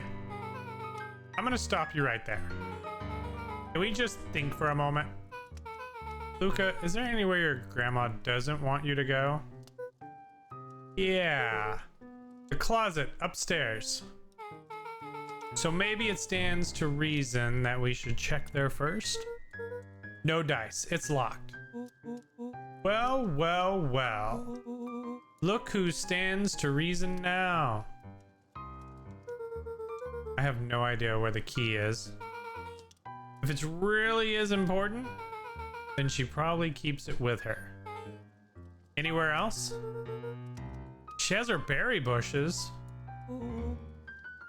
Who has ever thought, I'm gonna take this important thing and huck it in a bush? True. Anything else? Maybe something out of the ordinary? Well, she was always worried I'll break her fancy dishware in the kitchen. But it doesn't matter anyway, I can't reach the latch. A look of realization crept onto Luca's face. All three kids snapped to glance at each other, then sprinted in turn toward the kitchen.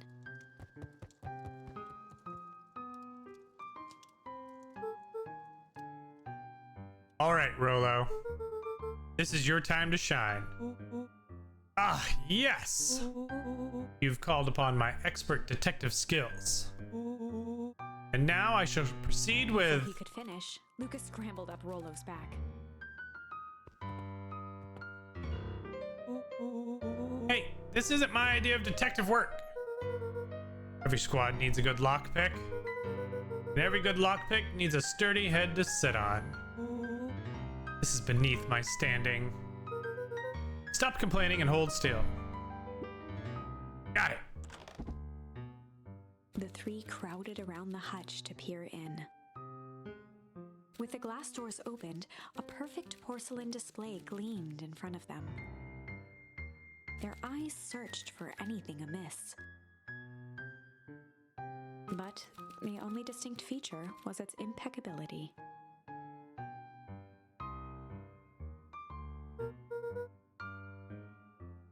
Well, that was anticlimactic. Yeah. I don't really know what we were expecting. Like, oh hey, let me just yank on this random teacup As and... Beck pulled on one of the teacups, it slanted forward with a hollow click. The entire hutch began to rustle and slide under its own power. God damn it. Seems like your gran has been doing some remodeling. Dude, only two types of people have secret lairs. Evil masterminds and superheroes. So, which one do we think she is? We're about to find out.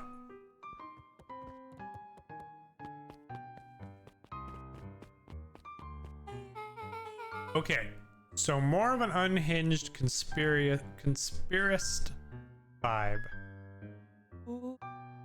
Oh, wow. Yeah, this cannot be good. We need to look around before jumping to conclusions. What do we have here? Barrels marked caution, explosive. And jam jars? That's enough jam to feed the whole town. What kind of incendiary jam is your grand making? Look at that.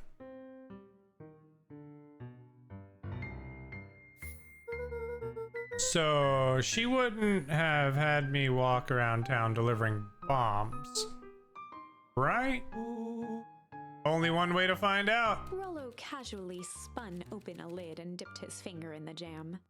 He Huckleberries. smacked his lips. A hint of brown sugar. And ink?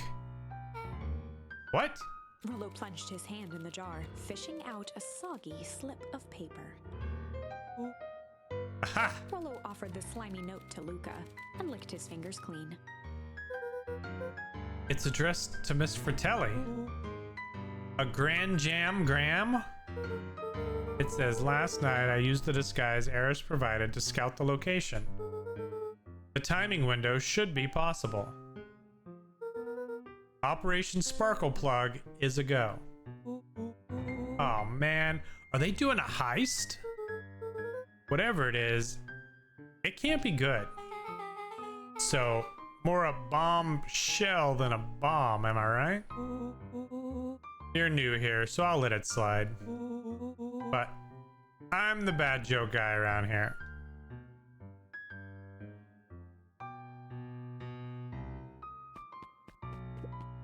Luca jostled each cabinet drawer in turn. Only one was unlocked. He fingered through the filing cabinet, pausing at a bulging folder labeled Walter. Balta! For a long moment, he just stared at it. Is it his dad? What do you got there? It's my dad. Looks like some of his old medical files. Your dad was a doctor? Luca nodded and caressed the label with his thumb. Well, are you gonna read it? Here, let me help. Rollo swiped the folder from the drawer and began leafing through the pages.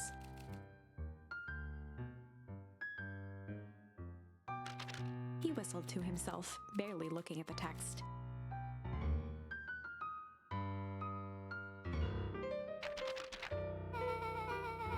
How about you actually read some of it? One sec. Dense documents such as this are a lot like a cheeseburger. It's best to skip straight to the middle. That's where all the meaty bits live. Wow, I had no idea we were in the presence of a preeminent scholar in dense documents and cheeseburgers. By all means, proceed. He stopped at a page and mimed, holding up a monocle. Ah! Here we are. Follow-up examination of Terrence Wilby. Patient shows further signs of paleness and malaise. Malaise? Body temperature continues to drop. He now describes soreness of muscles and joints. Oh, I have all of this.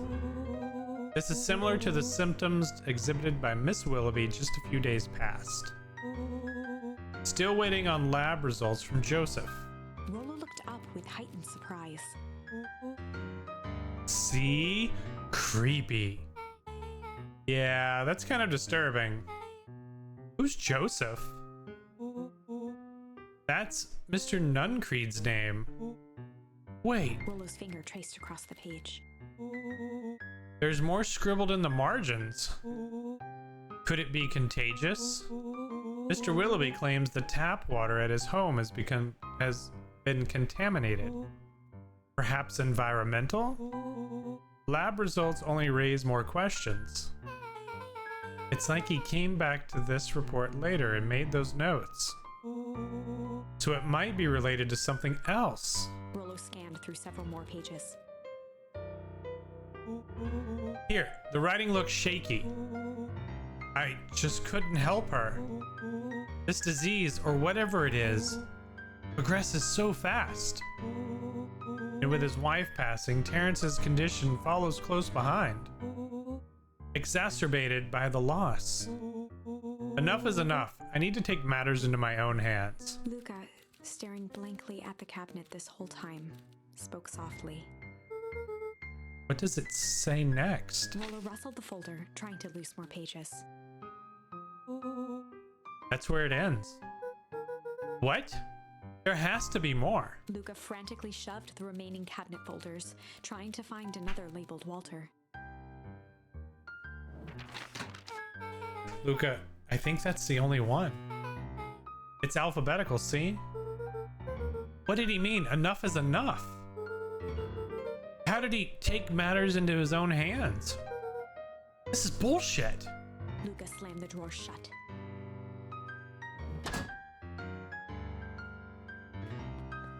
A spider web of string connected photos of people from the town, interspersed with hastily scrawled notes. Well, she sure has kept herself busy. Is your gran a serial killer? Because I'm starting to get that vibe. Don't be ridiculous. Sure, she's just tracking the movements of everyone in town out of the kindness of her heart. She put little symbols by some of them. Yeah, Mr. Nuncreed has a check mark. The clipboards are all inside a big circle. My mom's are both on there, both with question marks. Gus Valentine has a question mark. Eris has a question mark that's been crossed out. Mr. Kerr has a bullseye. The killer has chosen her next victim. We don't know what any of this means. Whatever it means, it's probably not good. They crowded around a worn-down old map of Beacon Pines. Cool, this looks like a treasure map. Not every old map is a treasure map, Rollo. Yeah, but every treasure map is an old map. Can't fault that logic. Look, there's even a pathway drawn on it. It starts at the entrance to town, and if we follow it, Carefully traced the path with his finger. it leads right to... He jabbed down at the end point. Town Square. That's the fountain in the middle of town. What a weird place to hide a treasure. Rollo, that doesn't look like treasure to me. The end of the path on that map has the same symbol as these explosives over there. So it's not hiding treasure. A real bummer. Rollo, what's the thing you've been excited about for the past month? The festival! Oh. Did you just say gulp? This feels like a gulp kind of situation. Everyone will be gathered near the center of town. She's gonna blow up the festival. Not if we stop her. And that was the explosion that we heard. Uh-oh. What was that? Luca looked up from the map. What was that? No, I heard it too. That was the front door. Which means someone just shut the door. Which means someone's upstairs. Shh, quiet. Hit the lights.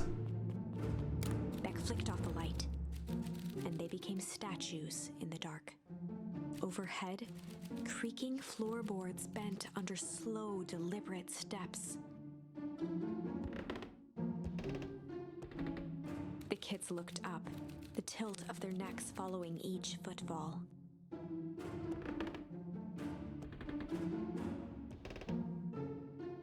Then suddenly, it stopped. Without realizing, they'd been holding their breath. All three exhaled shakily and glanced at each other. A muffled male voice broke the silence. Hello? A final few footsteps reached the entrance above them, and the voice now echoed down the stairs. Anyone down there? It's freaking Ned Flanders. Hiram. The three kids shuffled to the corners without a peep. As he began to descend the stairs, the man's voice punctuated every new step. Thump, Yoo-hoo! I'm not here to hurt anyone. thump, I'm just here to help. Just thump. At the bottom step, the man paused, squinting to search the room for signs of life. huh? Guess it's nothing. Rollo shifted suddenly. Luca gave him an intense, chastising look and whispered through clenched teeth. Oh, don't. It was too late. Rollo was already inching toward the stairway. He screeched as he charged toward the shadowy figure. Damn it, Rollo. Flaming chicken coop! With all his weight, Rollo tackled the man to the ground. Rollo? Mysterious creepy man? Anyone there? From the dark corner, they saw something move. Well, I didn't know if I had it in me. But there was only one way to find out. Holy crap, Rollo, that was awesome! Wait, did you just kill that person? Luca scrambled to the hunched figure on the ground. Oh shit. Lucas scrambled. Oh wait. Pressing his fingers to the man's neck, he sighed with relief. You sure clobbered him good, Rollo. He's knocked out cold. As Beck flicked back on the light, Luca and Rollo both gasped in stereo. Mr. Tolliver! Chapter 7. The Interrogation of Hiram Tolliver. Oh lord. Still unconscious, Mr. Tolliver slumped heavily in a shoddy old chair. His hands were bound with rope, his feet tied with some loose string. The kids huddled in a circle, discussing their plan. One thing was certain, they couldn't just let Mr. Tolliver go. They needed to know what he was doing in Luca's house. After some deliberation, it was decided. Kill him. They'd run the classic good cop, blank cop interrogation. Chill cop, hard cop. Well, I don't want a hard cop. Can you imagine getting frisked by a hard cop? Oh, got me. Thanks. Do you have anything in your pockets? Oh, I do now. Let's go with chill. Let's go with chill first. We'll do good cop, chill cop. They'd run the classic good cop, chill cop interrogation.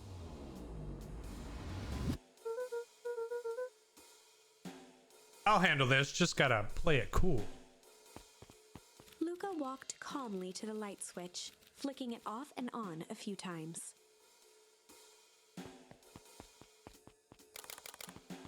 Mr. Tolliver shook his head, gathering his wits. Golly, I sure got my bell wrong. He looked over to find Luca, who returned a calming grin. Sorry, Mr. Tolliver. This was all a big mistake. Luca, what's going on here? Why do you have me strapped down? No one's fault, really, Rolo. Just got a little startled. Rolo's here? Rollo and Beck emerged from hiding to give a timid wave. Well, alright. Mistakes happen. You kids gave old Hiram a good scare. Let's just get me out of these ropes and call it even. Luca glanced over to Rollo and Beck, who replied with skeptical looks. Mr. Tolliver, why are you in my grand's basement? I'm here to help, of course. Help with what? What's my gran up to? If you'll just cut me loose, I can show you. How do I know we can trust you? Mr. Tolliver exhaled with disappointment. Luca, have I ever done wrong by you? No. And since your gran moved to town, haven't I been nothing but welcoming? Yeah. So, why would I turn my back on your family now? It's just... all this stuff seems pretty weird. A board with names of people from town, an archive of my dad's old disturbing patient notes, Luca gestured to the corner. barrels of explosives. I can explain everything. You just need to untie me. You kids deserve an explanation. Luca looked again to Rollo and Beck. This time they shrugged. Luca began to slowly loosen the bindings. Mr. Tolliver gently rubbed his wrists.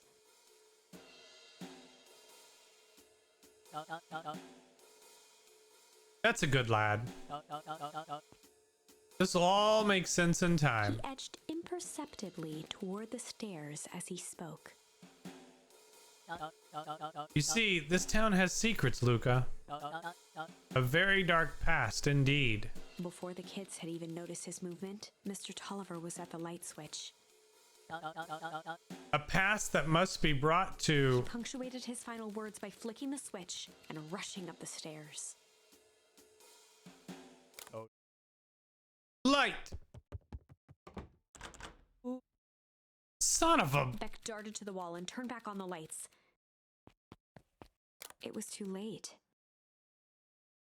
Rollo confirmed what they all heard. He just locked us down here. Mr. Tolliver's muffled voice came from behind the door. I wasn't lying, you know. This is for your own good. You kids just keep tight down there. Let the adults handle this. They looked bewildered at each other. Play it cool, huh? Not now, Beck. Well, Heard the poop. staccato thump of quick steps exiting the house. The kids looked down in resignation. This isn't how it goes in Hank Atomic. For some reason, they'd always assumed it was up to them to save their town. Luca opened his mouth, hoping to conjure some magical words to make this right. Only a hollow croak escaped. The end. Well, now we're gonna go do the hard investigation. Well, we certainly aren't going to find a grand resolution to our tale locked in a basement. Get the hammers. We're doing Back this to the again. drawing board. Yep. Do we have anything else that we can do? Are we... Yeah, we're doing good. Good cop. Hard cop. They'd run the classic good cop, hard cop interrogation. It's bad cop. We don't want a hard cop. Rollo brandished a steely gaze. I've got this. Read about it 100 times. Rollo swaggered past the chair which propped up the slumping Hiram Tolliver.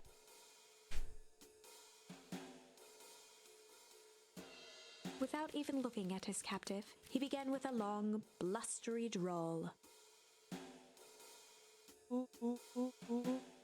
Well, well, well, Mr. Tolliver. Mr. Tolliver remained motionless. Rollo spun around to face him. He'd clearly expected to rouse Mr. Tolliver with his booming voice.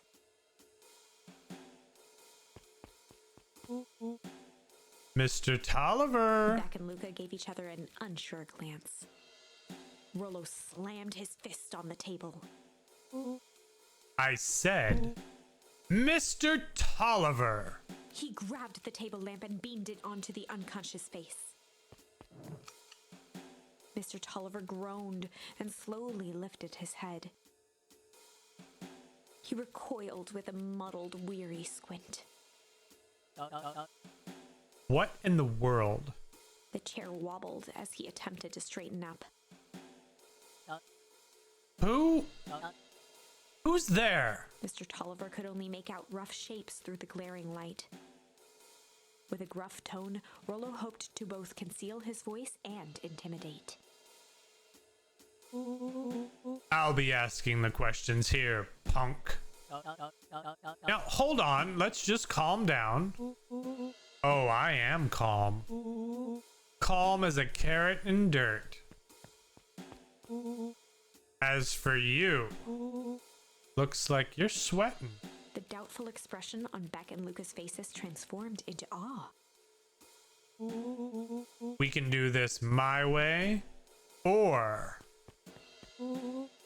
well, let's just say I've never needed another way.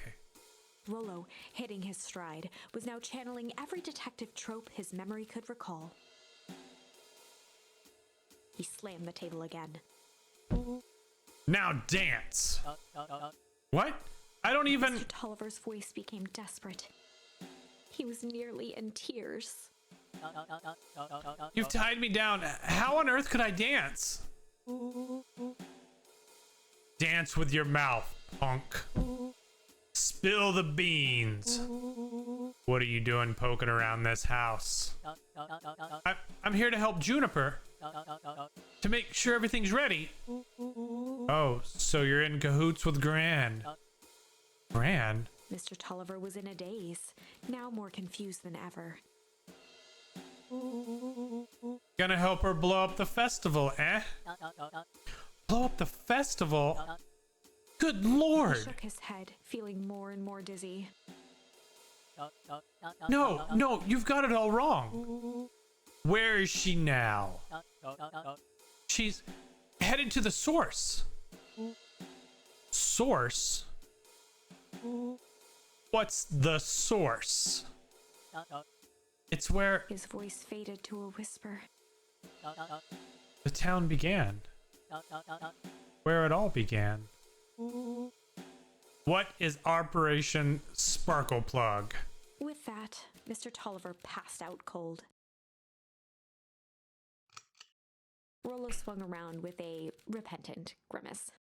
So they went to the source with their explosives to get rid of it, causing it to just rapidly generate ice and freeze everything. Damn, Rollo. I think you went a little too hard on him. What did he say about the source? It's where the town began? We need more information. Yeah, but we'd better not push Mr. Tolliver any further. Is there anyone else who might know more? What about the History Museum? It just got set up for the festival. Nah, that tent was put up by the Valentines. Everything they do is just a bunch of fluff to glorify themselves. Is there anything more reliable? The library? If there's any information about this source thing, Cato can help us find it. Let's go get some answers.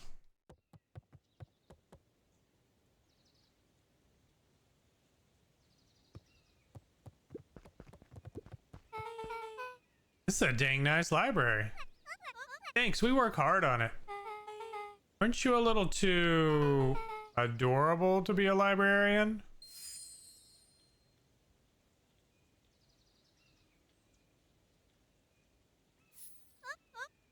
Oh, Kato hung out here so much, eventually they just gave him a set of keys. I just keep an eye on the place for Miss Novak sometimes. They've got you working for free? It's quiet and I get access to all the books I can read. What more could a person want? Fair enough. What else can I do for y'all? We need a favor. I already told you and Rolo, I can't put you any higher on the wait list for the next Hank Atomic. And if you're here with more candy, I'll have you know I can't be bought. Call it a personal code of conscience. Actually, we're looking to do some research. Now you're speaking my language. What are you looking for? That's the thing, we sort of don't know. What do you got on the history of the town? There's the county record archives. What's in those? Birth, death, newspaper clippings, stuff like that. Pretty boring reading.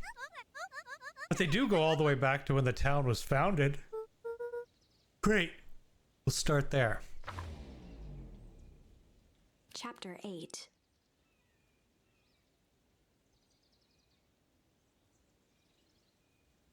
"6 feet under, 3 towns over." The kids spent the rest of the afternoon combing through dusty piles of old county records, desperately searching for anything that could help them make sense of Mr. Tolliver's cryptic utterance. Luca tried to shake the thought of Gran's basement, but his focus wavered. Explosives, messages hidden in jam, dossiers on various town figures, and a corkboard threaded with photos. Gran was the only family he had left. He still couldn't bring himself to believe the worst. But the old map with the symbol of explosives in town square made that difficult. As the sun began to set, the kids were no closer to the truth.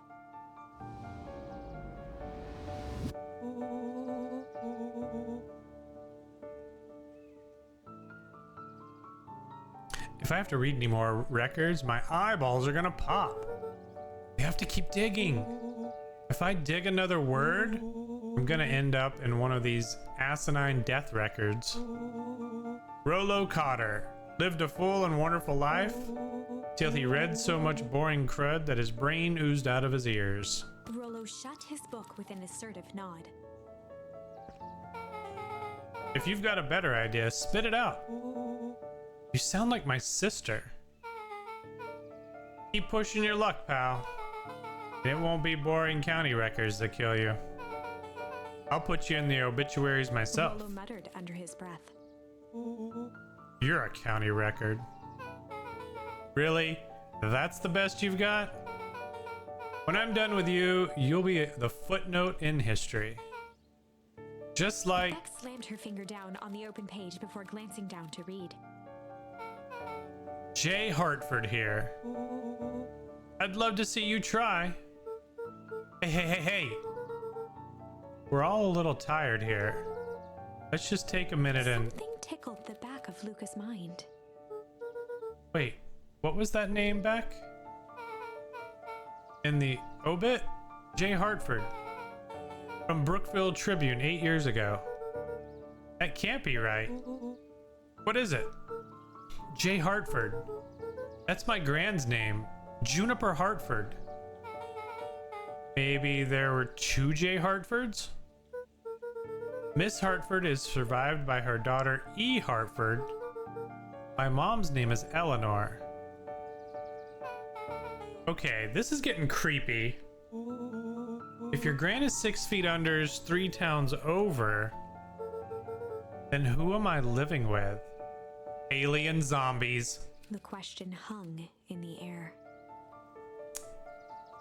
Rollo's right.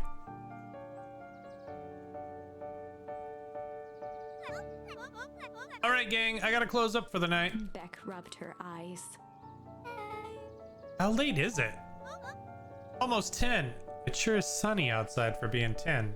Oh crap, Pa's gonna kill me. I gotta go. Yeah, my parents will be worried sick. Okay, let's meet up as early as we can at the festival tomorrow. What are you gonna do about the unconscious man in your basement? I'll think of something.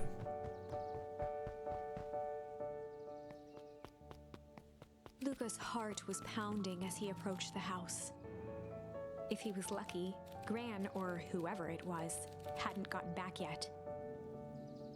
And of course, there was Mr. Tolliver tied up and unconscious in the basement. Dealing with him would be the first order of business. Luca shook out his arms to calm his nerves before entering.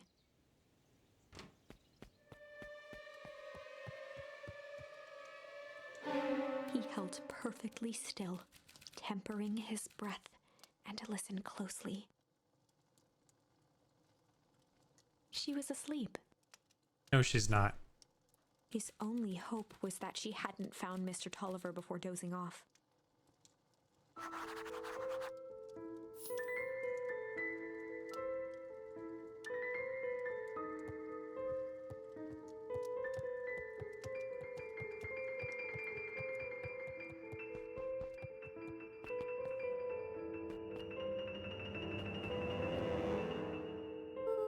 Hey, Ace. Oh no. Mr. Tolliver was nowhere to be seen.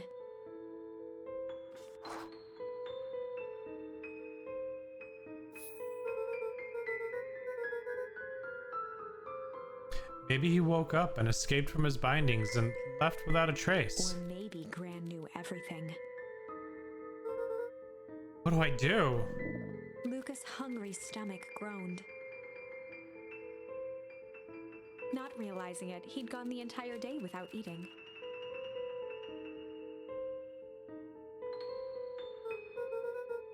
Okay, I can figure this out. Just need a little brain food. Luca rushed over to the pile of jam jars, unscrewed one, and shoveled a handful into his mouth.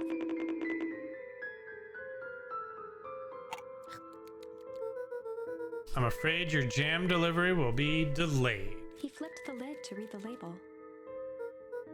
Mr. Nuncreed. Okay, now I can think. So if Gran knows we tied up Mr. Tolliver, I'm screwed. If she doesn't know, then I need to play it cool. I guess the only option is to go to bed and act as if nothing is wrong. Gran will think Mr. Tolliver finished what he was sent to do and left when he was done.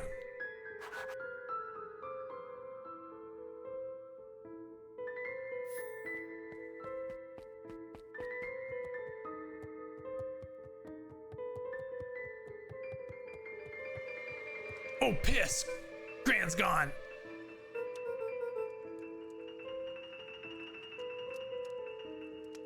Okay, stick to the plan. Go to bed, play it cool. As Luca climbed the final stair, the emotion of the day dragged heavily on him. With each consecutive step, his legs weakened. His stride began to falter. He tried to grab for the railing to steady himself. The jam was poisoned, I bet. Something was wrong.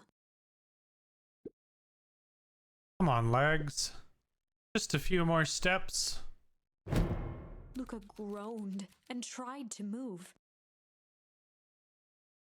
His limbs might as well have been bolted to the ground. Through numb lips, he mumbled just before falling asleep. The jam.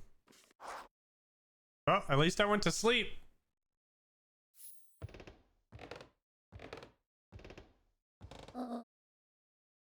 Sweet boy. What did you get yourself into?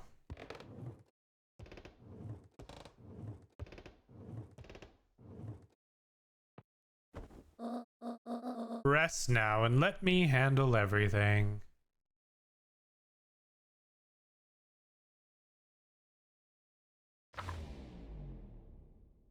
Chapter 9. A speech to end all speeches. Luca awoke to find himself face down in bed. He moaned into his pillow. Why would Gran drug him? Or rather, why was she trying to drug Mr. Nuncreed? Shaking the questions from his woozy head, Luca snapped back to the matter at hand. The festival!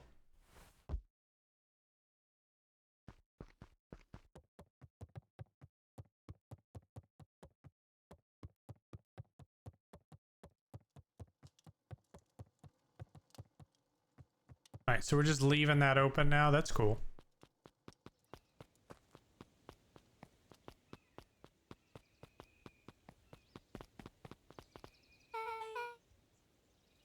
Where have you been? Gran put something in the jam. Yeah, we know. Secret messages for secret conspirators. Not this one. The one intended for Mr. Nuncred. Nuncreed. It put me to sleep. Whoa! Sly devil! I think she's trying to remove him from the equation. He might be in danger. Have you found anything? We looked around but haven't seen anything odd. Your Gran is nowhere to be found. But Mr. Nuncreed is just loafing around waiting for the speech. What speech? Mayor Gus just got up to the podium. Everyone is gathering at the stage. Let's get moving.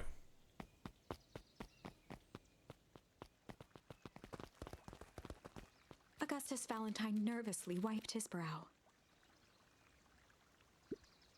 Is this thing... hello, Beacon Pines. I'm Augustus Valentine, your mayor, and... I suppose you already know that. Oh yes, before we get started, I just wanted to take a moment to recognize someone who couldn't be here today. This town wouldn't be where it is today without my father, Sharper Valentine. So I thought we could begin with a round of applause befitting such a great man.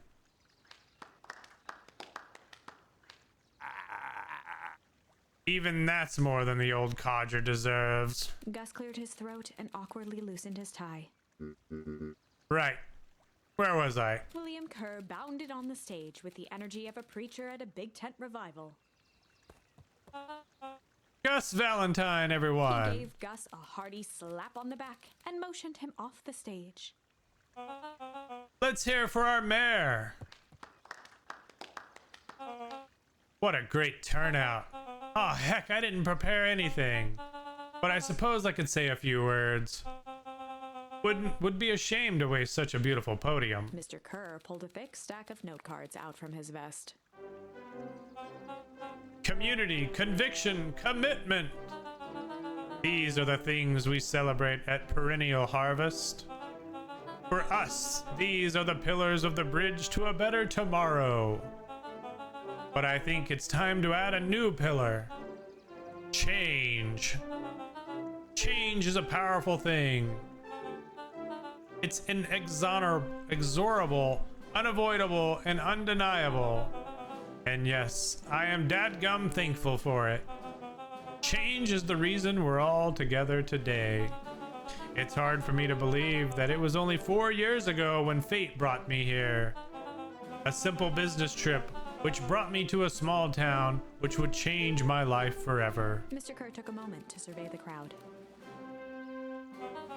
You know what? He wiped away a single tear. For the second I set foot in Beacon Pines, something about this place has held me captive.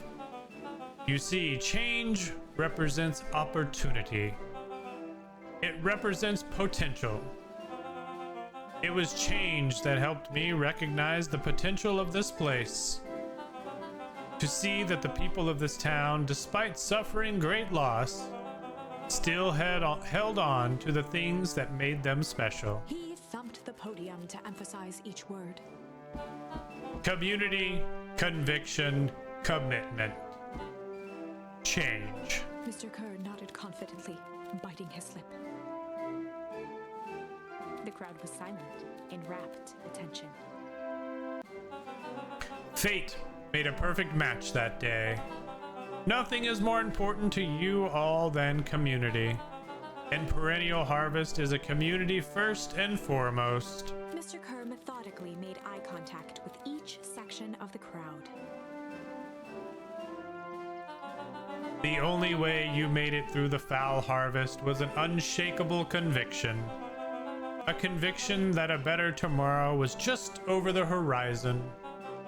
Perennial Harvest was founded on the conviction that we are that horizon.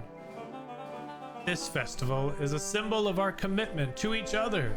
His voice began to build to a crescendo. We now walk hand in hand into a future we will shape together.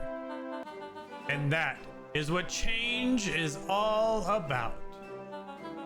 Grabbing the future by the scruff of the neck and making things happen.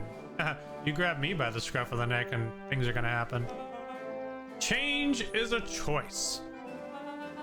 I'm tickled pink that we will all be making that choice together. How great is that? Just imagine what we can accomplish.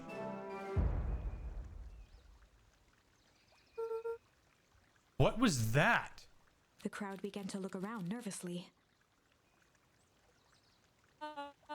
Don't worry, a little thunder isn't going to ruin this day. Everyone remain calm. Mr. Kerr quickly flicked through his note cards. Where was I? Through all of my travels, I have learned one true thing. One always reaps what they sow. We have all planned a lot of good in this town. And so it is with a happy heart that I can proclaim He raised his hands up to the heavens. our harvest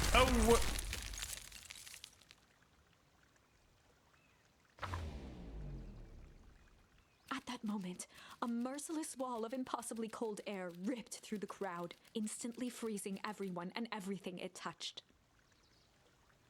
For a man like William Kerr, this was a fitting way for things to end. On a stage, with an entire town frozen in rapt attention for the rest of time. The end. There we go again. There's that ice again! Whenever I think we're getting close, it comes along and ruins everything! Maybe we should just quit? Maybe you should just close the book, walk away, and never think of me again. No, I don't mean that. We got a little closer this time. We just need to try again. Please.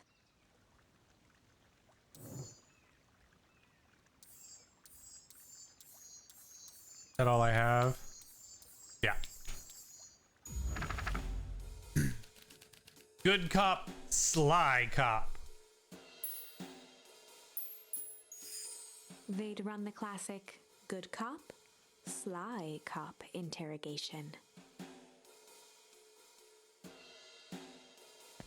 Luca and Rollo ducked behind a barrel, leaving Beck to her task. With a few crisp snaps, she roused Mr. Tolliver.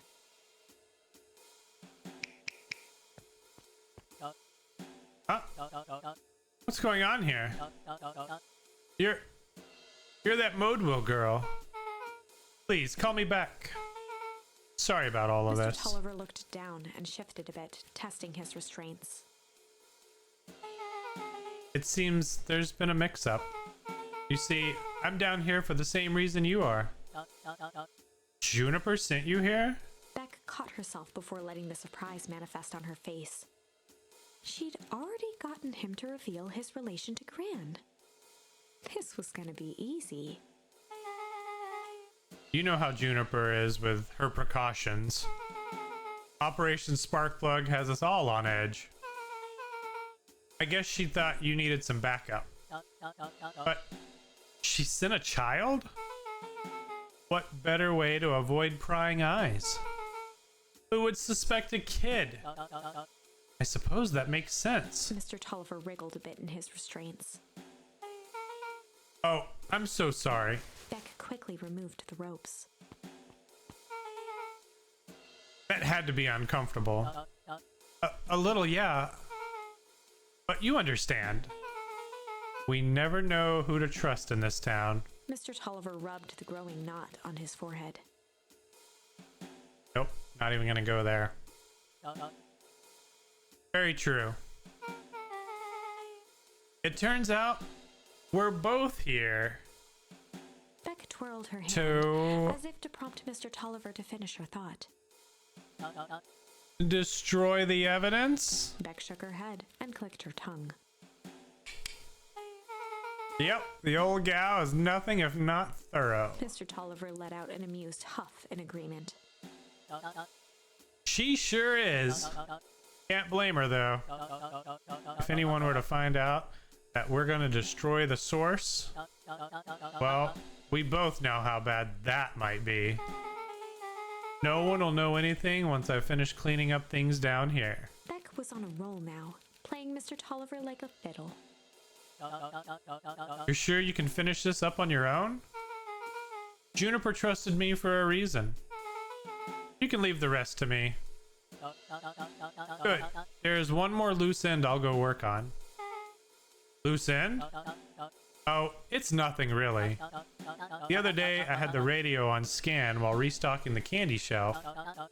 And wouldn't you know it, I intercepted an odd phrase in Perennial Harvest's transmission. Underground secrets. That's ominous. I think it might be a password, but Juniper dismissed it. Said it wasn't mission critical. What's the password for? We don't know. So we have a password, nowhere to put it. It's gotta mean something, right? Good thinking. You should probably go work that out. I've got this under control. That's a relief. Between you and me, this basement gives me the willies. Heading for the stairs, Mr. Tolliver hesitated and turned to Beck with a puzzled look. She grinned and gave him a peppy wave. With a shrug, he continued up the stairs, whistling a jaunty tune.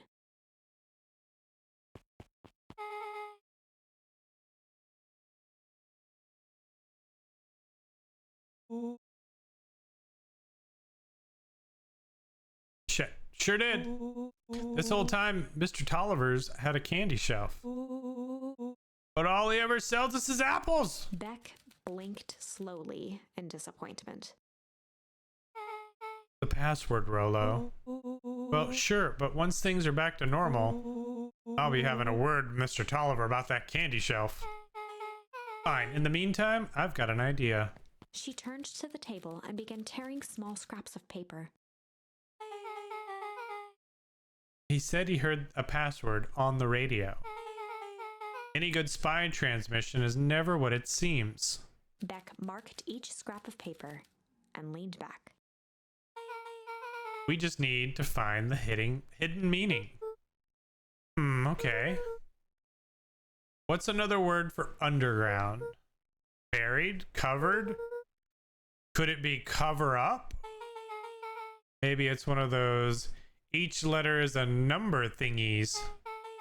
So U would be 21. N would be 14. D would be... Oh! It's an anagram! Nuncreed's drugstore. Luca and Beck looked at Rolo with amazement. Holy shit. Rolo, that was incredible. Well, it's either that or Crin's nude rug store. Yeah, I think you're right the first time. How did you do that? What can I say? I love ciphers. Well, I guess we know where to go next.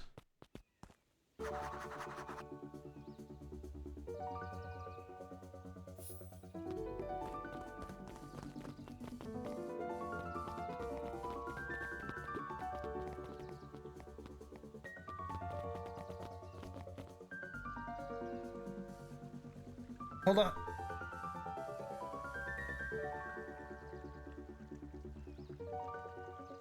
Oh, big sneeze.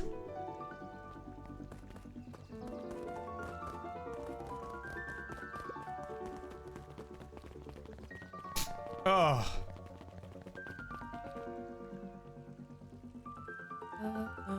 You're late, Augustus. Sorry, sister. Was caught up with work. Work? You? I had a few more details to lock down for the festival. Oh, that's right. We're pre-festival again. And what do you have to report? What is this insipid town festival really about? I think Gus looked around nervously. Mr. Kerr really does just want to do something good for the town. He's actually a pretty nice guy. You should spend some time with him. I didn't pull strings installing you as mayor so that you could make friends. Your job is to help me figure out what Kerr and Perennial Harvest's true intentions are with this town. We have a responsibility. This is our father's town. Was. Excuse me? This was our father's town. He's gone, Eris, and he isn't coming back. Father left us with nothing but problems. Mr. Kerr came here and offered to help us. We accepted that help. We didn't agree to them turning Father's warehouse into a toxic dumping ground. That is just a temporary arrangement. The glow can be seen from our damn backyard. They're dumping their nasty little secrets on us. When this all inevitably goes wrong, who do you think will be blamed? Eris's cry hung in the air. We have a new choice to make now, sister. This town is going to change whether we like it or not. Are we going to choose to be a part of that future? Or forgotten in the past? It's a shame. Father named you Augustus, but you will always just be a Gus. Good night, Eris. I'll see you at breakfast tomorrow.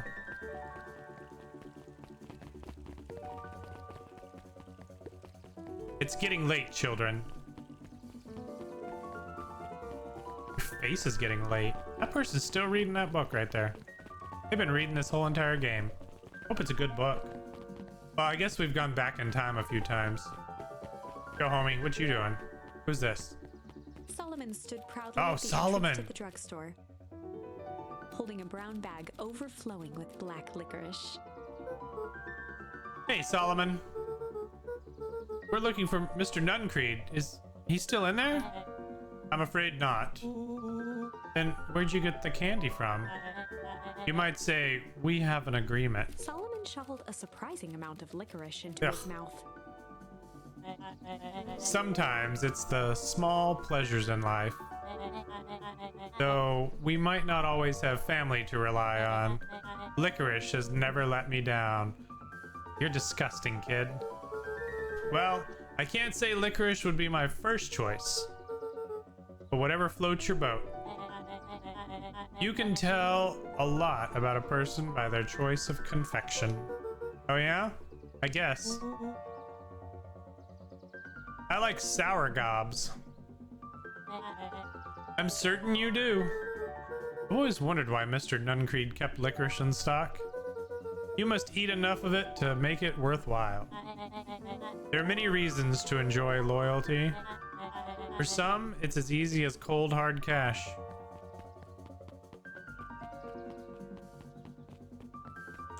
All right. Well, he's right. It's locked.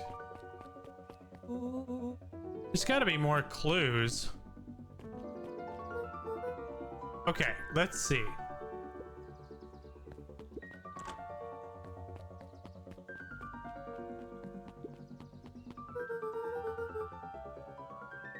Have you ever seen anyone actually using this thing?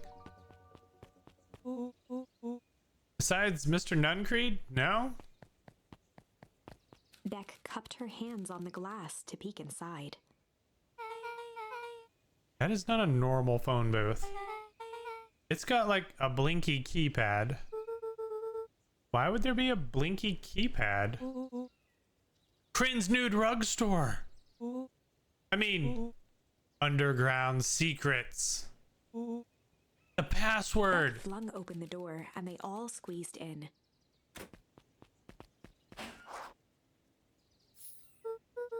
All right, let's see here. Luca cracked his knuckles and entered the letters into the keypad.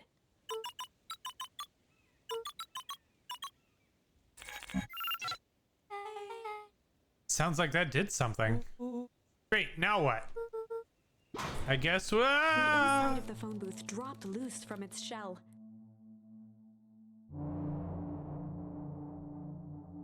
Without even the space to panic, they closed their eyes, held their breath, and accepted their fate. Suddenly, the chaotic descent slowed to an effortless landing. It was unclear where they ended up, but at least it was solid ground. The air was stagnant and smelled vaguely of chlorine.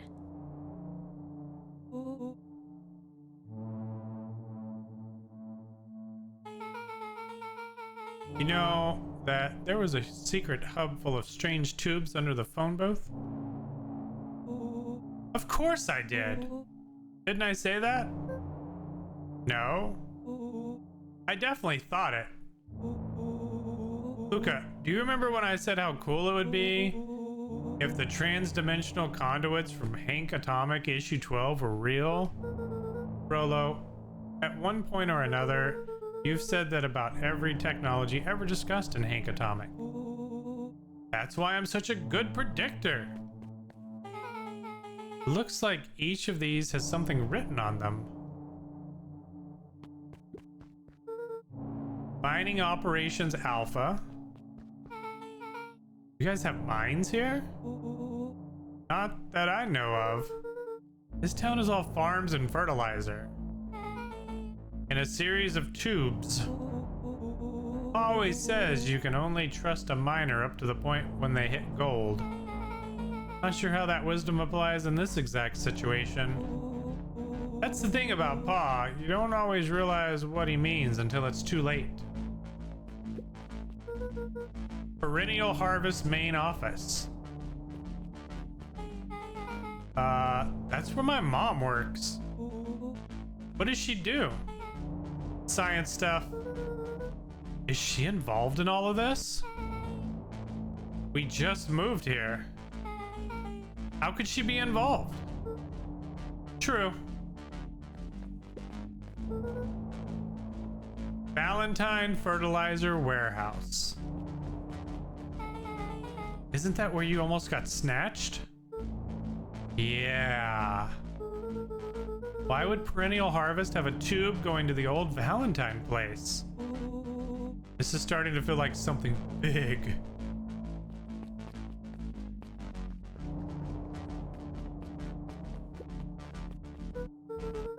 This suit has a broken mask.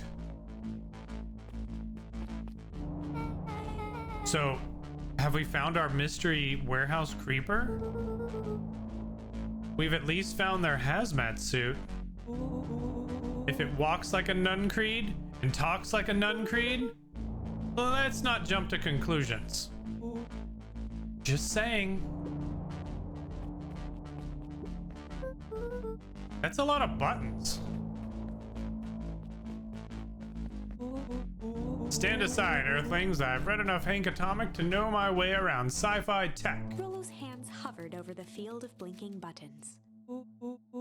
Eeny, meeny, miny. Rollo, what did you do? Nothing. I didn't even mow yet. What was that? Hide! Where? There's nothing but weird tubes down here. Just get back. There you are. Shit. Shit. Shit. Awesome.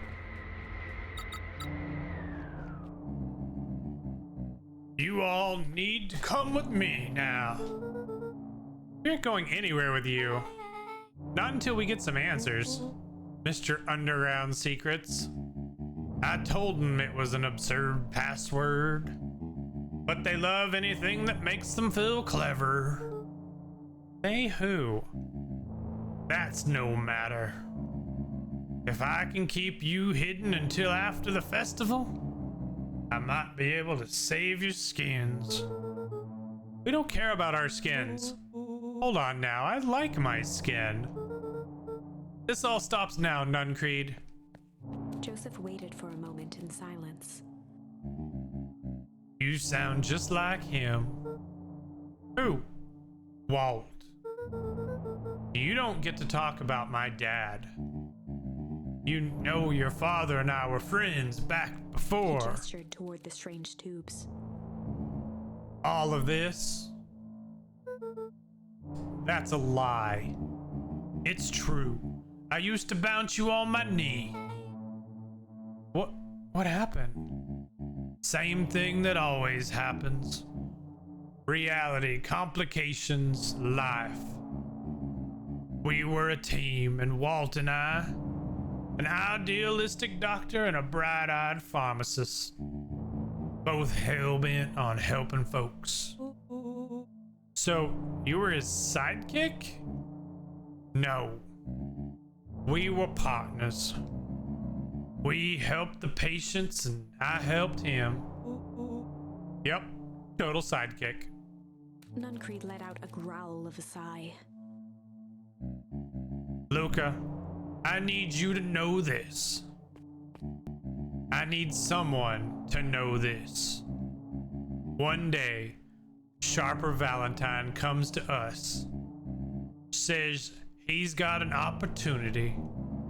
He found something he didn't quite understand, and he was willing to pay us both handsomely to help him understand it.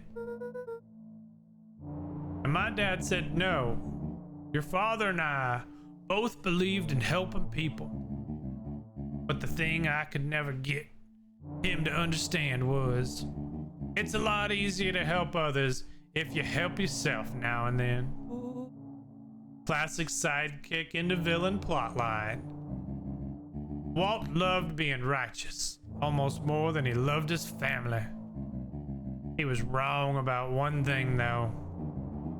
When he begged me not to take Valentine's offer, he said, Joseph, if a person says yes one time to Shopper Valentine, he'll make sure they keep on saying yes to him until the day he's dead and gone. He shook his head wistfully. Sharper's long gone, but he still got me saying yes. Is there a point to this sob story? Not really, no. Just an old man trying to delay what needs doing. Nuncreed took a menacing step towards the children. I tried to keep you safe. I tried to keep you and Juniper out of this. But you forced my hand. Luca began to laugh. What? You really don't know. My gran isn't out of this. She's been scheming right under your nose. Juniper? Seems like she's planning on crashing the town's party. She's gonna disrupt the festival. Why would she? Color drained from Nuncreed's face. How does she know? Apparently, she knows a lot of things. What? Let's just say this isn't the only underground lair we've busted into today. And honestly, hers is way cooler. She's got maps and explosives and bad intentions, big man. Nuncreed grabbed Luca by the shoulders. His eyes were frantic. You need to tell me what she's gonna do right now. She doesn't understand what it is she's messing with. Tell me now. She's in danger, boy. I don't know. She had a map with marks on the fountain in the town square. Wait, wrong voice. In the town square. A fountain? But why would... A jolt of realization struck Mr. Nuncreed. She knows about the source. What the heck is the source? If she tries to destroy the source, it could catalyze and... Dear God, she's gonna freeze us all.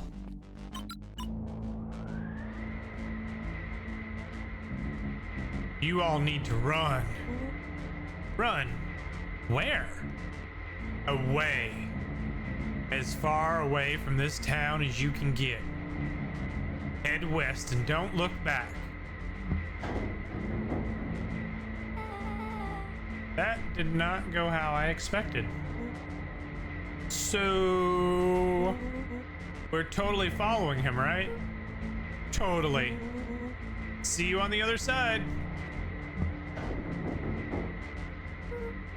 You good? Yep. I love this town. Chapter 8.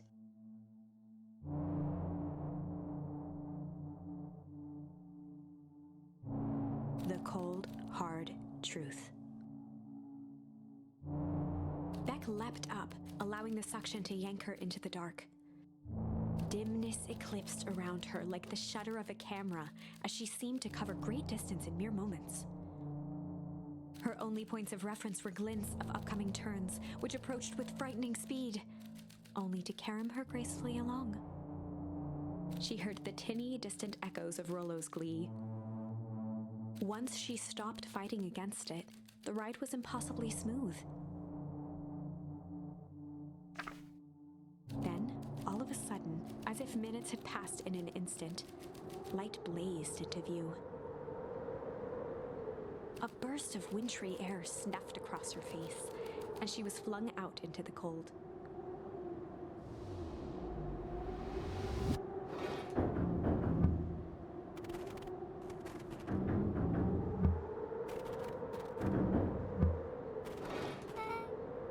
That was intense?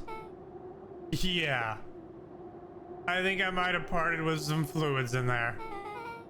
Any idea where we are? Somewhere cold. Doesn't look like it got on any of us. Didn't feel like we traveled that far. So, where did it all go? This place sucks. Why would anyone ever want to blow something up out here? Only one way to find out, I suppose. We've got to catch up to Nuncreed. I think he went this way.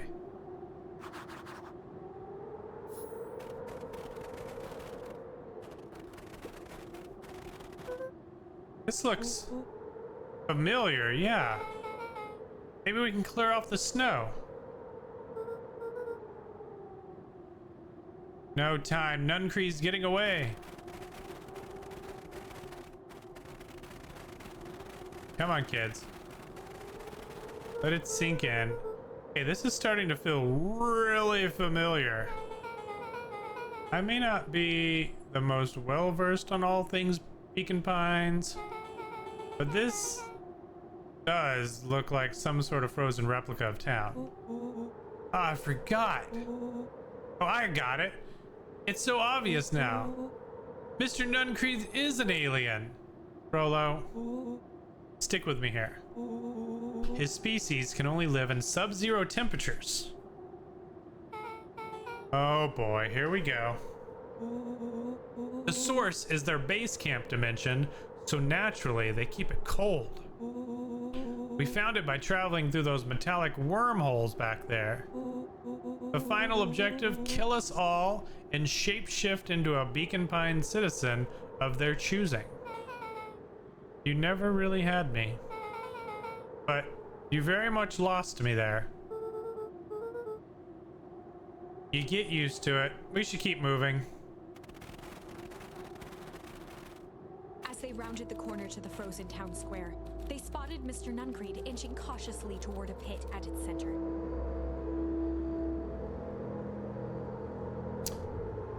He held his arms out gingerly, as if approaching a beast in the wild.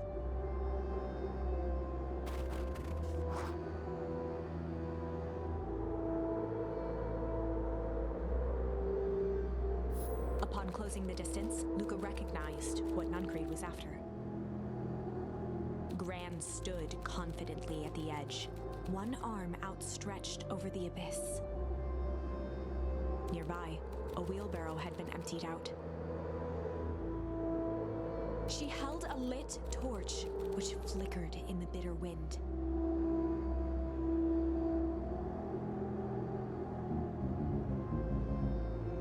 Juniper, I don't think you know what you think you... I don't know what you think you're doing, but I assure you, this is not going to solve anything.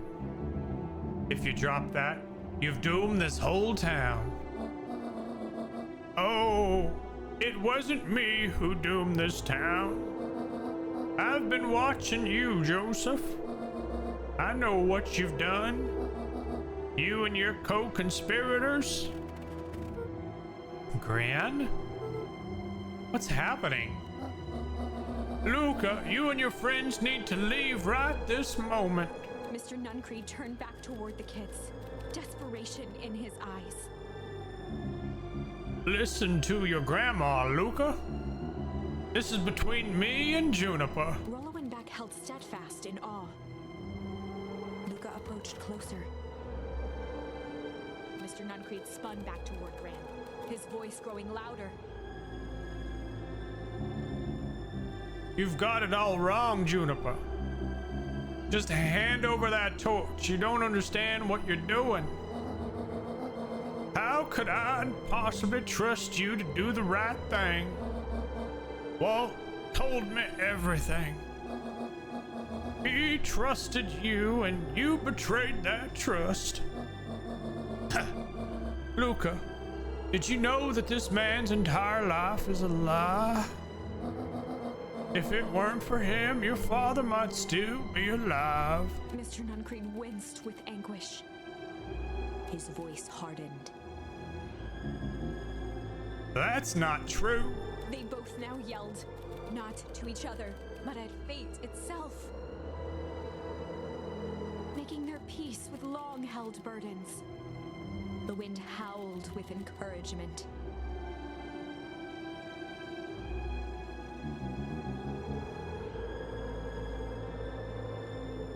Walt was like a brother to me. We just had different ideas about how to affect change. Very convenient that your way just happened to line your pockets. Now that's not fair. They menaced at each other, both catching their breath. Just old people yelling at each other. The moment balanced on a knife's edge.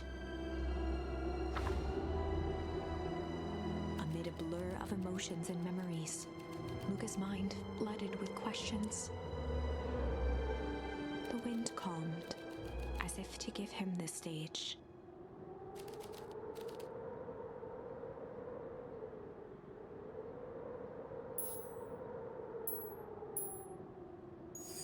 And in the stillness, he began to weep.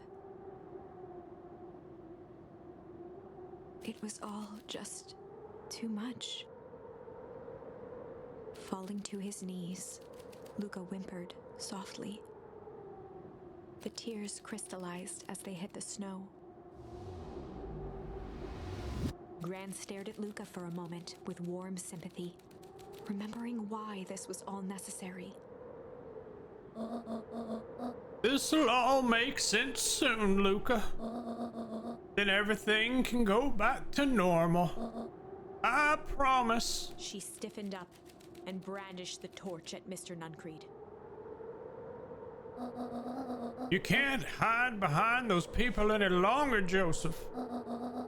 Once their precious source is destroyed, we'll see where their loyalties fall. Juniper, don't. Ignoring his final plea, Gran flung the torch into the deep darkness. She smiled and exhaled in relief. Mr. Nuncreed moaned in resignation. The torch echoed as it ricocheted down the hole, punctuated with a thunderous thud. You see, Joseph, I learned one very important lesson in my life. If you want things done, if you want things to change, then you must be willing. Before Gran could finish, the ground shook her to silence.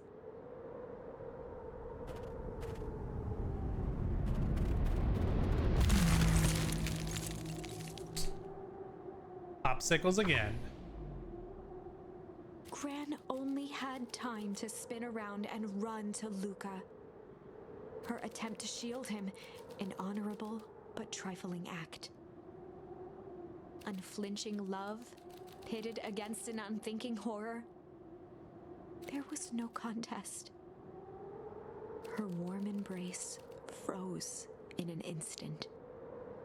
That is where they remain, fixed in place, forever.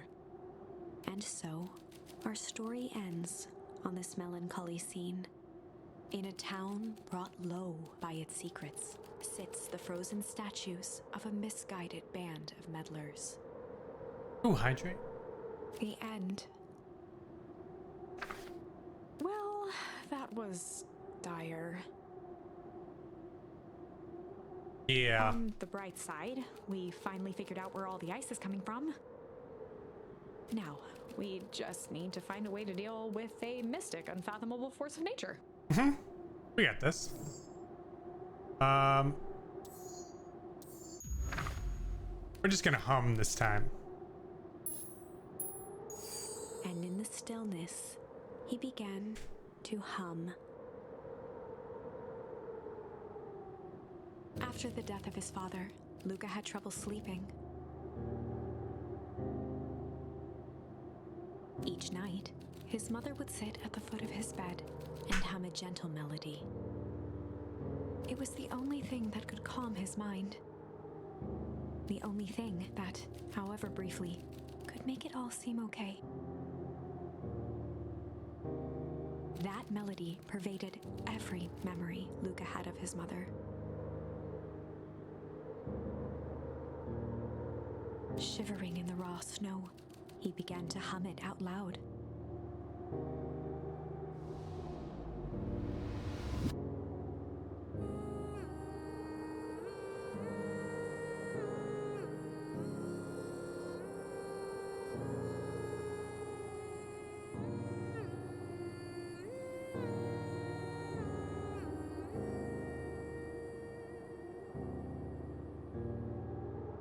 Gran lowered the torch, listening closely.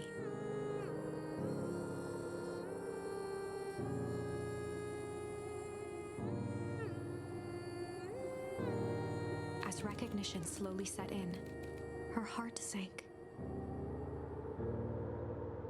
Those countless nights of consolation, the incomparable loss they shared together. She let the torch fall to the snow and sizzle out.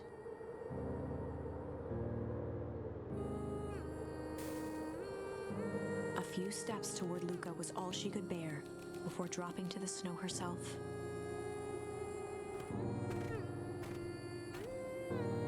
Through a flood of tears, she began to hum along, note for note.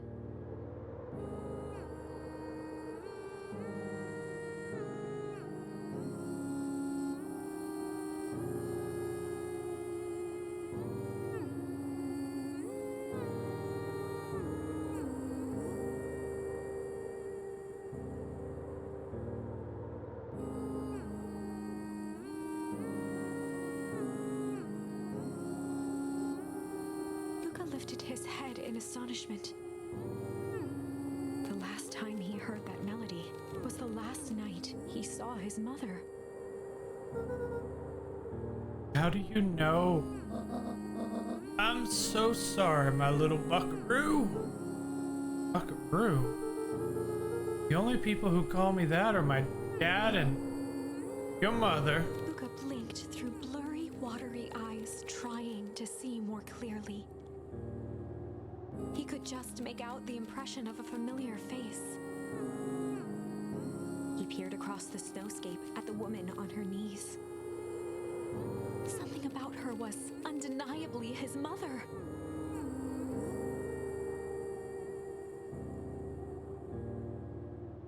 Only smaller, older, changed.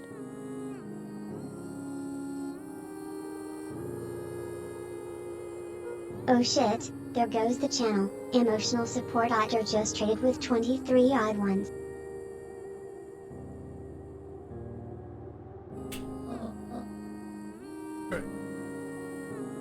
Just one second.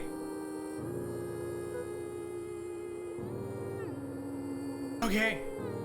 Brownie, welcome in, welcome in. Oh my goodness gracious. Thank you for that raid and thank you for sharing your 23 friends with me. My goodness gracious, it is a sad moment in this game. My gosh, but we're gonna turn my attention to y'all because hello, you wonderful, wonderful beans. I hope y'all are all doing well. Can we offer you a fish in these trying times? Yes. Yes, you can. I love fish. I love fish because I'm a cat. Give me some fish. Welcome in, y'all. We are streaming a game called Beacon Pines. We are actually 2 hours over our normal stream time because we've decided that we're just going to finish this game today because holy crap, it is an amazing game with an amazing story and just an amazing, my goodness. I'm going to turn it down just a little bit because it's really emotional right now. Like crazy. Hold on, let me put my glasses on so I can see all you cuties. Yep. Lots of cuties. All y'all little cutie patooties. Well, let me introduce myself. My name is Tristicles. I'm a rainbow cat and I'm dumb. Oh, that's it. There's nothing else. That's where it ends. Ends. One new thing is I was laid off from my job recently, and this is what I do now. I just stream while I'm looking for a job. So yeah, that's what I'm doing. 15 years at the same company, out the window, and here I am being a rainbow cat every day until I find a job. Yeah. So thank y'all for being here. Make sure to click that follow button if you like this face.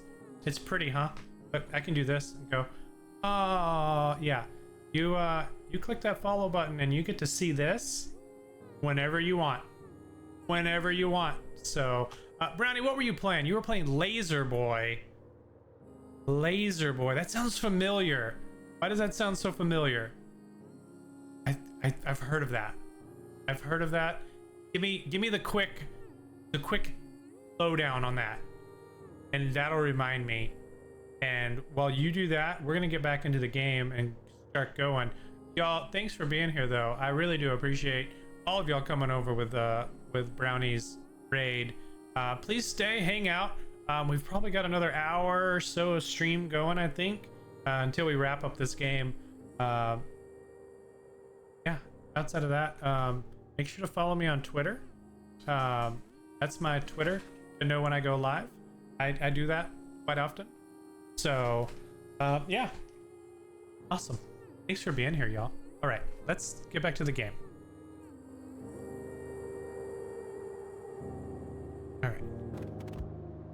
Luca sprinted as fast as So I'm he gonna could guess toward that his she mother. got into the chemical and it made her age like it did Beck's hair in the beginning.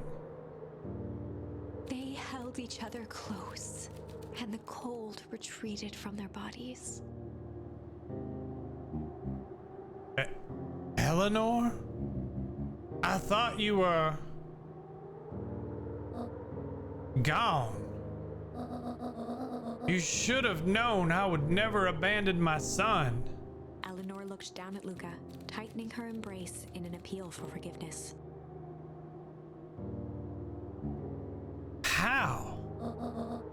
You're a smart man, Joseph. I thought you'd have pieced it together by now. You're supposed to... You're exposed. You were exposed. There we go. Sorry, I can't read. How's Beacon Pines? It is an amazing game. We were supposed to end stream 2 hours ago, and we're still going because we decided we're just going to beat it all in one day.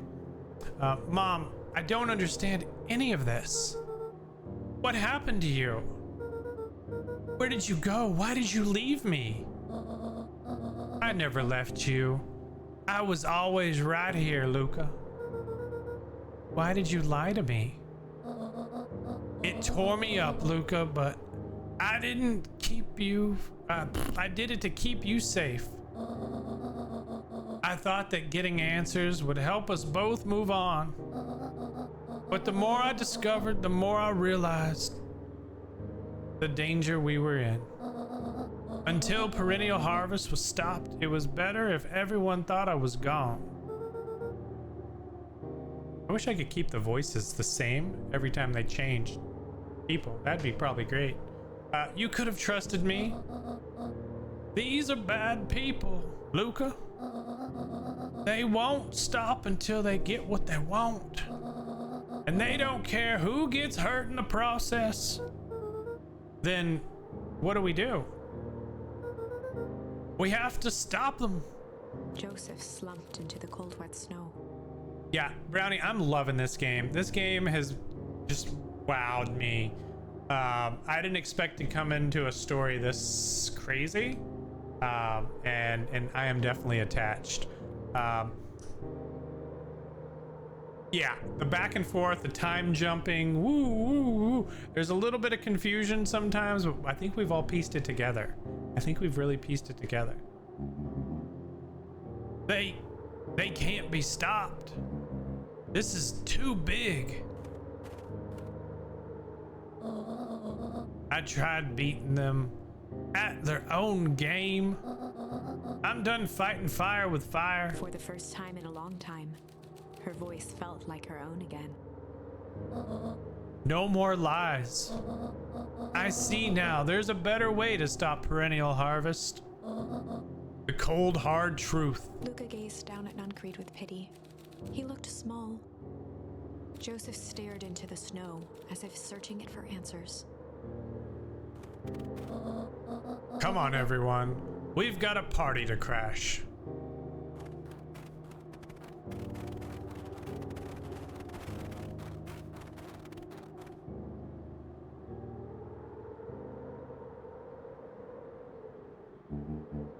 You don't understand.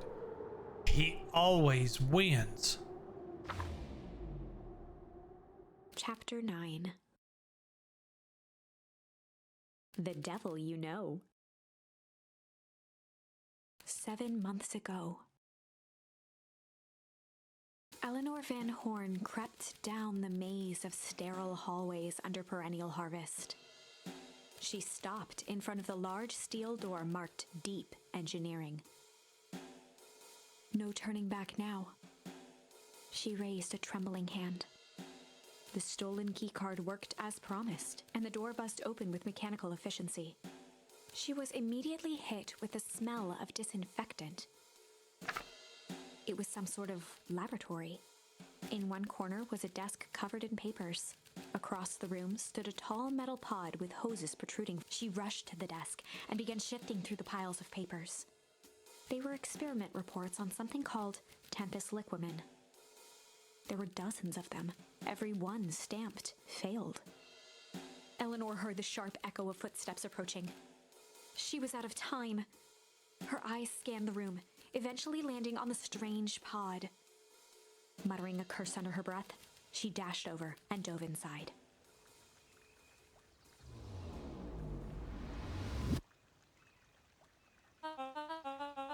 And that is what change is all about.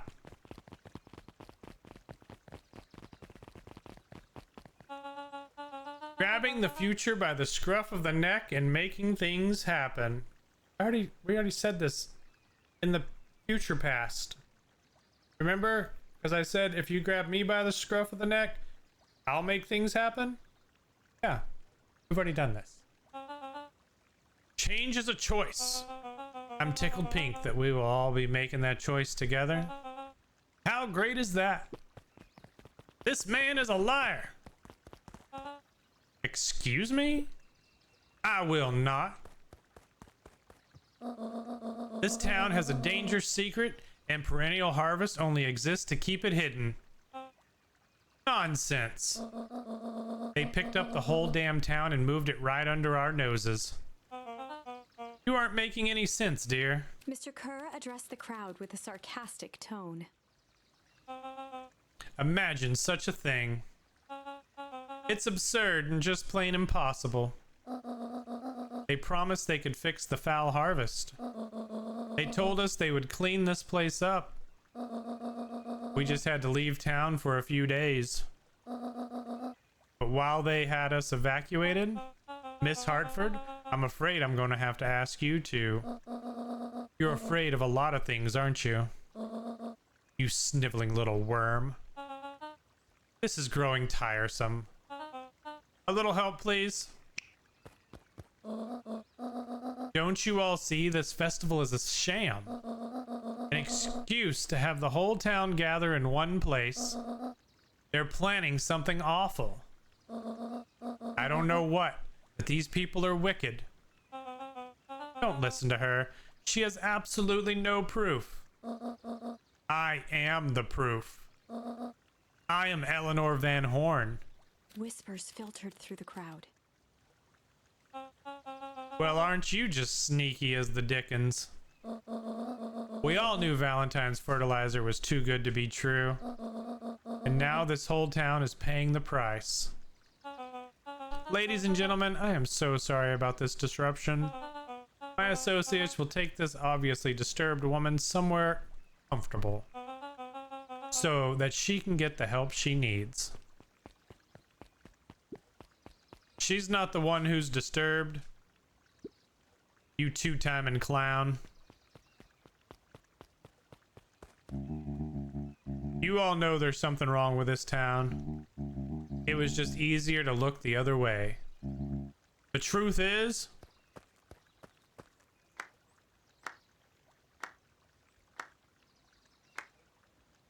what the hell are you doing? That's quite enough, Mr. Nuncreed. Torment dragged on Joseph Nuncreed's face.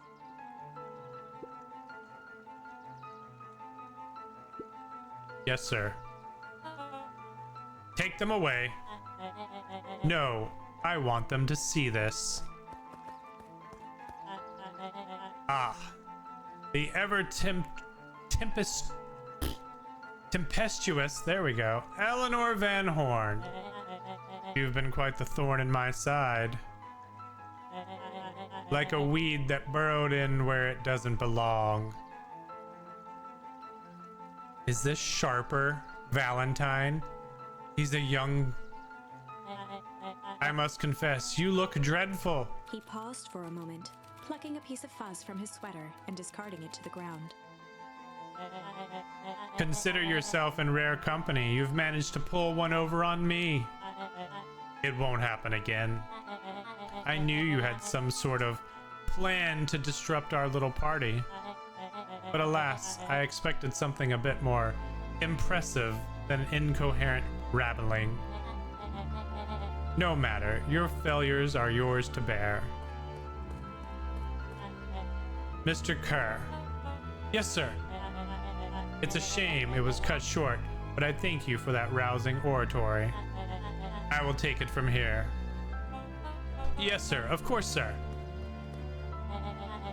You have done quality work for me, William.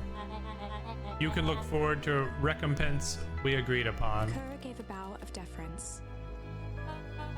Founder, you are most gracious. Gasps rippled through the crowd.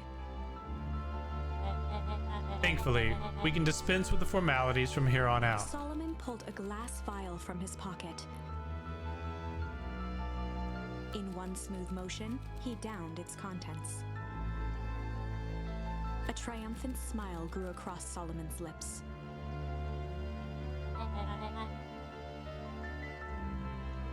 You can all call me Sharper Valentine. His body and face began to contort and expand as he disappeared into a belching green mist.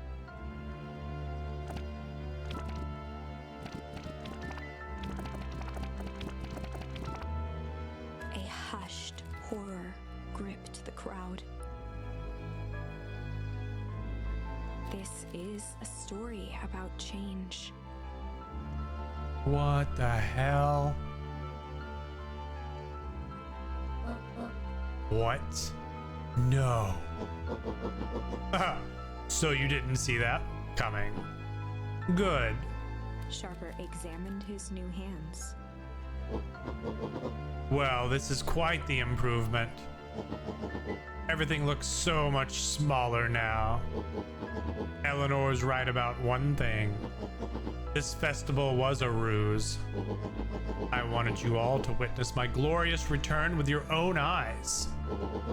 Why does everyone look so downtrodden? This is a celebration, people. Maybe it would help if we set the mood. Mr. Kerr, be a dear and reveal the sign. The Sharper Valentine Festival? Haha, wonderful. Sharper choked out a crude squawk of a laugh. Frustrated grumbles sprinkled through the crowd. Sharper, you malicious bastard. Oh, I got another charm. I'm glad you're back so I can tell you to your face. You destroyed this town. We ain't gonna let you get away with it again. Sorry, this is not the time for audience participation. Some assistance, Mr. Kerr. William Kerr gave a subtle nod to the clipboards. You coward! Does anyone else have something to contribute? A helpless quiet settled over the crowd. I thought so. Did you all truly believe you could be free of me? A town of complete and utter fools. You people should be celebrating my return. You're clearly lost without me. And that leads me nicely to my children. Daddy? I gave you both the greatest gift a parent can give. The opportunity to prove yourself in my absence. Squandered. To say I'm disappointed would be an understatement. I'll get this right eventually. But Silence, Augustus. An adult is speaking. I don't know which is worse, a son who is completely hopeless, or a daughter with such potential who inevitably let me down. Eris, you fell me with admirable consistency. Thankfully, I was counting on it this time. Father, I have been wasting time, my dear. What have you accomplished? I was focused on cementing our legacy. Legacy? Who needs a legacy when you can just live forever? But what about... It's all right, kiddo. I'm afraid you suffer from complete lack of imagination. There's just no helping it. Now then, where is Joseph? You didn't take the opportunity to slip off, did you? Ah, there he is. Everyone should give him a hand. None of this would have been possible without Joseph. I think you've said enough. Nonsense. The people deserve to know how helpful and loyal you've been. I only did what I did because he left me no choice. You always had a choice, Joseph. You were simply too weak to take it. No matter, cheer up. You're about to be rich beyond your wildest dreams. You should follow Mr. Kerr's example. When I found him, he was in a sorrier state than any of you. There we go. An aging actor desperate to recapture his youth. He played his part, and soon he'll be able to play the leading man again. Forever, in fact, if he remains loyal. That goes for all of you. Well, those who haven't already frittered away my goodwill. Beacon Pines is mine again, and I'm willing to share its spoils in exchange for absolute loyalty. Are you saying William Kerr was never in charge of Perennial Harvest? Ha! You think that puffed up blatherskite could have accomplished all of this? Don, I suppose it's time for your big exclusive. Sharper addressed the crowd with indignant pride. He'd planned this moment for so long that now, at the deed's fruition, it almost felt frivolous. You see, I needed a figurehead to hold things down while I orchestrated my return. Someone to misdirect, lie, and bilk this town for a spell. So I invented William Kerr. Take your bow, you've earned it. Mr. Kerr flourished a preposterously elaborate bow.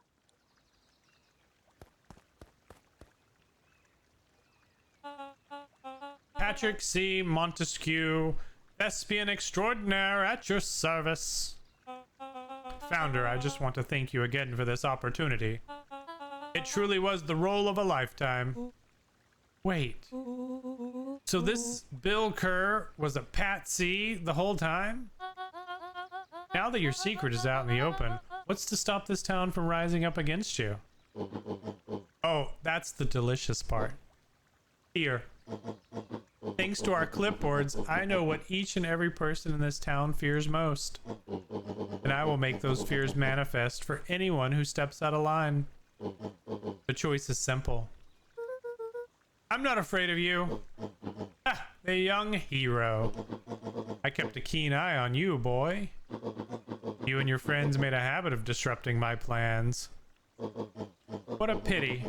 If things would have gone a bit differently, you might have had your moment of triumph. But that's fate for you. You can't do this. Oh, but I can. I have won. Never underestimate what a great man can do given time. And now, time is my plaything. Perhaps the most expensive thing I've ever bought. But well worth it. Sharper coughed up one final laugh and cracked his knuckles. Enough chit-chat. Let's get to work, shall we? And so, Sharper set about remaking the town in his own image. The fertilizer factory soon reopened for business. Sales rose steadily as more and more farmers across the countryside began to swear by its miraculous properties. Beacon Pines became famous, a secretive town that, for the right price, shared its gifts with all. Gifts that became more and more necessary in a world where winters grew longer and longer. The end. This is wrong, but things are becoming clearer now. You can feel it, right? We can't let Sharper win. He might just be the key to this whole thing. Let's see.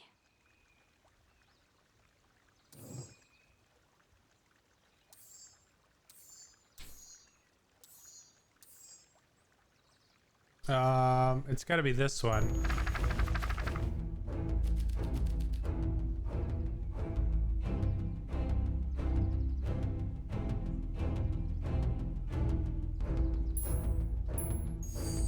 There was a malice lurking behind those eyes. Like a trap ready to spring. Luca felt the weight of Nuncrete's hand on his shoulder. Oh, hey step underscore on underscore me underscore master. Thanks for hitting that follow button. Thank you for that follow, Step on Me Master. Something wasn't right. He didn't know why, but something was telling Luca to get out of there.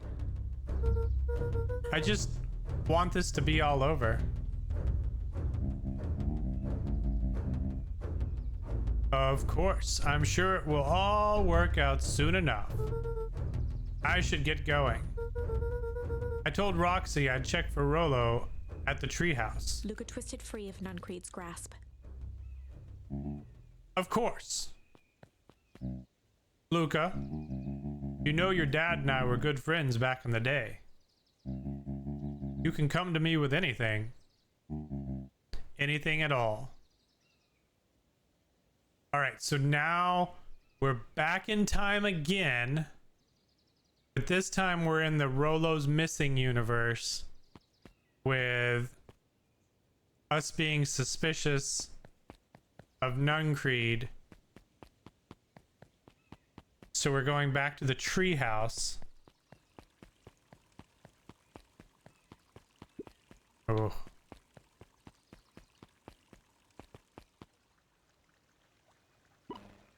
Identify yourself, please. Nellie Modewell. I work here now. I'm unable to locate you on our staff roll. Oh, I don't officially start until tomorrow. Mr. Kerr said I could come in early tonight to get a few things done. Hold, please. Clearance authorized. Thank you. Our harvest awaits.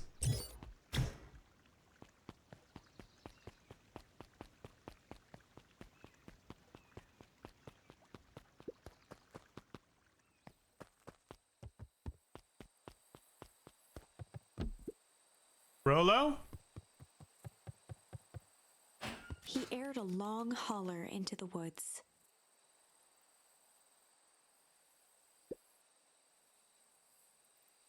Rollo!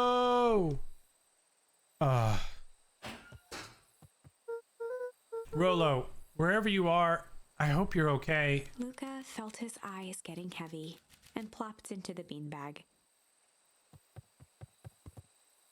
He conceded to its lumpy embrace.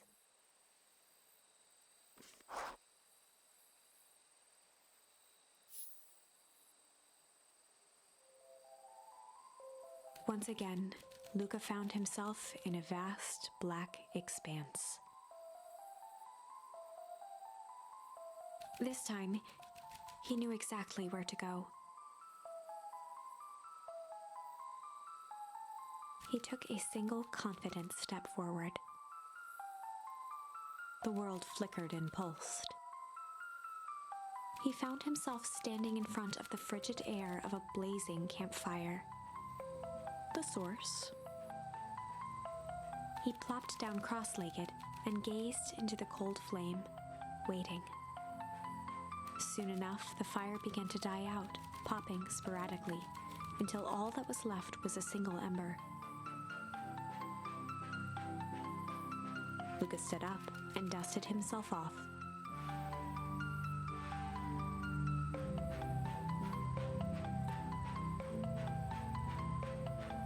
He plucked the glowing ember from the cold ash, examined it, and slid it into his pocket. A keepsake. The voice of his father spoke behind him. "You made me proud, Buckaroo." Luca turned to face him. "Dad, what is this place?" A warm grin grew across his father's face. "A place where everything that has been and everything that could be all wait together." Luca found himself staring at his father's face, trying as hard as he could to memorize every single detail. Wait? For what? Another voice spoke out as Luca's doppelganger stepped forward. "That's up to you." Without knowing why, Luca began to weep. Is any of this real? Are you real?" Luca's father bent down to smudge away a tear. "Of course. I'm as real as the part of you that misses me." Luca turned to look at the older version of himself. "And you?"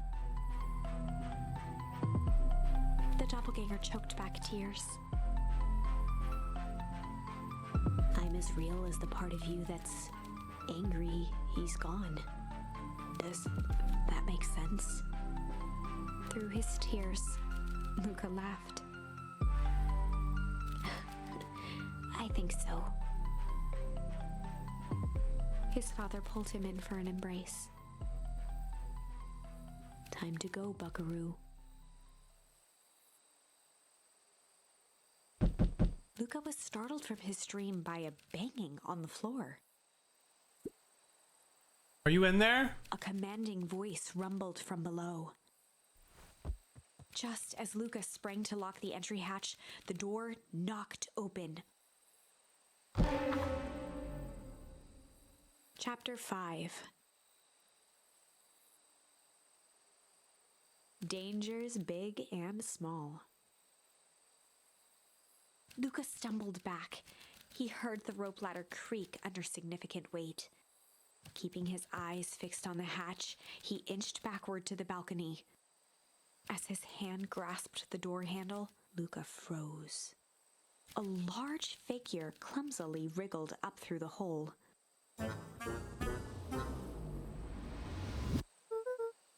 Stop right there. Oh, or I'll... Jeez, I know it's dark and all, but I figure you'd recognize me. Who are you? The large figure cocked its head inquisitively. Stop now, or I'll clobber you with a baseball bat. Whoa, whoa, whoa, whoa, take it easy. Luca, you need to get your eyes checked. It's me, Rollo. Nice try, but I know you aren't Rollo. You're like one of his random uncles or something. Where is he? Uncle. Luca, quit messing around. It's me. If it really is you, prove it. Flaming chicken coop Luca. Luca's jaw dropped. He peered more closely at the man standing in front of him. Something about him was undeniably Rollo. Only bigger, older, changed. Ow. What happened to you? When I was running away, I ran into more people in those yellow suits. They grabbed me and dragged me away. What? Where did they take you? Dunno. They threw a bag over my head. It was cold and smelled like a swimming pool. I think it was an underground lab or something. They made my hands all big. Look. Rollo proudly presented his hands to Luca. Pretty sweet, right? I mean, it wouldn't be my first pick for superpower. But beggars can't be choosers. Rollo, it wasn't just your hands. My feet too? Dang, Pa just made me new shoes. Wait, Luca, why are you so small? Luca moved to the side and pointed Rollo to his reflection in the balcony window. What the? His hands shot up to his face. Holy Toledo! Rollo, what did they do to you? They made me drink some sort of green crud. Ew. Actually, it wasn't too bad. It kind of tasted like licorice. I passed out and woke up like this. And then I sort of smashed open my cage and escaped. Whoa, you smashed open a cage? Kinda. At least, I think I did. It's all a bit of a blur. They had you in a cage? Who are these people? I don't know who did this to you, but we're gonna fix it. Fix it? This is awesome! Well, I'm just glad you're safe now. Luca, you don't need to worry about me. Sure, I got snatched, but look at it this way. I got snatched and know where snatched people go. We may finally have our lead on what happened to your family. Oh, he doesn't know his mom is alive. Maybe you're right, but this all seems dangerous. Danger? Ha! Rollo shadowboxed a few jabs. I'll take them all on. Hey, fellas, what's up? With a yelp, Rollo dove behind Luca. Take cover. Did I come at a bad time? Who the heck are you? This is Beck. Sorry, something truly bizarre just happened and I need help. I don't know where else to go. So, you're just hanging out here with your large adult friend? No, this is my buddy Rollo. This is your missing friend? One and the same. He seems a little old. I'll have you know, this is a recent development. The heck does that mean? Oh, I'm sorry. You're the one who just showed up out of nowhere. So, we'll be asking the questions here. That's fair. How did you find us? Your silly little treehouse? I think you mean our silly little mission control. I hate to break it to you, but your secret path isn't so secret. I could hear you racket from a mile away. See, Luca, this is why we need to improve security around here. Not now, Rollo. Beck, you said something bizarre happened. Yeah, but... She shot a nervous glance at Rollo. Anything you can say around me, you can say around Rollo. This has been a weird day all around, hasn't it? Yep. Beck's eyes narrowed. Is this gray hair, Beck? Okay, so it all started when I made it back home. My first order of business was try to salvage my hair. It is. So I dyed it with some stuff from the chemistry set my mom gave me. Okay. Just need to play it cool. And hope no one notices. Notices what? Oh, nothing. I was just... Come over here and let me have a look. Oh, honey, what in the world did you do to your hair? I just kind of felt like a change. This is gonna take forever to grow out. You're the one who said that change was a good thing, right? I was talking about your mother's new job. I was talking about us moving. Well, I guess I just took your lesson to heart. Ilona tried to put on a smile. Before I forget, I came up here to tell you that Nellie had to go into work. Tonight?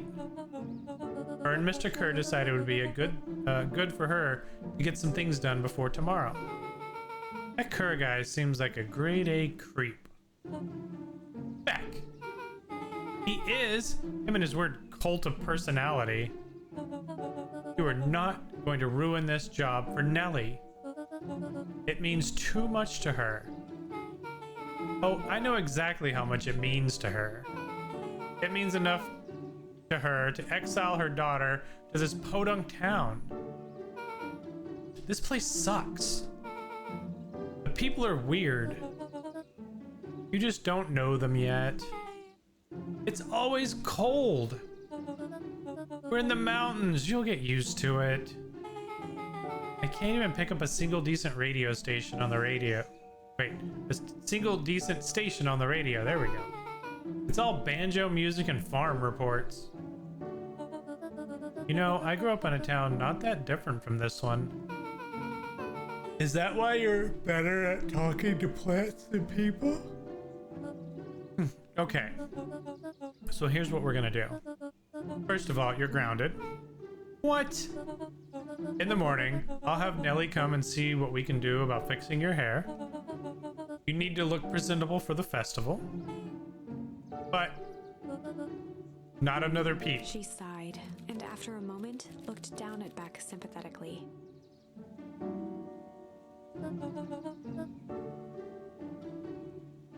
I know moving is hard, honey, but that doesn't mean you have to make yourself miserable all the time.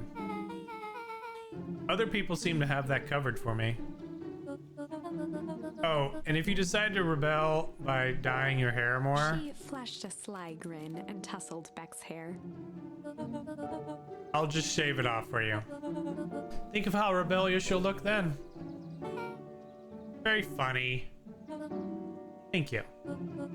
Good night, sweetie. Good night, Mom. Wait. First of all, this town does not suck. Second, you need help because you got grounded? No. I'm sorry you got into trouble. It's my fault your hair got screwed up in the first place. Don't worry about it. I actually kind of like this look. Great. Will we get back to the story now? Ow. This next part is the important bit.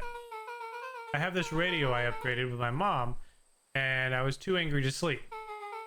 So I tried to dial in something worth listening to.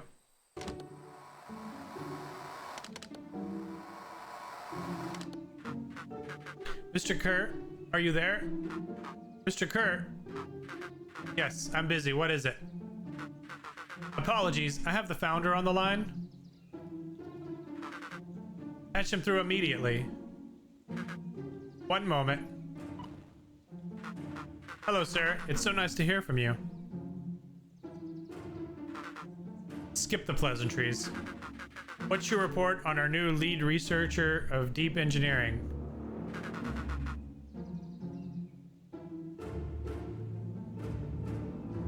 Really? Seriously? Olivia, you should get a life. You should get a life.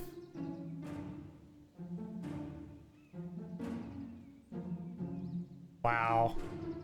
Nellie Modwell seems to be integrating nicely. At this very moment, she's working to help us meet our deadline. She offered to work overtime before I even had the chance to suggest it. Excellent. And you have faith that she's capable of finishing the work left by her predecessor? Her work must be complete before the festival. I'll make sure she stays day and night until it's accomplished. Good. You know how I feel about loose ends. Yes, sir. Once she's finished the work, we need to make a determination regarding her long-term prospects in the company. Immediately, sir. I usually have more time to fully bring people into the fold. We're in the end game, Bill. After your failures with Dr. Prescott, I can't afford to take any risks. Of course, sir. No loose ends, sir. When she finishes the work, she will either leave the office completely committed to perennial harvest, or she won't leave at all. Perfect. Sir, if I might suggest, maybe we should delay just for a bit? No? It's just, we seem to be rushing to hit this festival deadline. And rushing into things has caused some issues in the past? I see. Please understand that I just want what's best for you. I'm eternally grateful for all that you've done for me. Bill, I'll make this very clear for you. I brought you in to make things run smoothly. Not to have opinions. Of course, sir. Shut up, Bill. You only have a few days away from having everything you ever dreamed of. Yes, sir. Thank you, sir. Whoa. Yeah. So, just so we're clear, when they said loose ends, they were talking about murder, right? Like, actually killing someone? Capital murder? Luca gave Rollo a quick elbow to the ribs. Who is this founder? I was hoping you guys would know. As far as we know, Kerr is the top banana at Perennial Harvest. He sounded scared of this founder guy. So, we have an even topper So we have an even topper banana on the field. What the hell is my mom caught up in? Has she talked about the job much? Not really.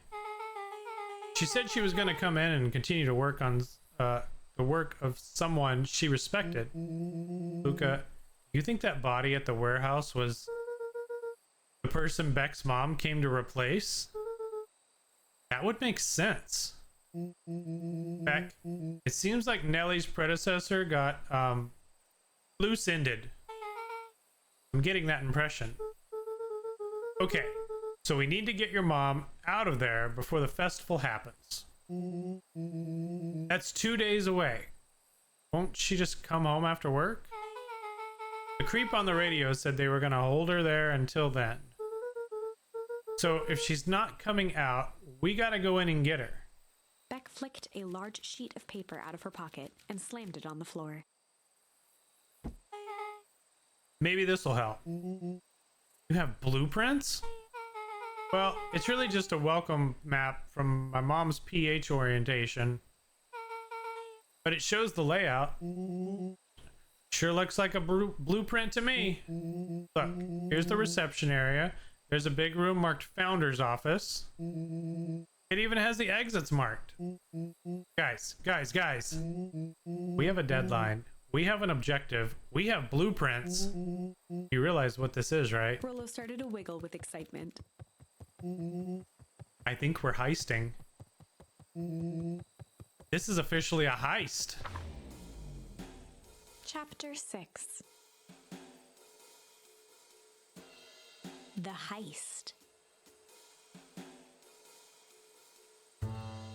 They spent the night's end huddled around that small map, formulating a plan to infiltrate the headquarters of Perennial Harvest. It would be no small feat, a modern facility equipped with all manner of technology. Not to mention the swarm of clipboards that would most certainly be scattered throughout. By the time the sun began to peek through the car window used as a makeshift balcony door, all were in agreement. This could just work. The final day before the festival would be used to prepare. They'd need to pool every resource at their disposal, pull every favor with a thread. Even enlist some unsavory characters around town with important tasks only they were suited for. Luckily, there was enough ill will and mistrust toward Perennial Harvest that alliances could be found at a bargain. Luca, Beck, and Rollo rubbed their eyes as they exited the treehouse. They hadn't slept at all that night. There was no time. The festival was to begin in 1 day, and they each had their assignments.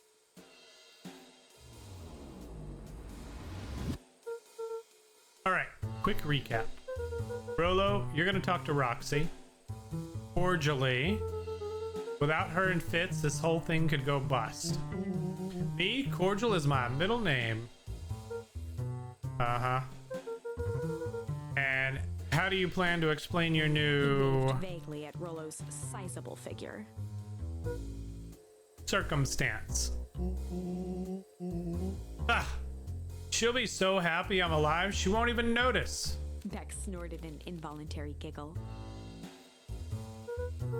And Beck, you're sure Alona won't just shoot this whole thing down when she hears it?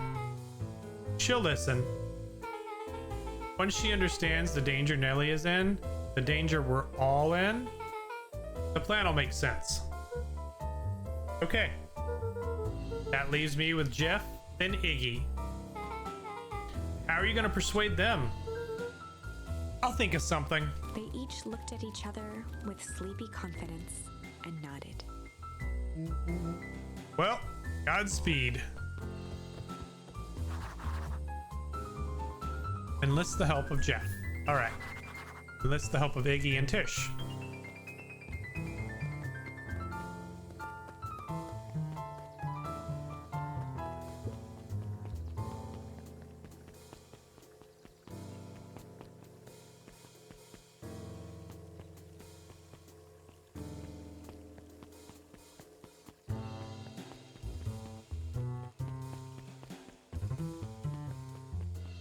Oh, there's Jeff. Hey, Jeff.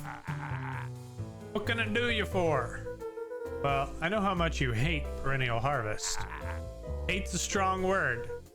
Oh, sorry, I mean, I didn't say it was the wrong word. Gotcha. So, we're gonna break into their headquarters, and I thought you might be able to help. Jeff wheezed out a long snicker.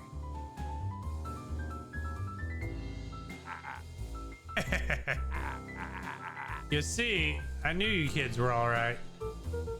Great. So you'll help? The joy in Jeff's face drained instantly. Not a chance. But give me one good reason I should risk my hide aiding and abetting you rascals. Looking into the sullen eyes of his would-be accomplice, Luca blurted out the first word that came to mind.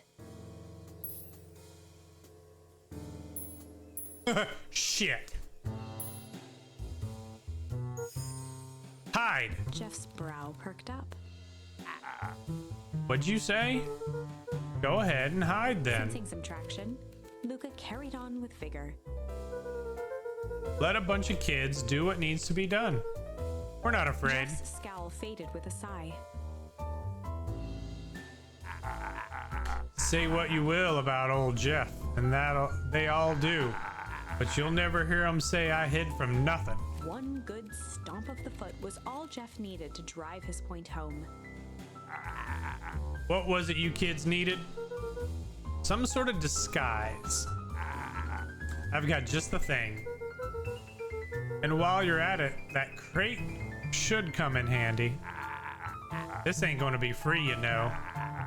I'm thinking 5 bags of sour gob should cover it. Put it on my tab. Luca offered out his open hand to seal the deal. With a firm and dusty grip, Jeff reciprocated. Done. Swing by first thing in the morning.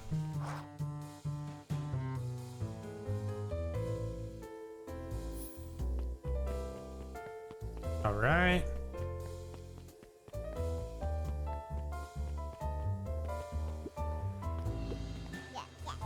Hey, Tish.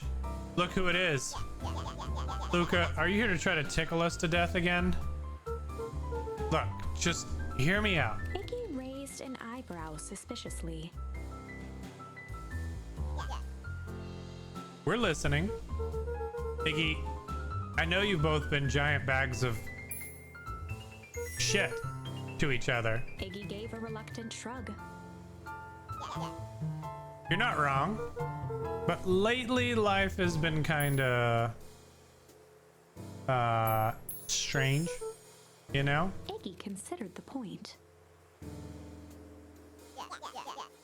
Things have been weird around here. I'm offering a truce and asking for your help. What do you say, we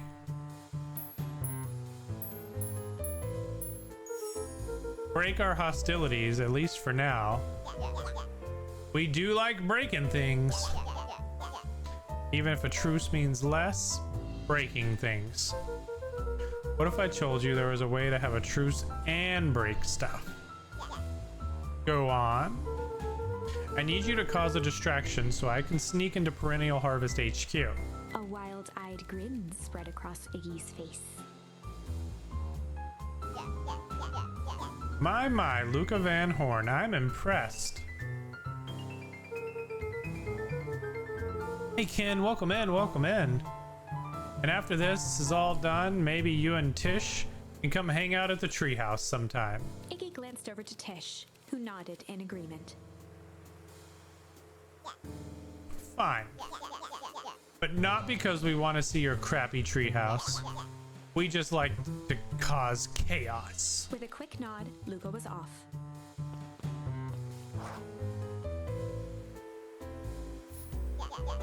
Did you hear that, Tish? Iggy gazed up at Tish with a smile. He invited us to hang out at the treehouse. A single tear ran down Tish's cheek. I never expected this day to come. How wonderful. Chapter 7.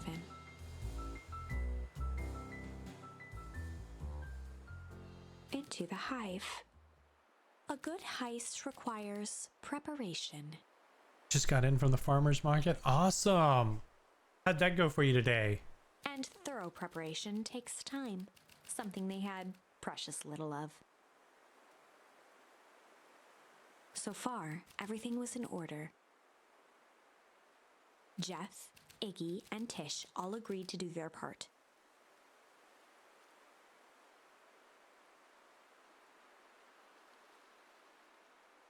Beck radioed Luca that night with a simple and covert message. We are locked and loaded on my end. Nice.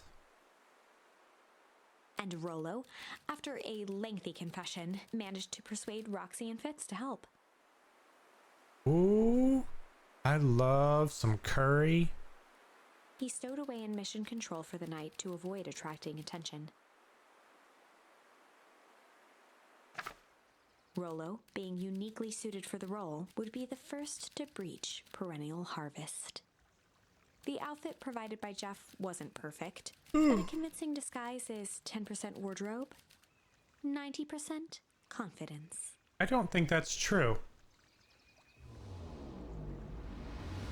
Rollo took a few vigorous breaths and shook out his arms.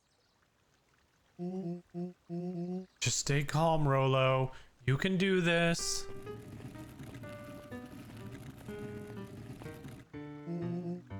Got your delivery here. Delivery? I don't have anything in my notes about a delivery. One moment.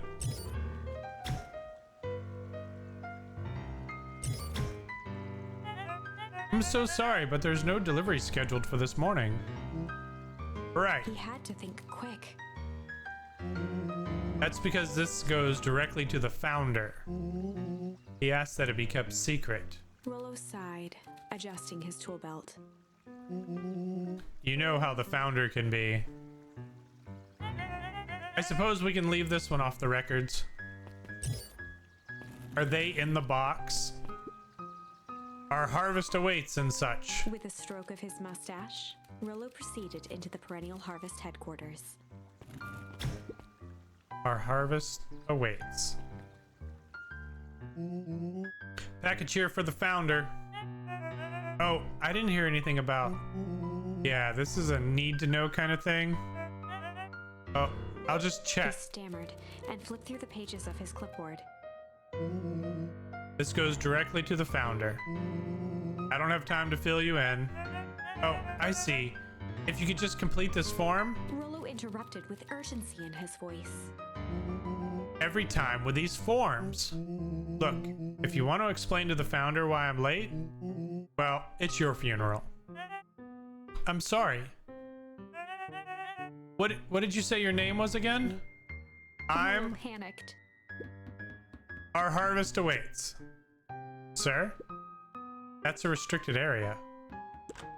Excuse me, sir. Our harvest awaits. Ready to light this candle? Yep. Suck on this, perennial ham fist.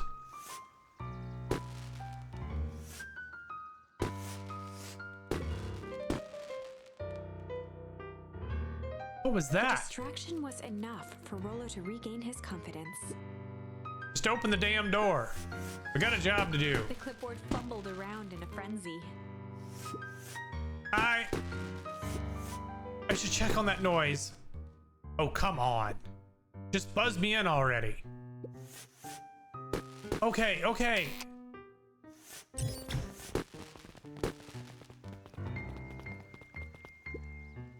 Phew. That was close. Our harvest awaits? Hey, I figure when in doubt, stick with the classics. Well, that was a close one. But you pulled it off. Nice work, Rollo. Alright, everyone knows what to do? Yeah, deep engineering is to the north.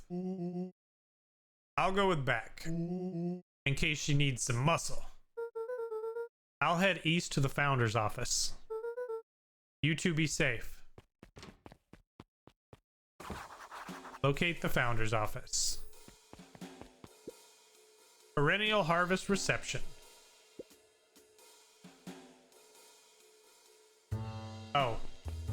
That's where we came in from.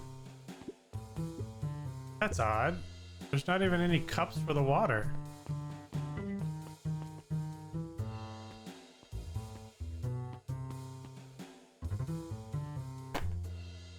Oh, my nose itches.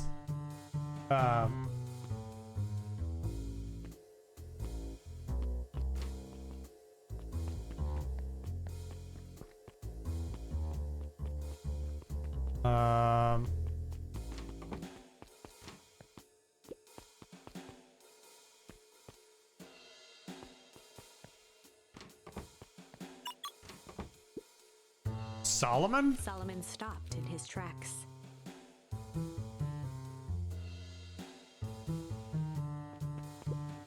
Luca? What are you doing here? It's a long story. Are you okay? A veneer of confusion flashed across Solomon's face. His words rushed out dramatically. Oh, this is not good. No, I'm most certainly not okay. Some strange people grabbed me and... Were they in hazmat suits? Yes, how did you know? They brought me here and locked me up, and when they were distracted, I ran. Dang, okay, you should stick with me. We've got a plan. Solomon's facade briefly faltered. We? Yeah, Rolo and Beck are headed to deep engineering. This is not good. Thank heavens you found me. We've got to get out of here. We can't just leave yet. But they'll catch us again. I've got to do something first. When you were running, did you happen to see a door marked Founder? Founder? Why are you looking for him? I'm not. I just need to get into that office. Now that you mention it, I do think I saw a door that said Founder.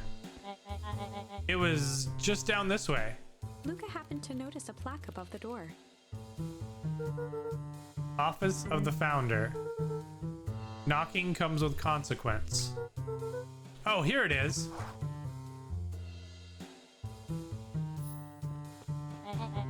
So it is. It's pretty lucky I ran into you, or else I might have missed it. Truly fortunate. Luca tried the handle. Locked. Solomon leaned forward to examine the mechanism. Oh no. No, no, no, no, no. You don't know. We don't post that kind of crap in here. No. You don't get... No. I'm going ban crazy today. I'm banning everybody. Solomon leaned forward to examine the mechanism. Alright. Regrettably, it seems to be some sort of electric lock. I don't see how... I don't see how we could possibly defeat a lock like that. Luca smiled and looked at his watch. Let's just wait a minute. Well, after Olivia decided to pull their shit again, yeah.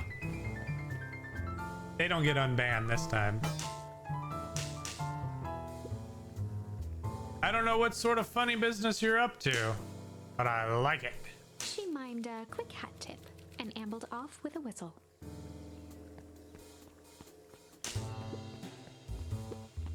Good afternoon. The light on the keypad changed from red to green. Feel free to report them if you want to, Lee. How did you do that? It's good to have friends. Quick, let's get inside before someone spots us.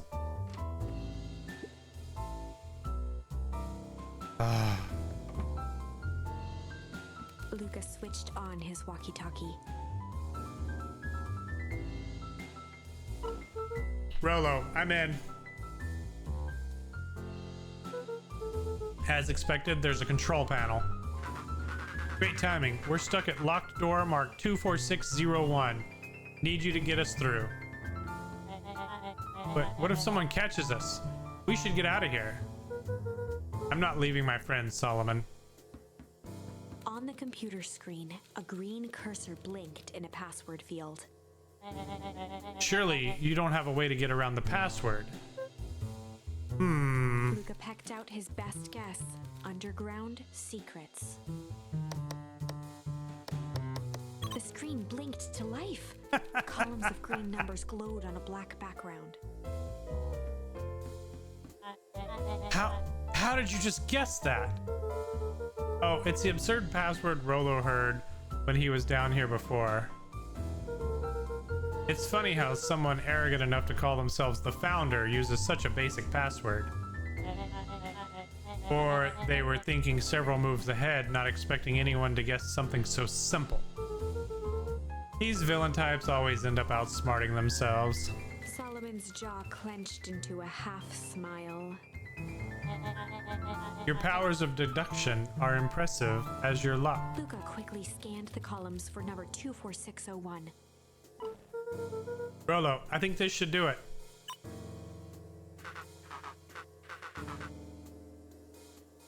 Bingo bango, doors open, Luca. You never fail to impress. What is that slippery lout even doing down here? We have a friend whose mom is in trouble. We're here to get her out. I see. Okay, Luca, I think we're close. The next door is marked 13806. Once again, Luca scrutinized the numbers on the screen. In that moment of distraction, Solomon reached forward and pressed a large red button. Maybe this one opens the lock. Crap, we've got company. Luca, must go faster. One sec. I can't think with all this noise. He quickly skimmed the screen with his finger. Here it is, 13806. Go, go, go, go, go. Curse these fumbling hands. My apologies, Luca. Don't beat yourself up. I know you were just trying to help.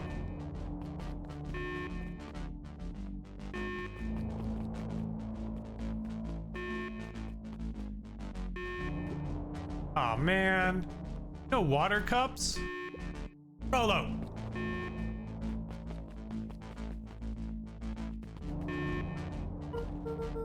Rolo, are you okay? Rolo, come in.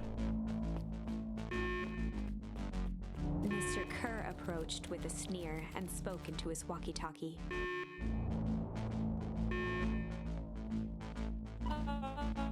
You can turn off the alarms. They're trapped. With self-satisfaction, he called into the hallway. That, my dears, is a dead end. Nowhere to run. Rolo, where are you? Are you okay? Yeah, I think we lost him. Making our way back to Nellie's office. Okay, you two rabble-rousers are coming with us. Oh, shit.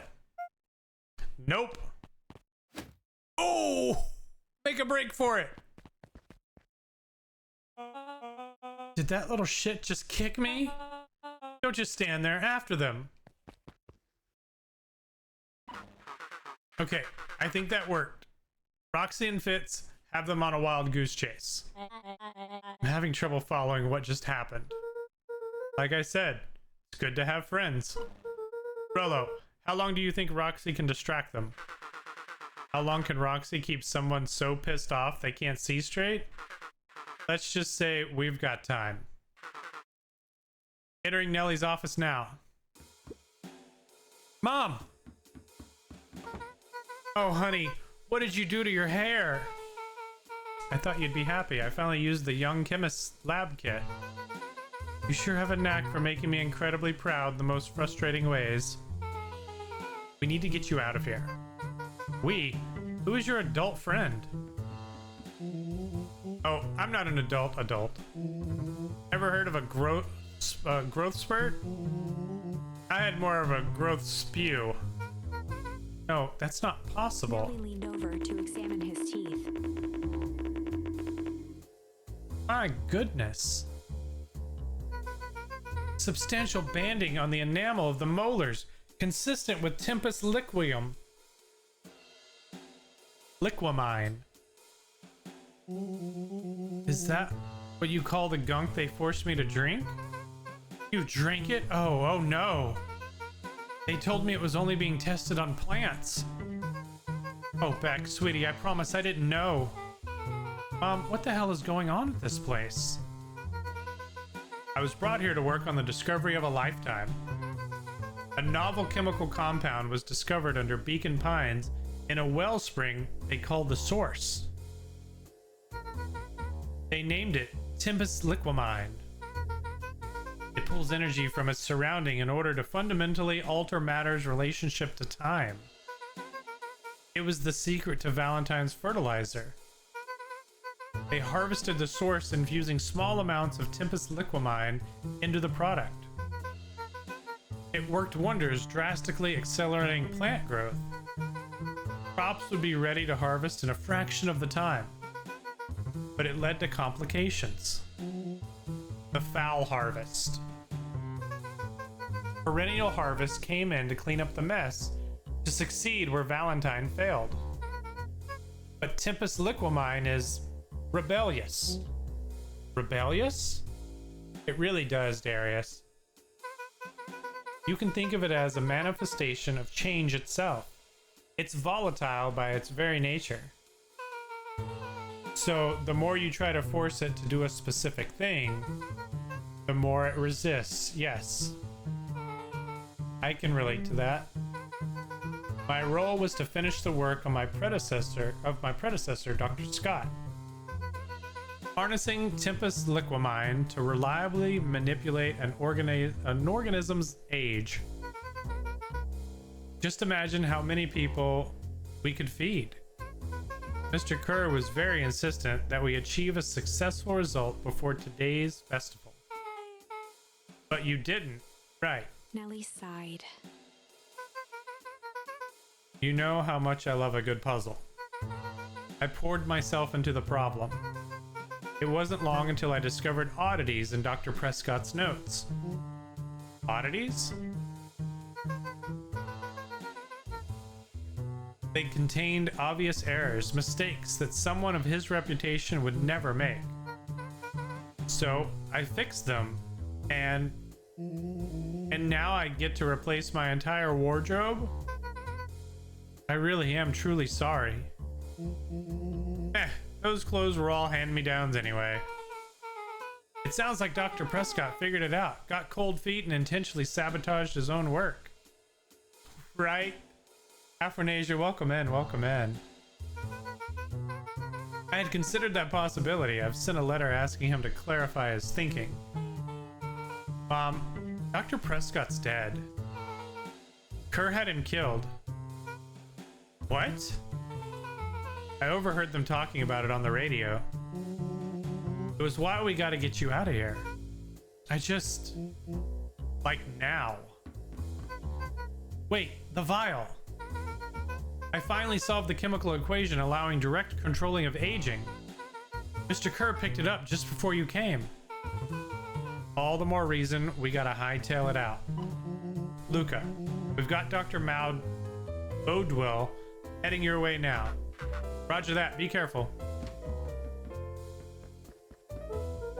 Alright, everything's on track. And what is your plan for escape? We'll go over everything when they get here. In the meantime, maybe we can dig up some more info.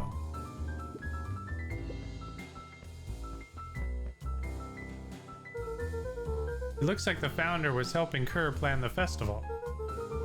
Why would such a secretive leader be obsessed with a party? Only time will tell. Luca held his hand up to the ashtray. It's still warm. I don't think that's how ashtrays work. He must have been in here recently.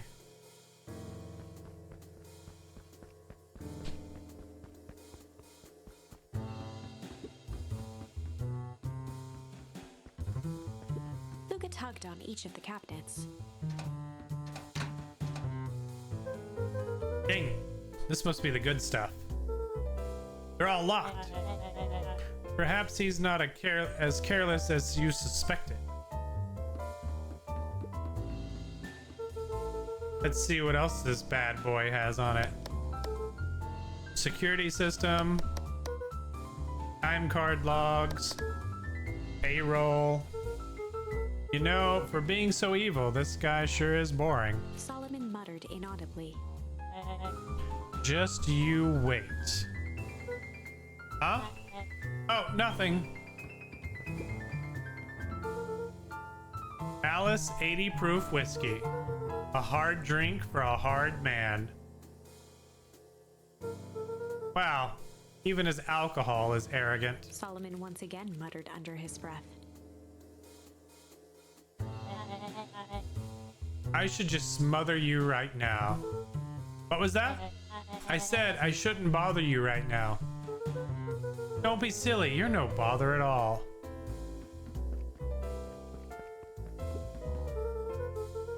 I'm really sorry you got dragged into this mess, Solomon. You needn't worry about me.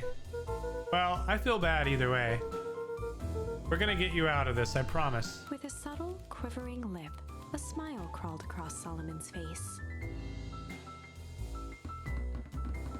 They heard the trampling of frantic footsteps from the hallway.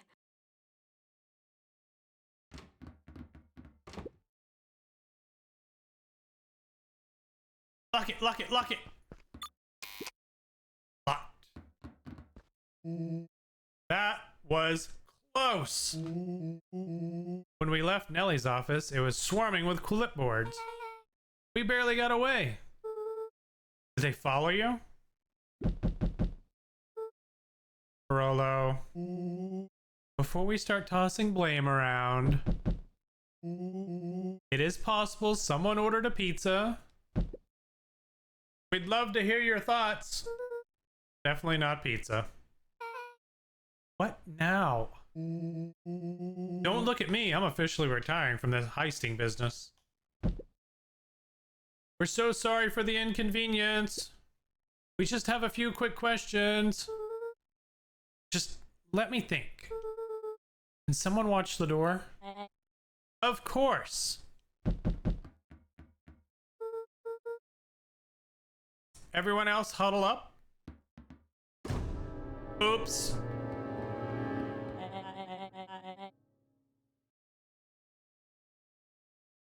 I think this little caper has gone on long enough.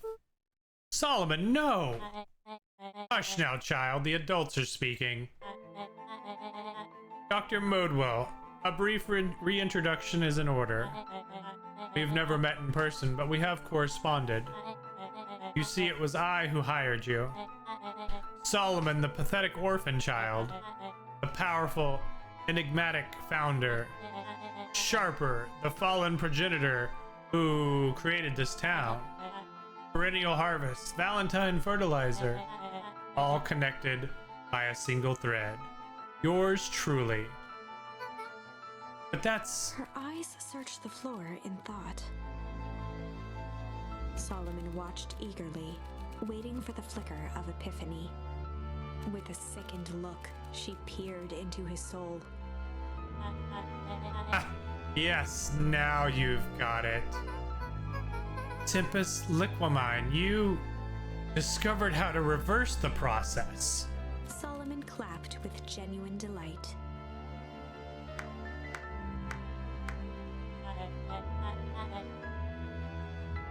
Very good, Dr. Modwell.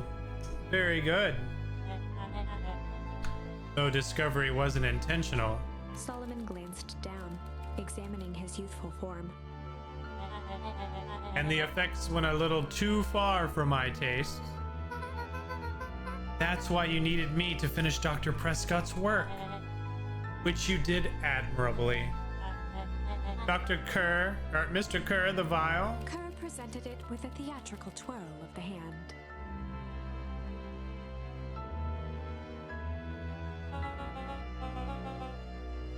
May I present to you the 8th wonder of the world. Before he could finish, Rollo snatched the vial from Uh-oh. Kerr's palm. Wow, this stuff sounds pretty valuable. Be careful, you fool. You have no idea what you have in your hand. Actually, we do. You just did a whole evil villain monologue thingy about it? Rollo casually tossed the vial to Luca. Gosh, maybe I'll have a taste. Luca jiggled the vial mockingly. Seize him. Luca, over here! Move another inch and I smash it. She held it tightly behind her back. Solomon sighed, speaking in crisp, measured syllables. You have no plan. I'll smash it, I swear. Fine, risk killing us all. Or if you're lucky, nothing happens. Then what? We capture you and grant you much less leniency. He pursed his lips with feigned sincerity. But I give you my word, if you hand it over now, none of you will be harmed. A deep uncertainty washed over Beck.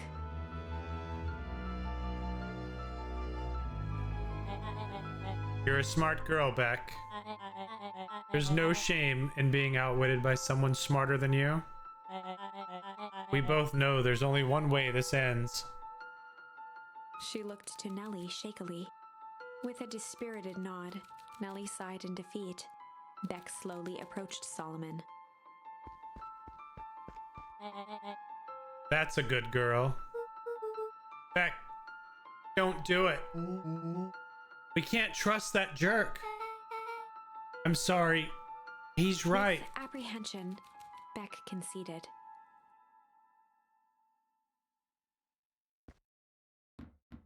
Solomon pocketed the vial and brushed off his shoulder with a sharp flick. Mr. Kerr, you have allowed yourself to be humiliated by a group of children. Report to my office tomorrow for a performance review. The blood drained from Kerr's face. Of course, sir. But first, you have a speech to make.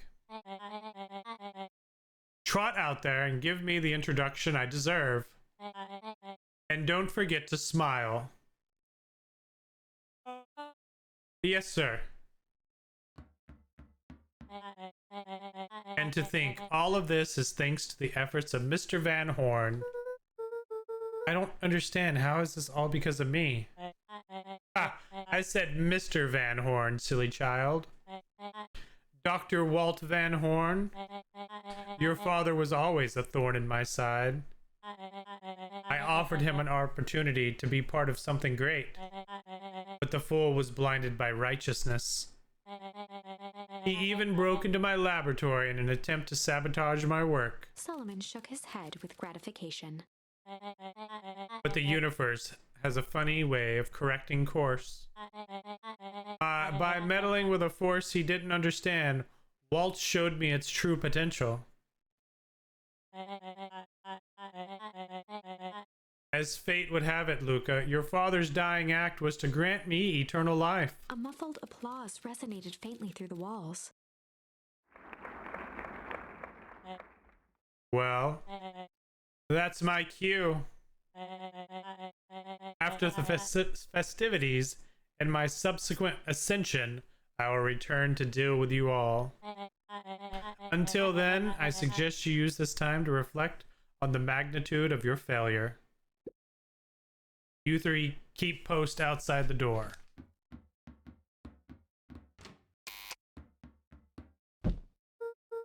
Well, crap.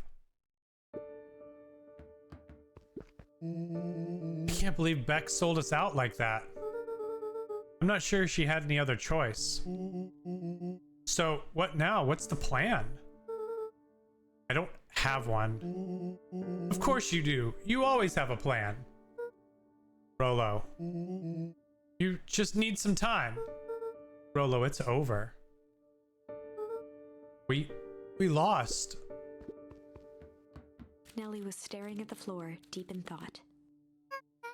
Sorry, Luca. Give me a minute to calm my mind. Hey. I'm sorry, Luca. I did what I had to do. I know, it's just... we were so close. I've got a feeling that eventually Solomon will get what's coming to him. Time wounds all heals. Well, time seems like less of an issue for him now. Luca, there's something you should know. After Mr. Kerr locked me in the office, I had nothing but time and curiosity. I poked around a bit, hoping to find a means of escape, but I found something else. A note hidden in a false drawer. What sort of note? Dr. Prescott must have sensed his time at Perennial Harvest was growing short. So he left behind a letter with the hope that it would be found by his successor. It was a confession of sorts. He left it for me, but its contents... Luca, I think they were meant for you. Why? What did it say? It was about an incident with your mother. Dr. Prescott found her in his lab with a stolen keycard. There was an accident. She had been exposed to extreme amounts of Tempest liquamine. The color dropped from Luca's face. She survived. Dr. Prescott decided to help her recover. She no longer trusted Perennial Harvest, so he kept her whereabouts a secret. Over time, your mother led him to reconsider the purpose of scientific discovery. Science is often at the vanguard of change, but that doesn't mean it's always right. He realized that no one should have control over something as powerful as time itself. I now believe that's why he began to intentionally sabotage his own work. And it cost him his life? That's a reasonable conclusion. Luca was overwhelmed with emotion. But if she's alive, where has she been? Where is she now? A sudden explosion sounded from the hull. Chapter 8. Right. Comeuppance. Ears still ringing, Gran picked herself up off the ground. Through the dust and smoke, she looked over to see Mrs. Fratelli helping Hiram Tolliver to his feet. She'd had to beg, borrow, and steal to acquire those explosives. How many nights had she spent visualizing how she'd use them to make things right? And now, her one shot at destroying the source, that damned hole that swallowed so much of her life, was gone. Traded for this jagged hole in a wall and a foolhardy shot at rescuing Rollo. With Fratelli and Tolliver at her side, she stepped through. It was a strange feeling. The last time she'd stalked this maze of hallways, it was in a different body. They quickly rounded a corner to find a group of clipboards guarding a door. Something worth guarding is probably something worth seeing. She leapt forward, brandishing her cane. If her last chance at vengeance for things lost was truly gone, she would just have to fight to keep what she still had.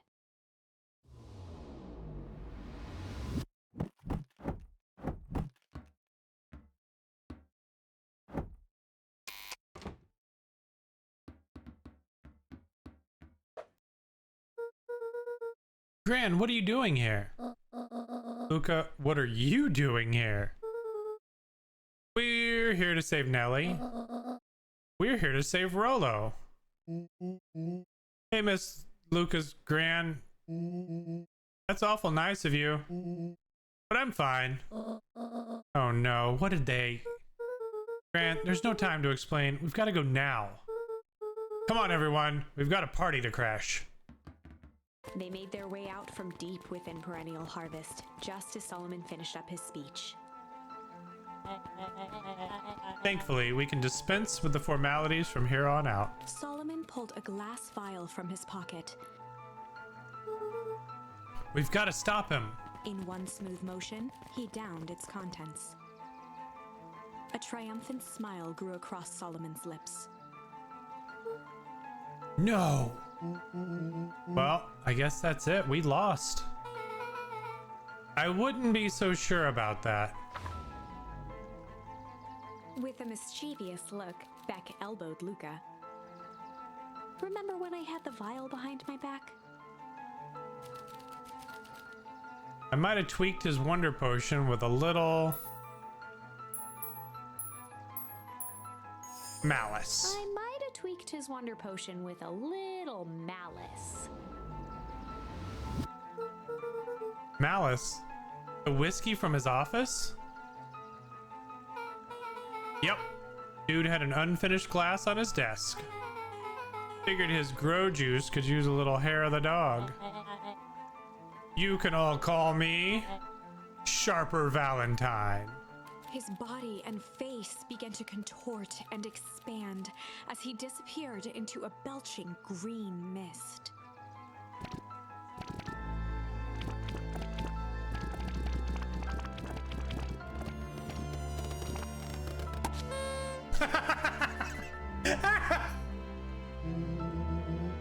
Now that's what I call 80 proof whiskey. Damn, dude. The crowd gazed in stunned silence at the now empty stage. The quiet was broken when William Kerr sprinted off stage and into the distance. He was never seen around Beacon Pines, or anywhere else for that matter, again. Watching the silhouette of Kerr disappear over the horizon, Luca began to laugh. First, a low chuckle that became uncontrolled, heaving laughter. Through his tears, he was vaguely aware that the crowd had begun to laugh with him. The end. That was unexpected. Perhaps a bit of an absurd ending for my taste, but who am I to say? I'm only writing the damn thing.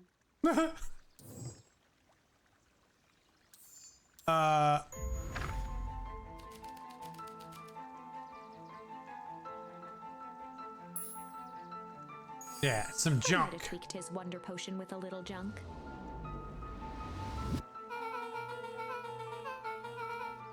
He drank his cigar ash. It was pretty easy to mess with the vial when it was behind my back. Oh, that's sneaky. Well, it's a bad habit anyways. Always says bad habits are like 50-yard field goals. Huh? Hard to kick.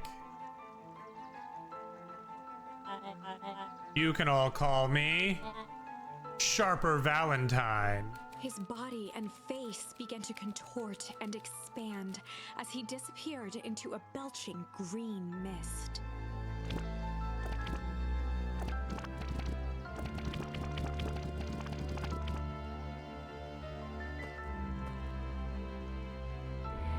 Oh, he turned into ash. Oh my god. All over his daughter's face.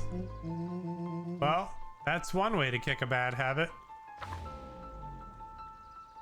As the last of what was once Sharper Valentine wafted into the air, the crowd began to disperse, still numb from what they had just observed. Sharper Valentine was gone for good. His end would be a new beginning for Beacon Pines. A new chance to let go of the things they had lost and grab hold of a new future. The end. Well, I'd be lying if I said that wasn't a bit gratifying. If that Right. feels to you like a good note to end on, I won't stand in your way. All right. We got everything else, right? Yeah. Everything's filled in. This is it.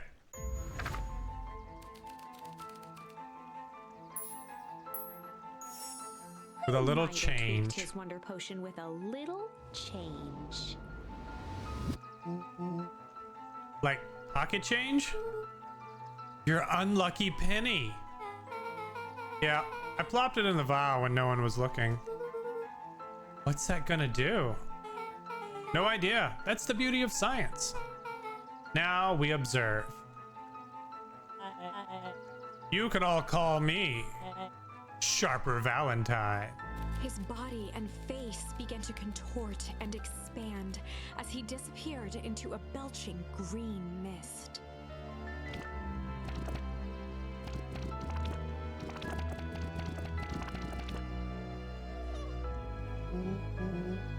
Holy crap, he's a baby. Yeah, but he's still Sharper, right? What he was no longer matters. This is an innocent child.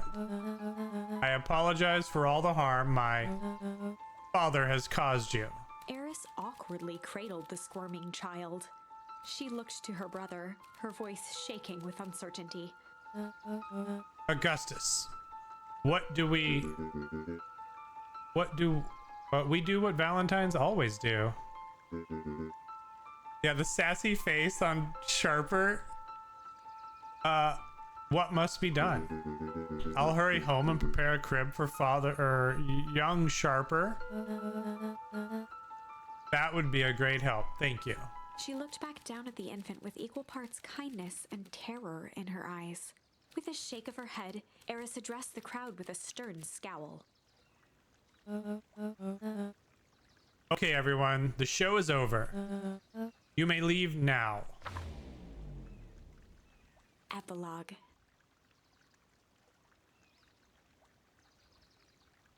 Beacon Pines' coldest summer on record came and went without much fanfare. Folks shared what they had, and none were left wanting. The new school year was ushered in by the falling leaves of autumn. After everything Luca, Rollo, and Beck had been through, middle school was bearable. The chill of winter didn't seem to bother people much. They kindled a hope for a better future in their hearts. When spring arrived, farmers planted their crops with a sense of joy and optimism. And as the dawn of the first day of summer came again, its light slowly spread through the shallow valley. It crept over the town square, across the river, past the neglected welcome sign, and came to rest on a young boy sleeping at dawn. His mind at peace, knowing he is here for a reason.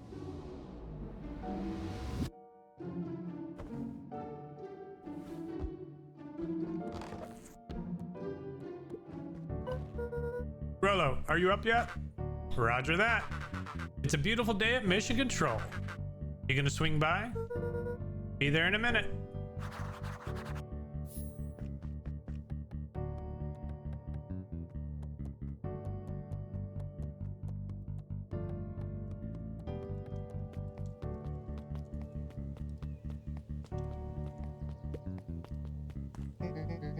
I hear you and Rollo have big plans for that little treehouse.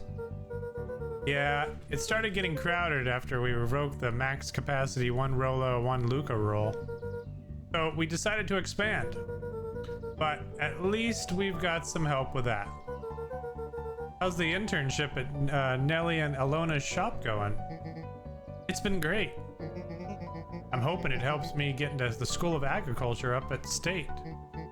Also, Nellie said she'd write a letter of recommendation, which would be huge. I just can't help but worry about leaving Rollo. He's grown up so fast, but he's still my little brother.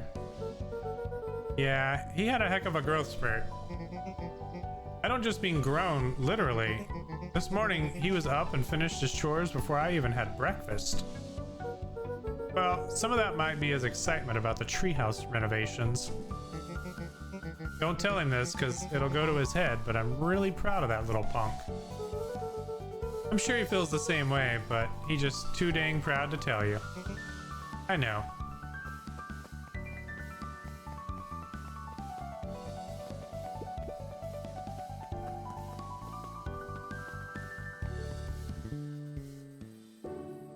A little higher. Yep. A little lower. Yep. Little higher. Yep.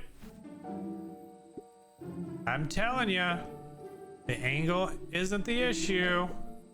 We need more power to the radio. Luca, there you are. Would you tell them it's not the angle? Hey, I'm not in charge of antenna redesign. Fine, fine. Iggy, just don't do anything drastic until we get back. Who, me? Tish, you're in charge while I'm gone. Yep. It'll be fine, right? It'll be fine. If we really want mission control to turn into something bigger and better, we have to loosen our grip a bit. Oh, you're right. Lead the way.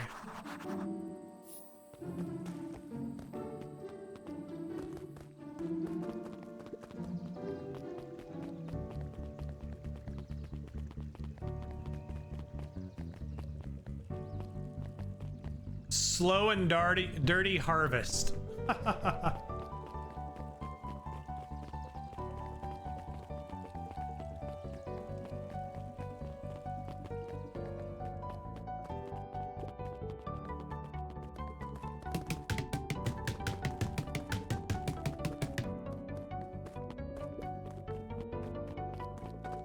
Sorry, I had to punch the watermelon. It's my nemesis.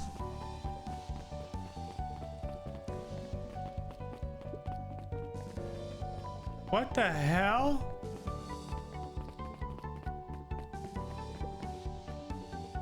With perennial harvest gone, the transportation tubes were left unused. Come one, come all. No one is too big, no one is too small. For Jeff's wild ride. Well, maybe not completely unused. Just one piece of candy. For the ride of your life. Who's next? Me, me, me, me, me, me, me.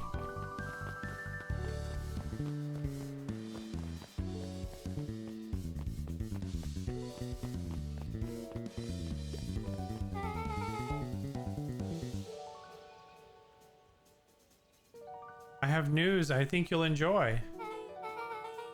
This morning I unpacked my last box. You're officially moved in? It's just a box. Let's not blow this out of proportion. It sounds an awful like putting down roots. I guess I decided this place is root worthy. You're gonna be stuck with me for the foreseeable future. I do have to warn you, most years aren't gonna be as interesting as this one. I think I'll manage. Ready? Before we go, there's a bit of a surprise.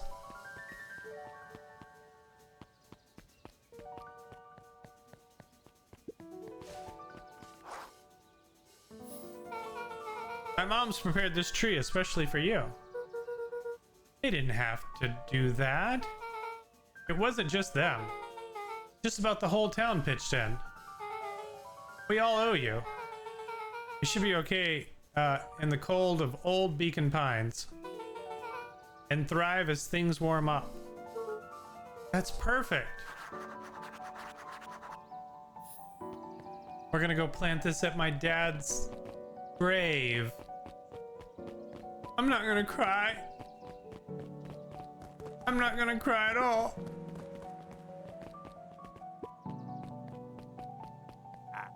Ah, you got it. Now that's a good looking tree. Being a special occasion and whatnot.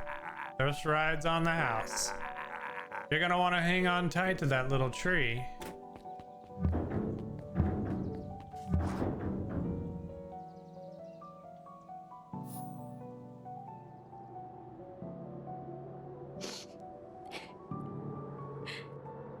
I think this is it.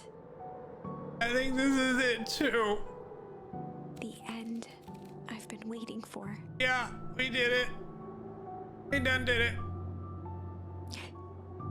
it. Honestly, I'd begun to lose hope of ever finding it. I didn't. It's just a video game. But then you came along.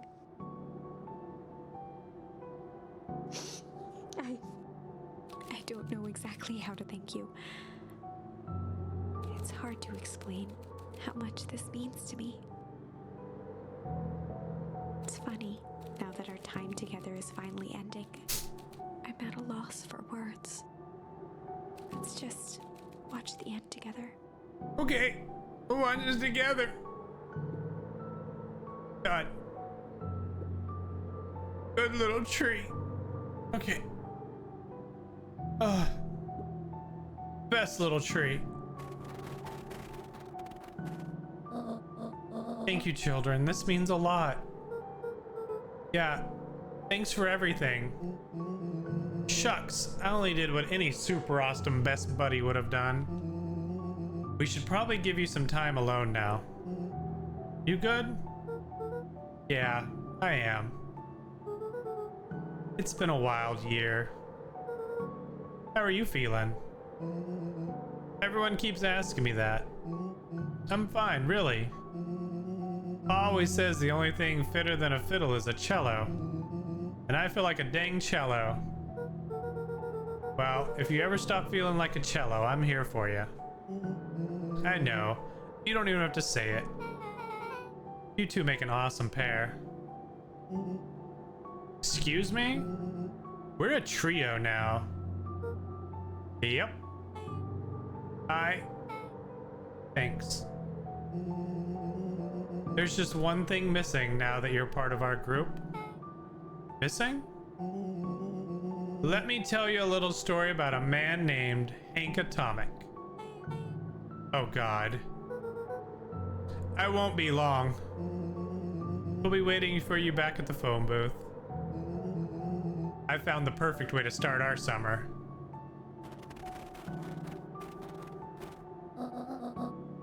You've got some good friends.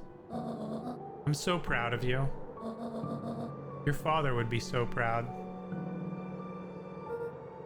I know. Can I ask you a question? Do you ever dream about Dad? Not a night goes by that I don't. Are you ever afraid that you're gonna forget him? Forget what he looked like? Forget his voice? No, because so much of him lives on in you. He loved that old tree. But I know he... I'm trying not to cry. I really am. But I know he would have loved this one more. Because his two favorite people planted it. I'll give you two a moment.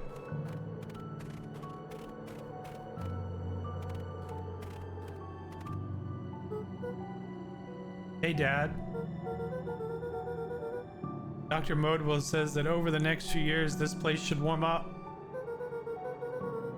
So you won't have to be so cold for much longer. I think I finally understand why you left that night. There were things you believed in. Big things. Those beliefs were the things that made you, you.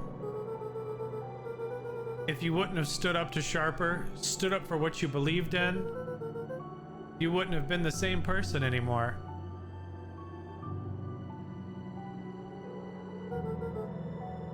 You had to go.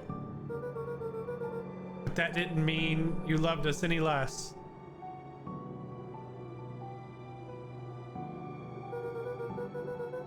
I might not visit as much as I used to. I know you understand.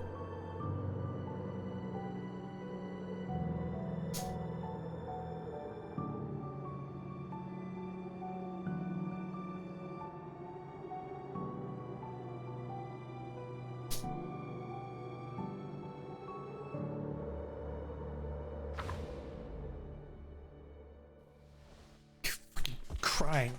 Video game, stupid ass. Ugh.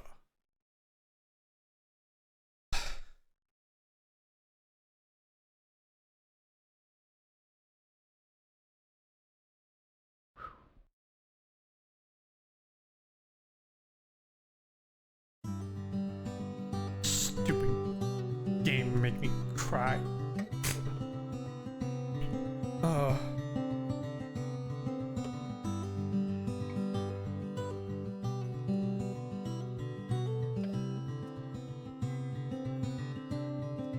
Thank y'all for being here with me through this.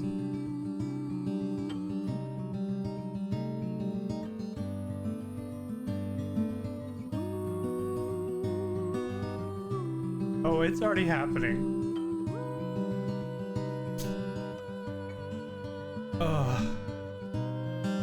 Thank y'all for sharing the story with me.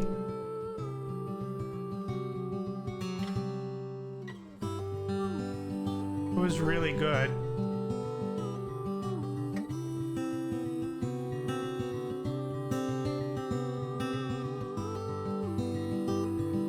This is a really good game, y'all. I highly recommend it, even if you already know what the ending is. Oh.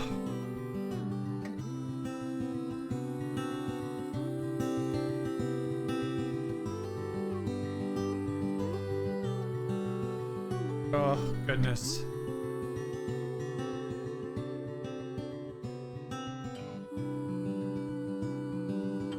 Sorry. Just trying to...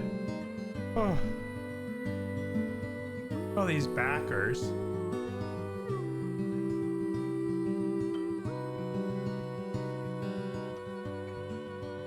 Oh my goodness. That was so good.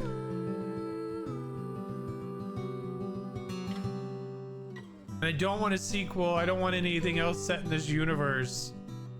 Ever.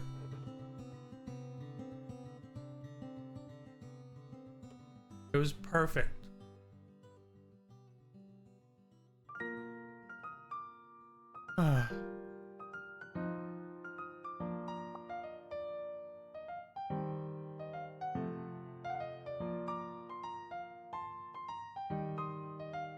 Oh. Wow. Y'all. Thank y'all for being here. The rebeaconing.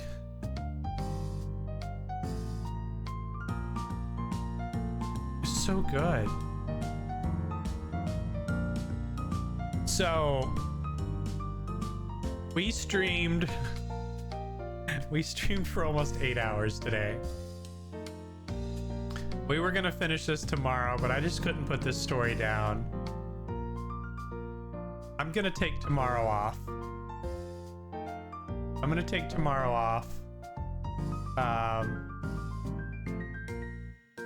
Yeah. So no stream tomorrow. And that's gonna be okay because I streamed tomorrow today. So we're good. We're good. Yeah. We're good.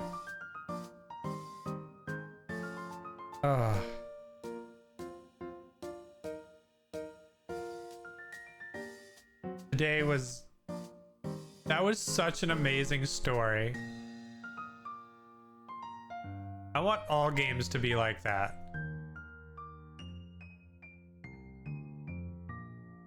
I want all games to be just like that. Right?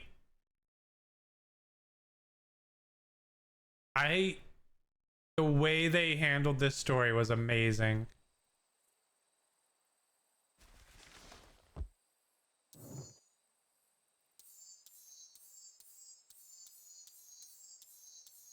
Oh, it's so good.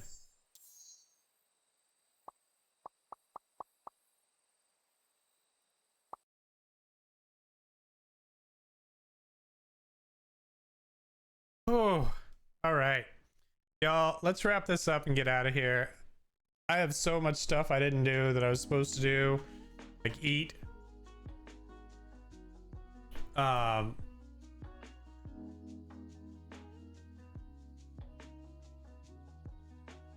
Yeah. My goodness gracious, y'all. Let's get out of here. We're gonna go. We're gonna go over to Snugs the Husky. Snugs the Husky is playing Zero Escape. 9 hours, 9 doors, 9 people, 9 orders, 9 taco. Wait, no. It's 9 hours, 9 persons, 9 doors. I've heard nothing but good things about this game. And I've always wanted to watch some of it. So we're going to head over there and hang out. Y'all, thanks for being here with me. It was an emotional game. I I really do appreciate y'all sharing that with me. We'll be back Saturday. We'll finish up Cat Quest on Saturday. It's 2 days in a row we've finished the game instead of wrapping up stream. We got to quit doing that. Or I'm going to run out of games before I get a job. Thanks for being here. Thanks for hanging out. I really do appreciate it. You guys are the best. We're going to head over to Snugs the Husky now. Make sure to copy that raid message if you're sitting in here and you want to follow me on Twitter or Discord. There you go. Top raid messages for subscribers. You got those sub emotes. If you don't have that, copy that second one for followers. If you don't like either one of those emotes, put whatever you want in there. It's fine. It's fine. Take whatever emotes you want over there. So we're going to head over there right now. Thanks again for spending the day with me. All 8 hours of it. Let's get out of here. We'll see y'all Saturday. Bye.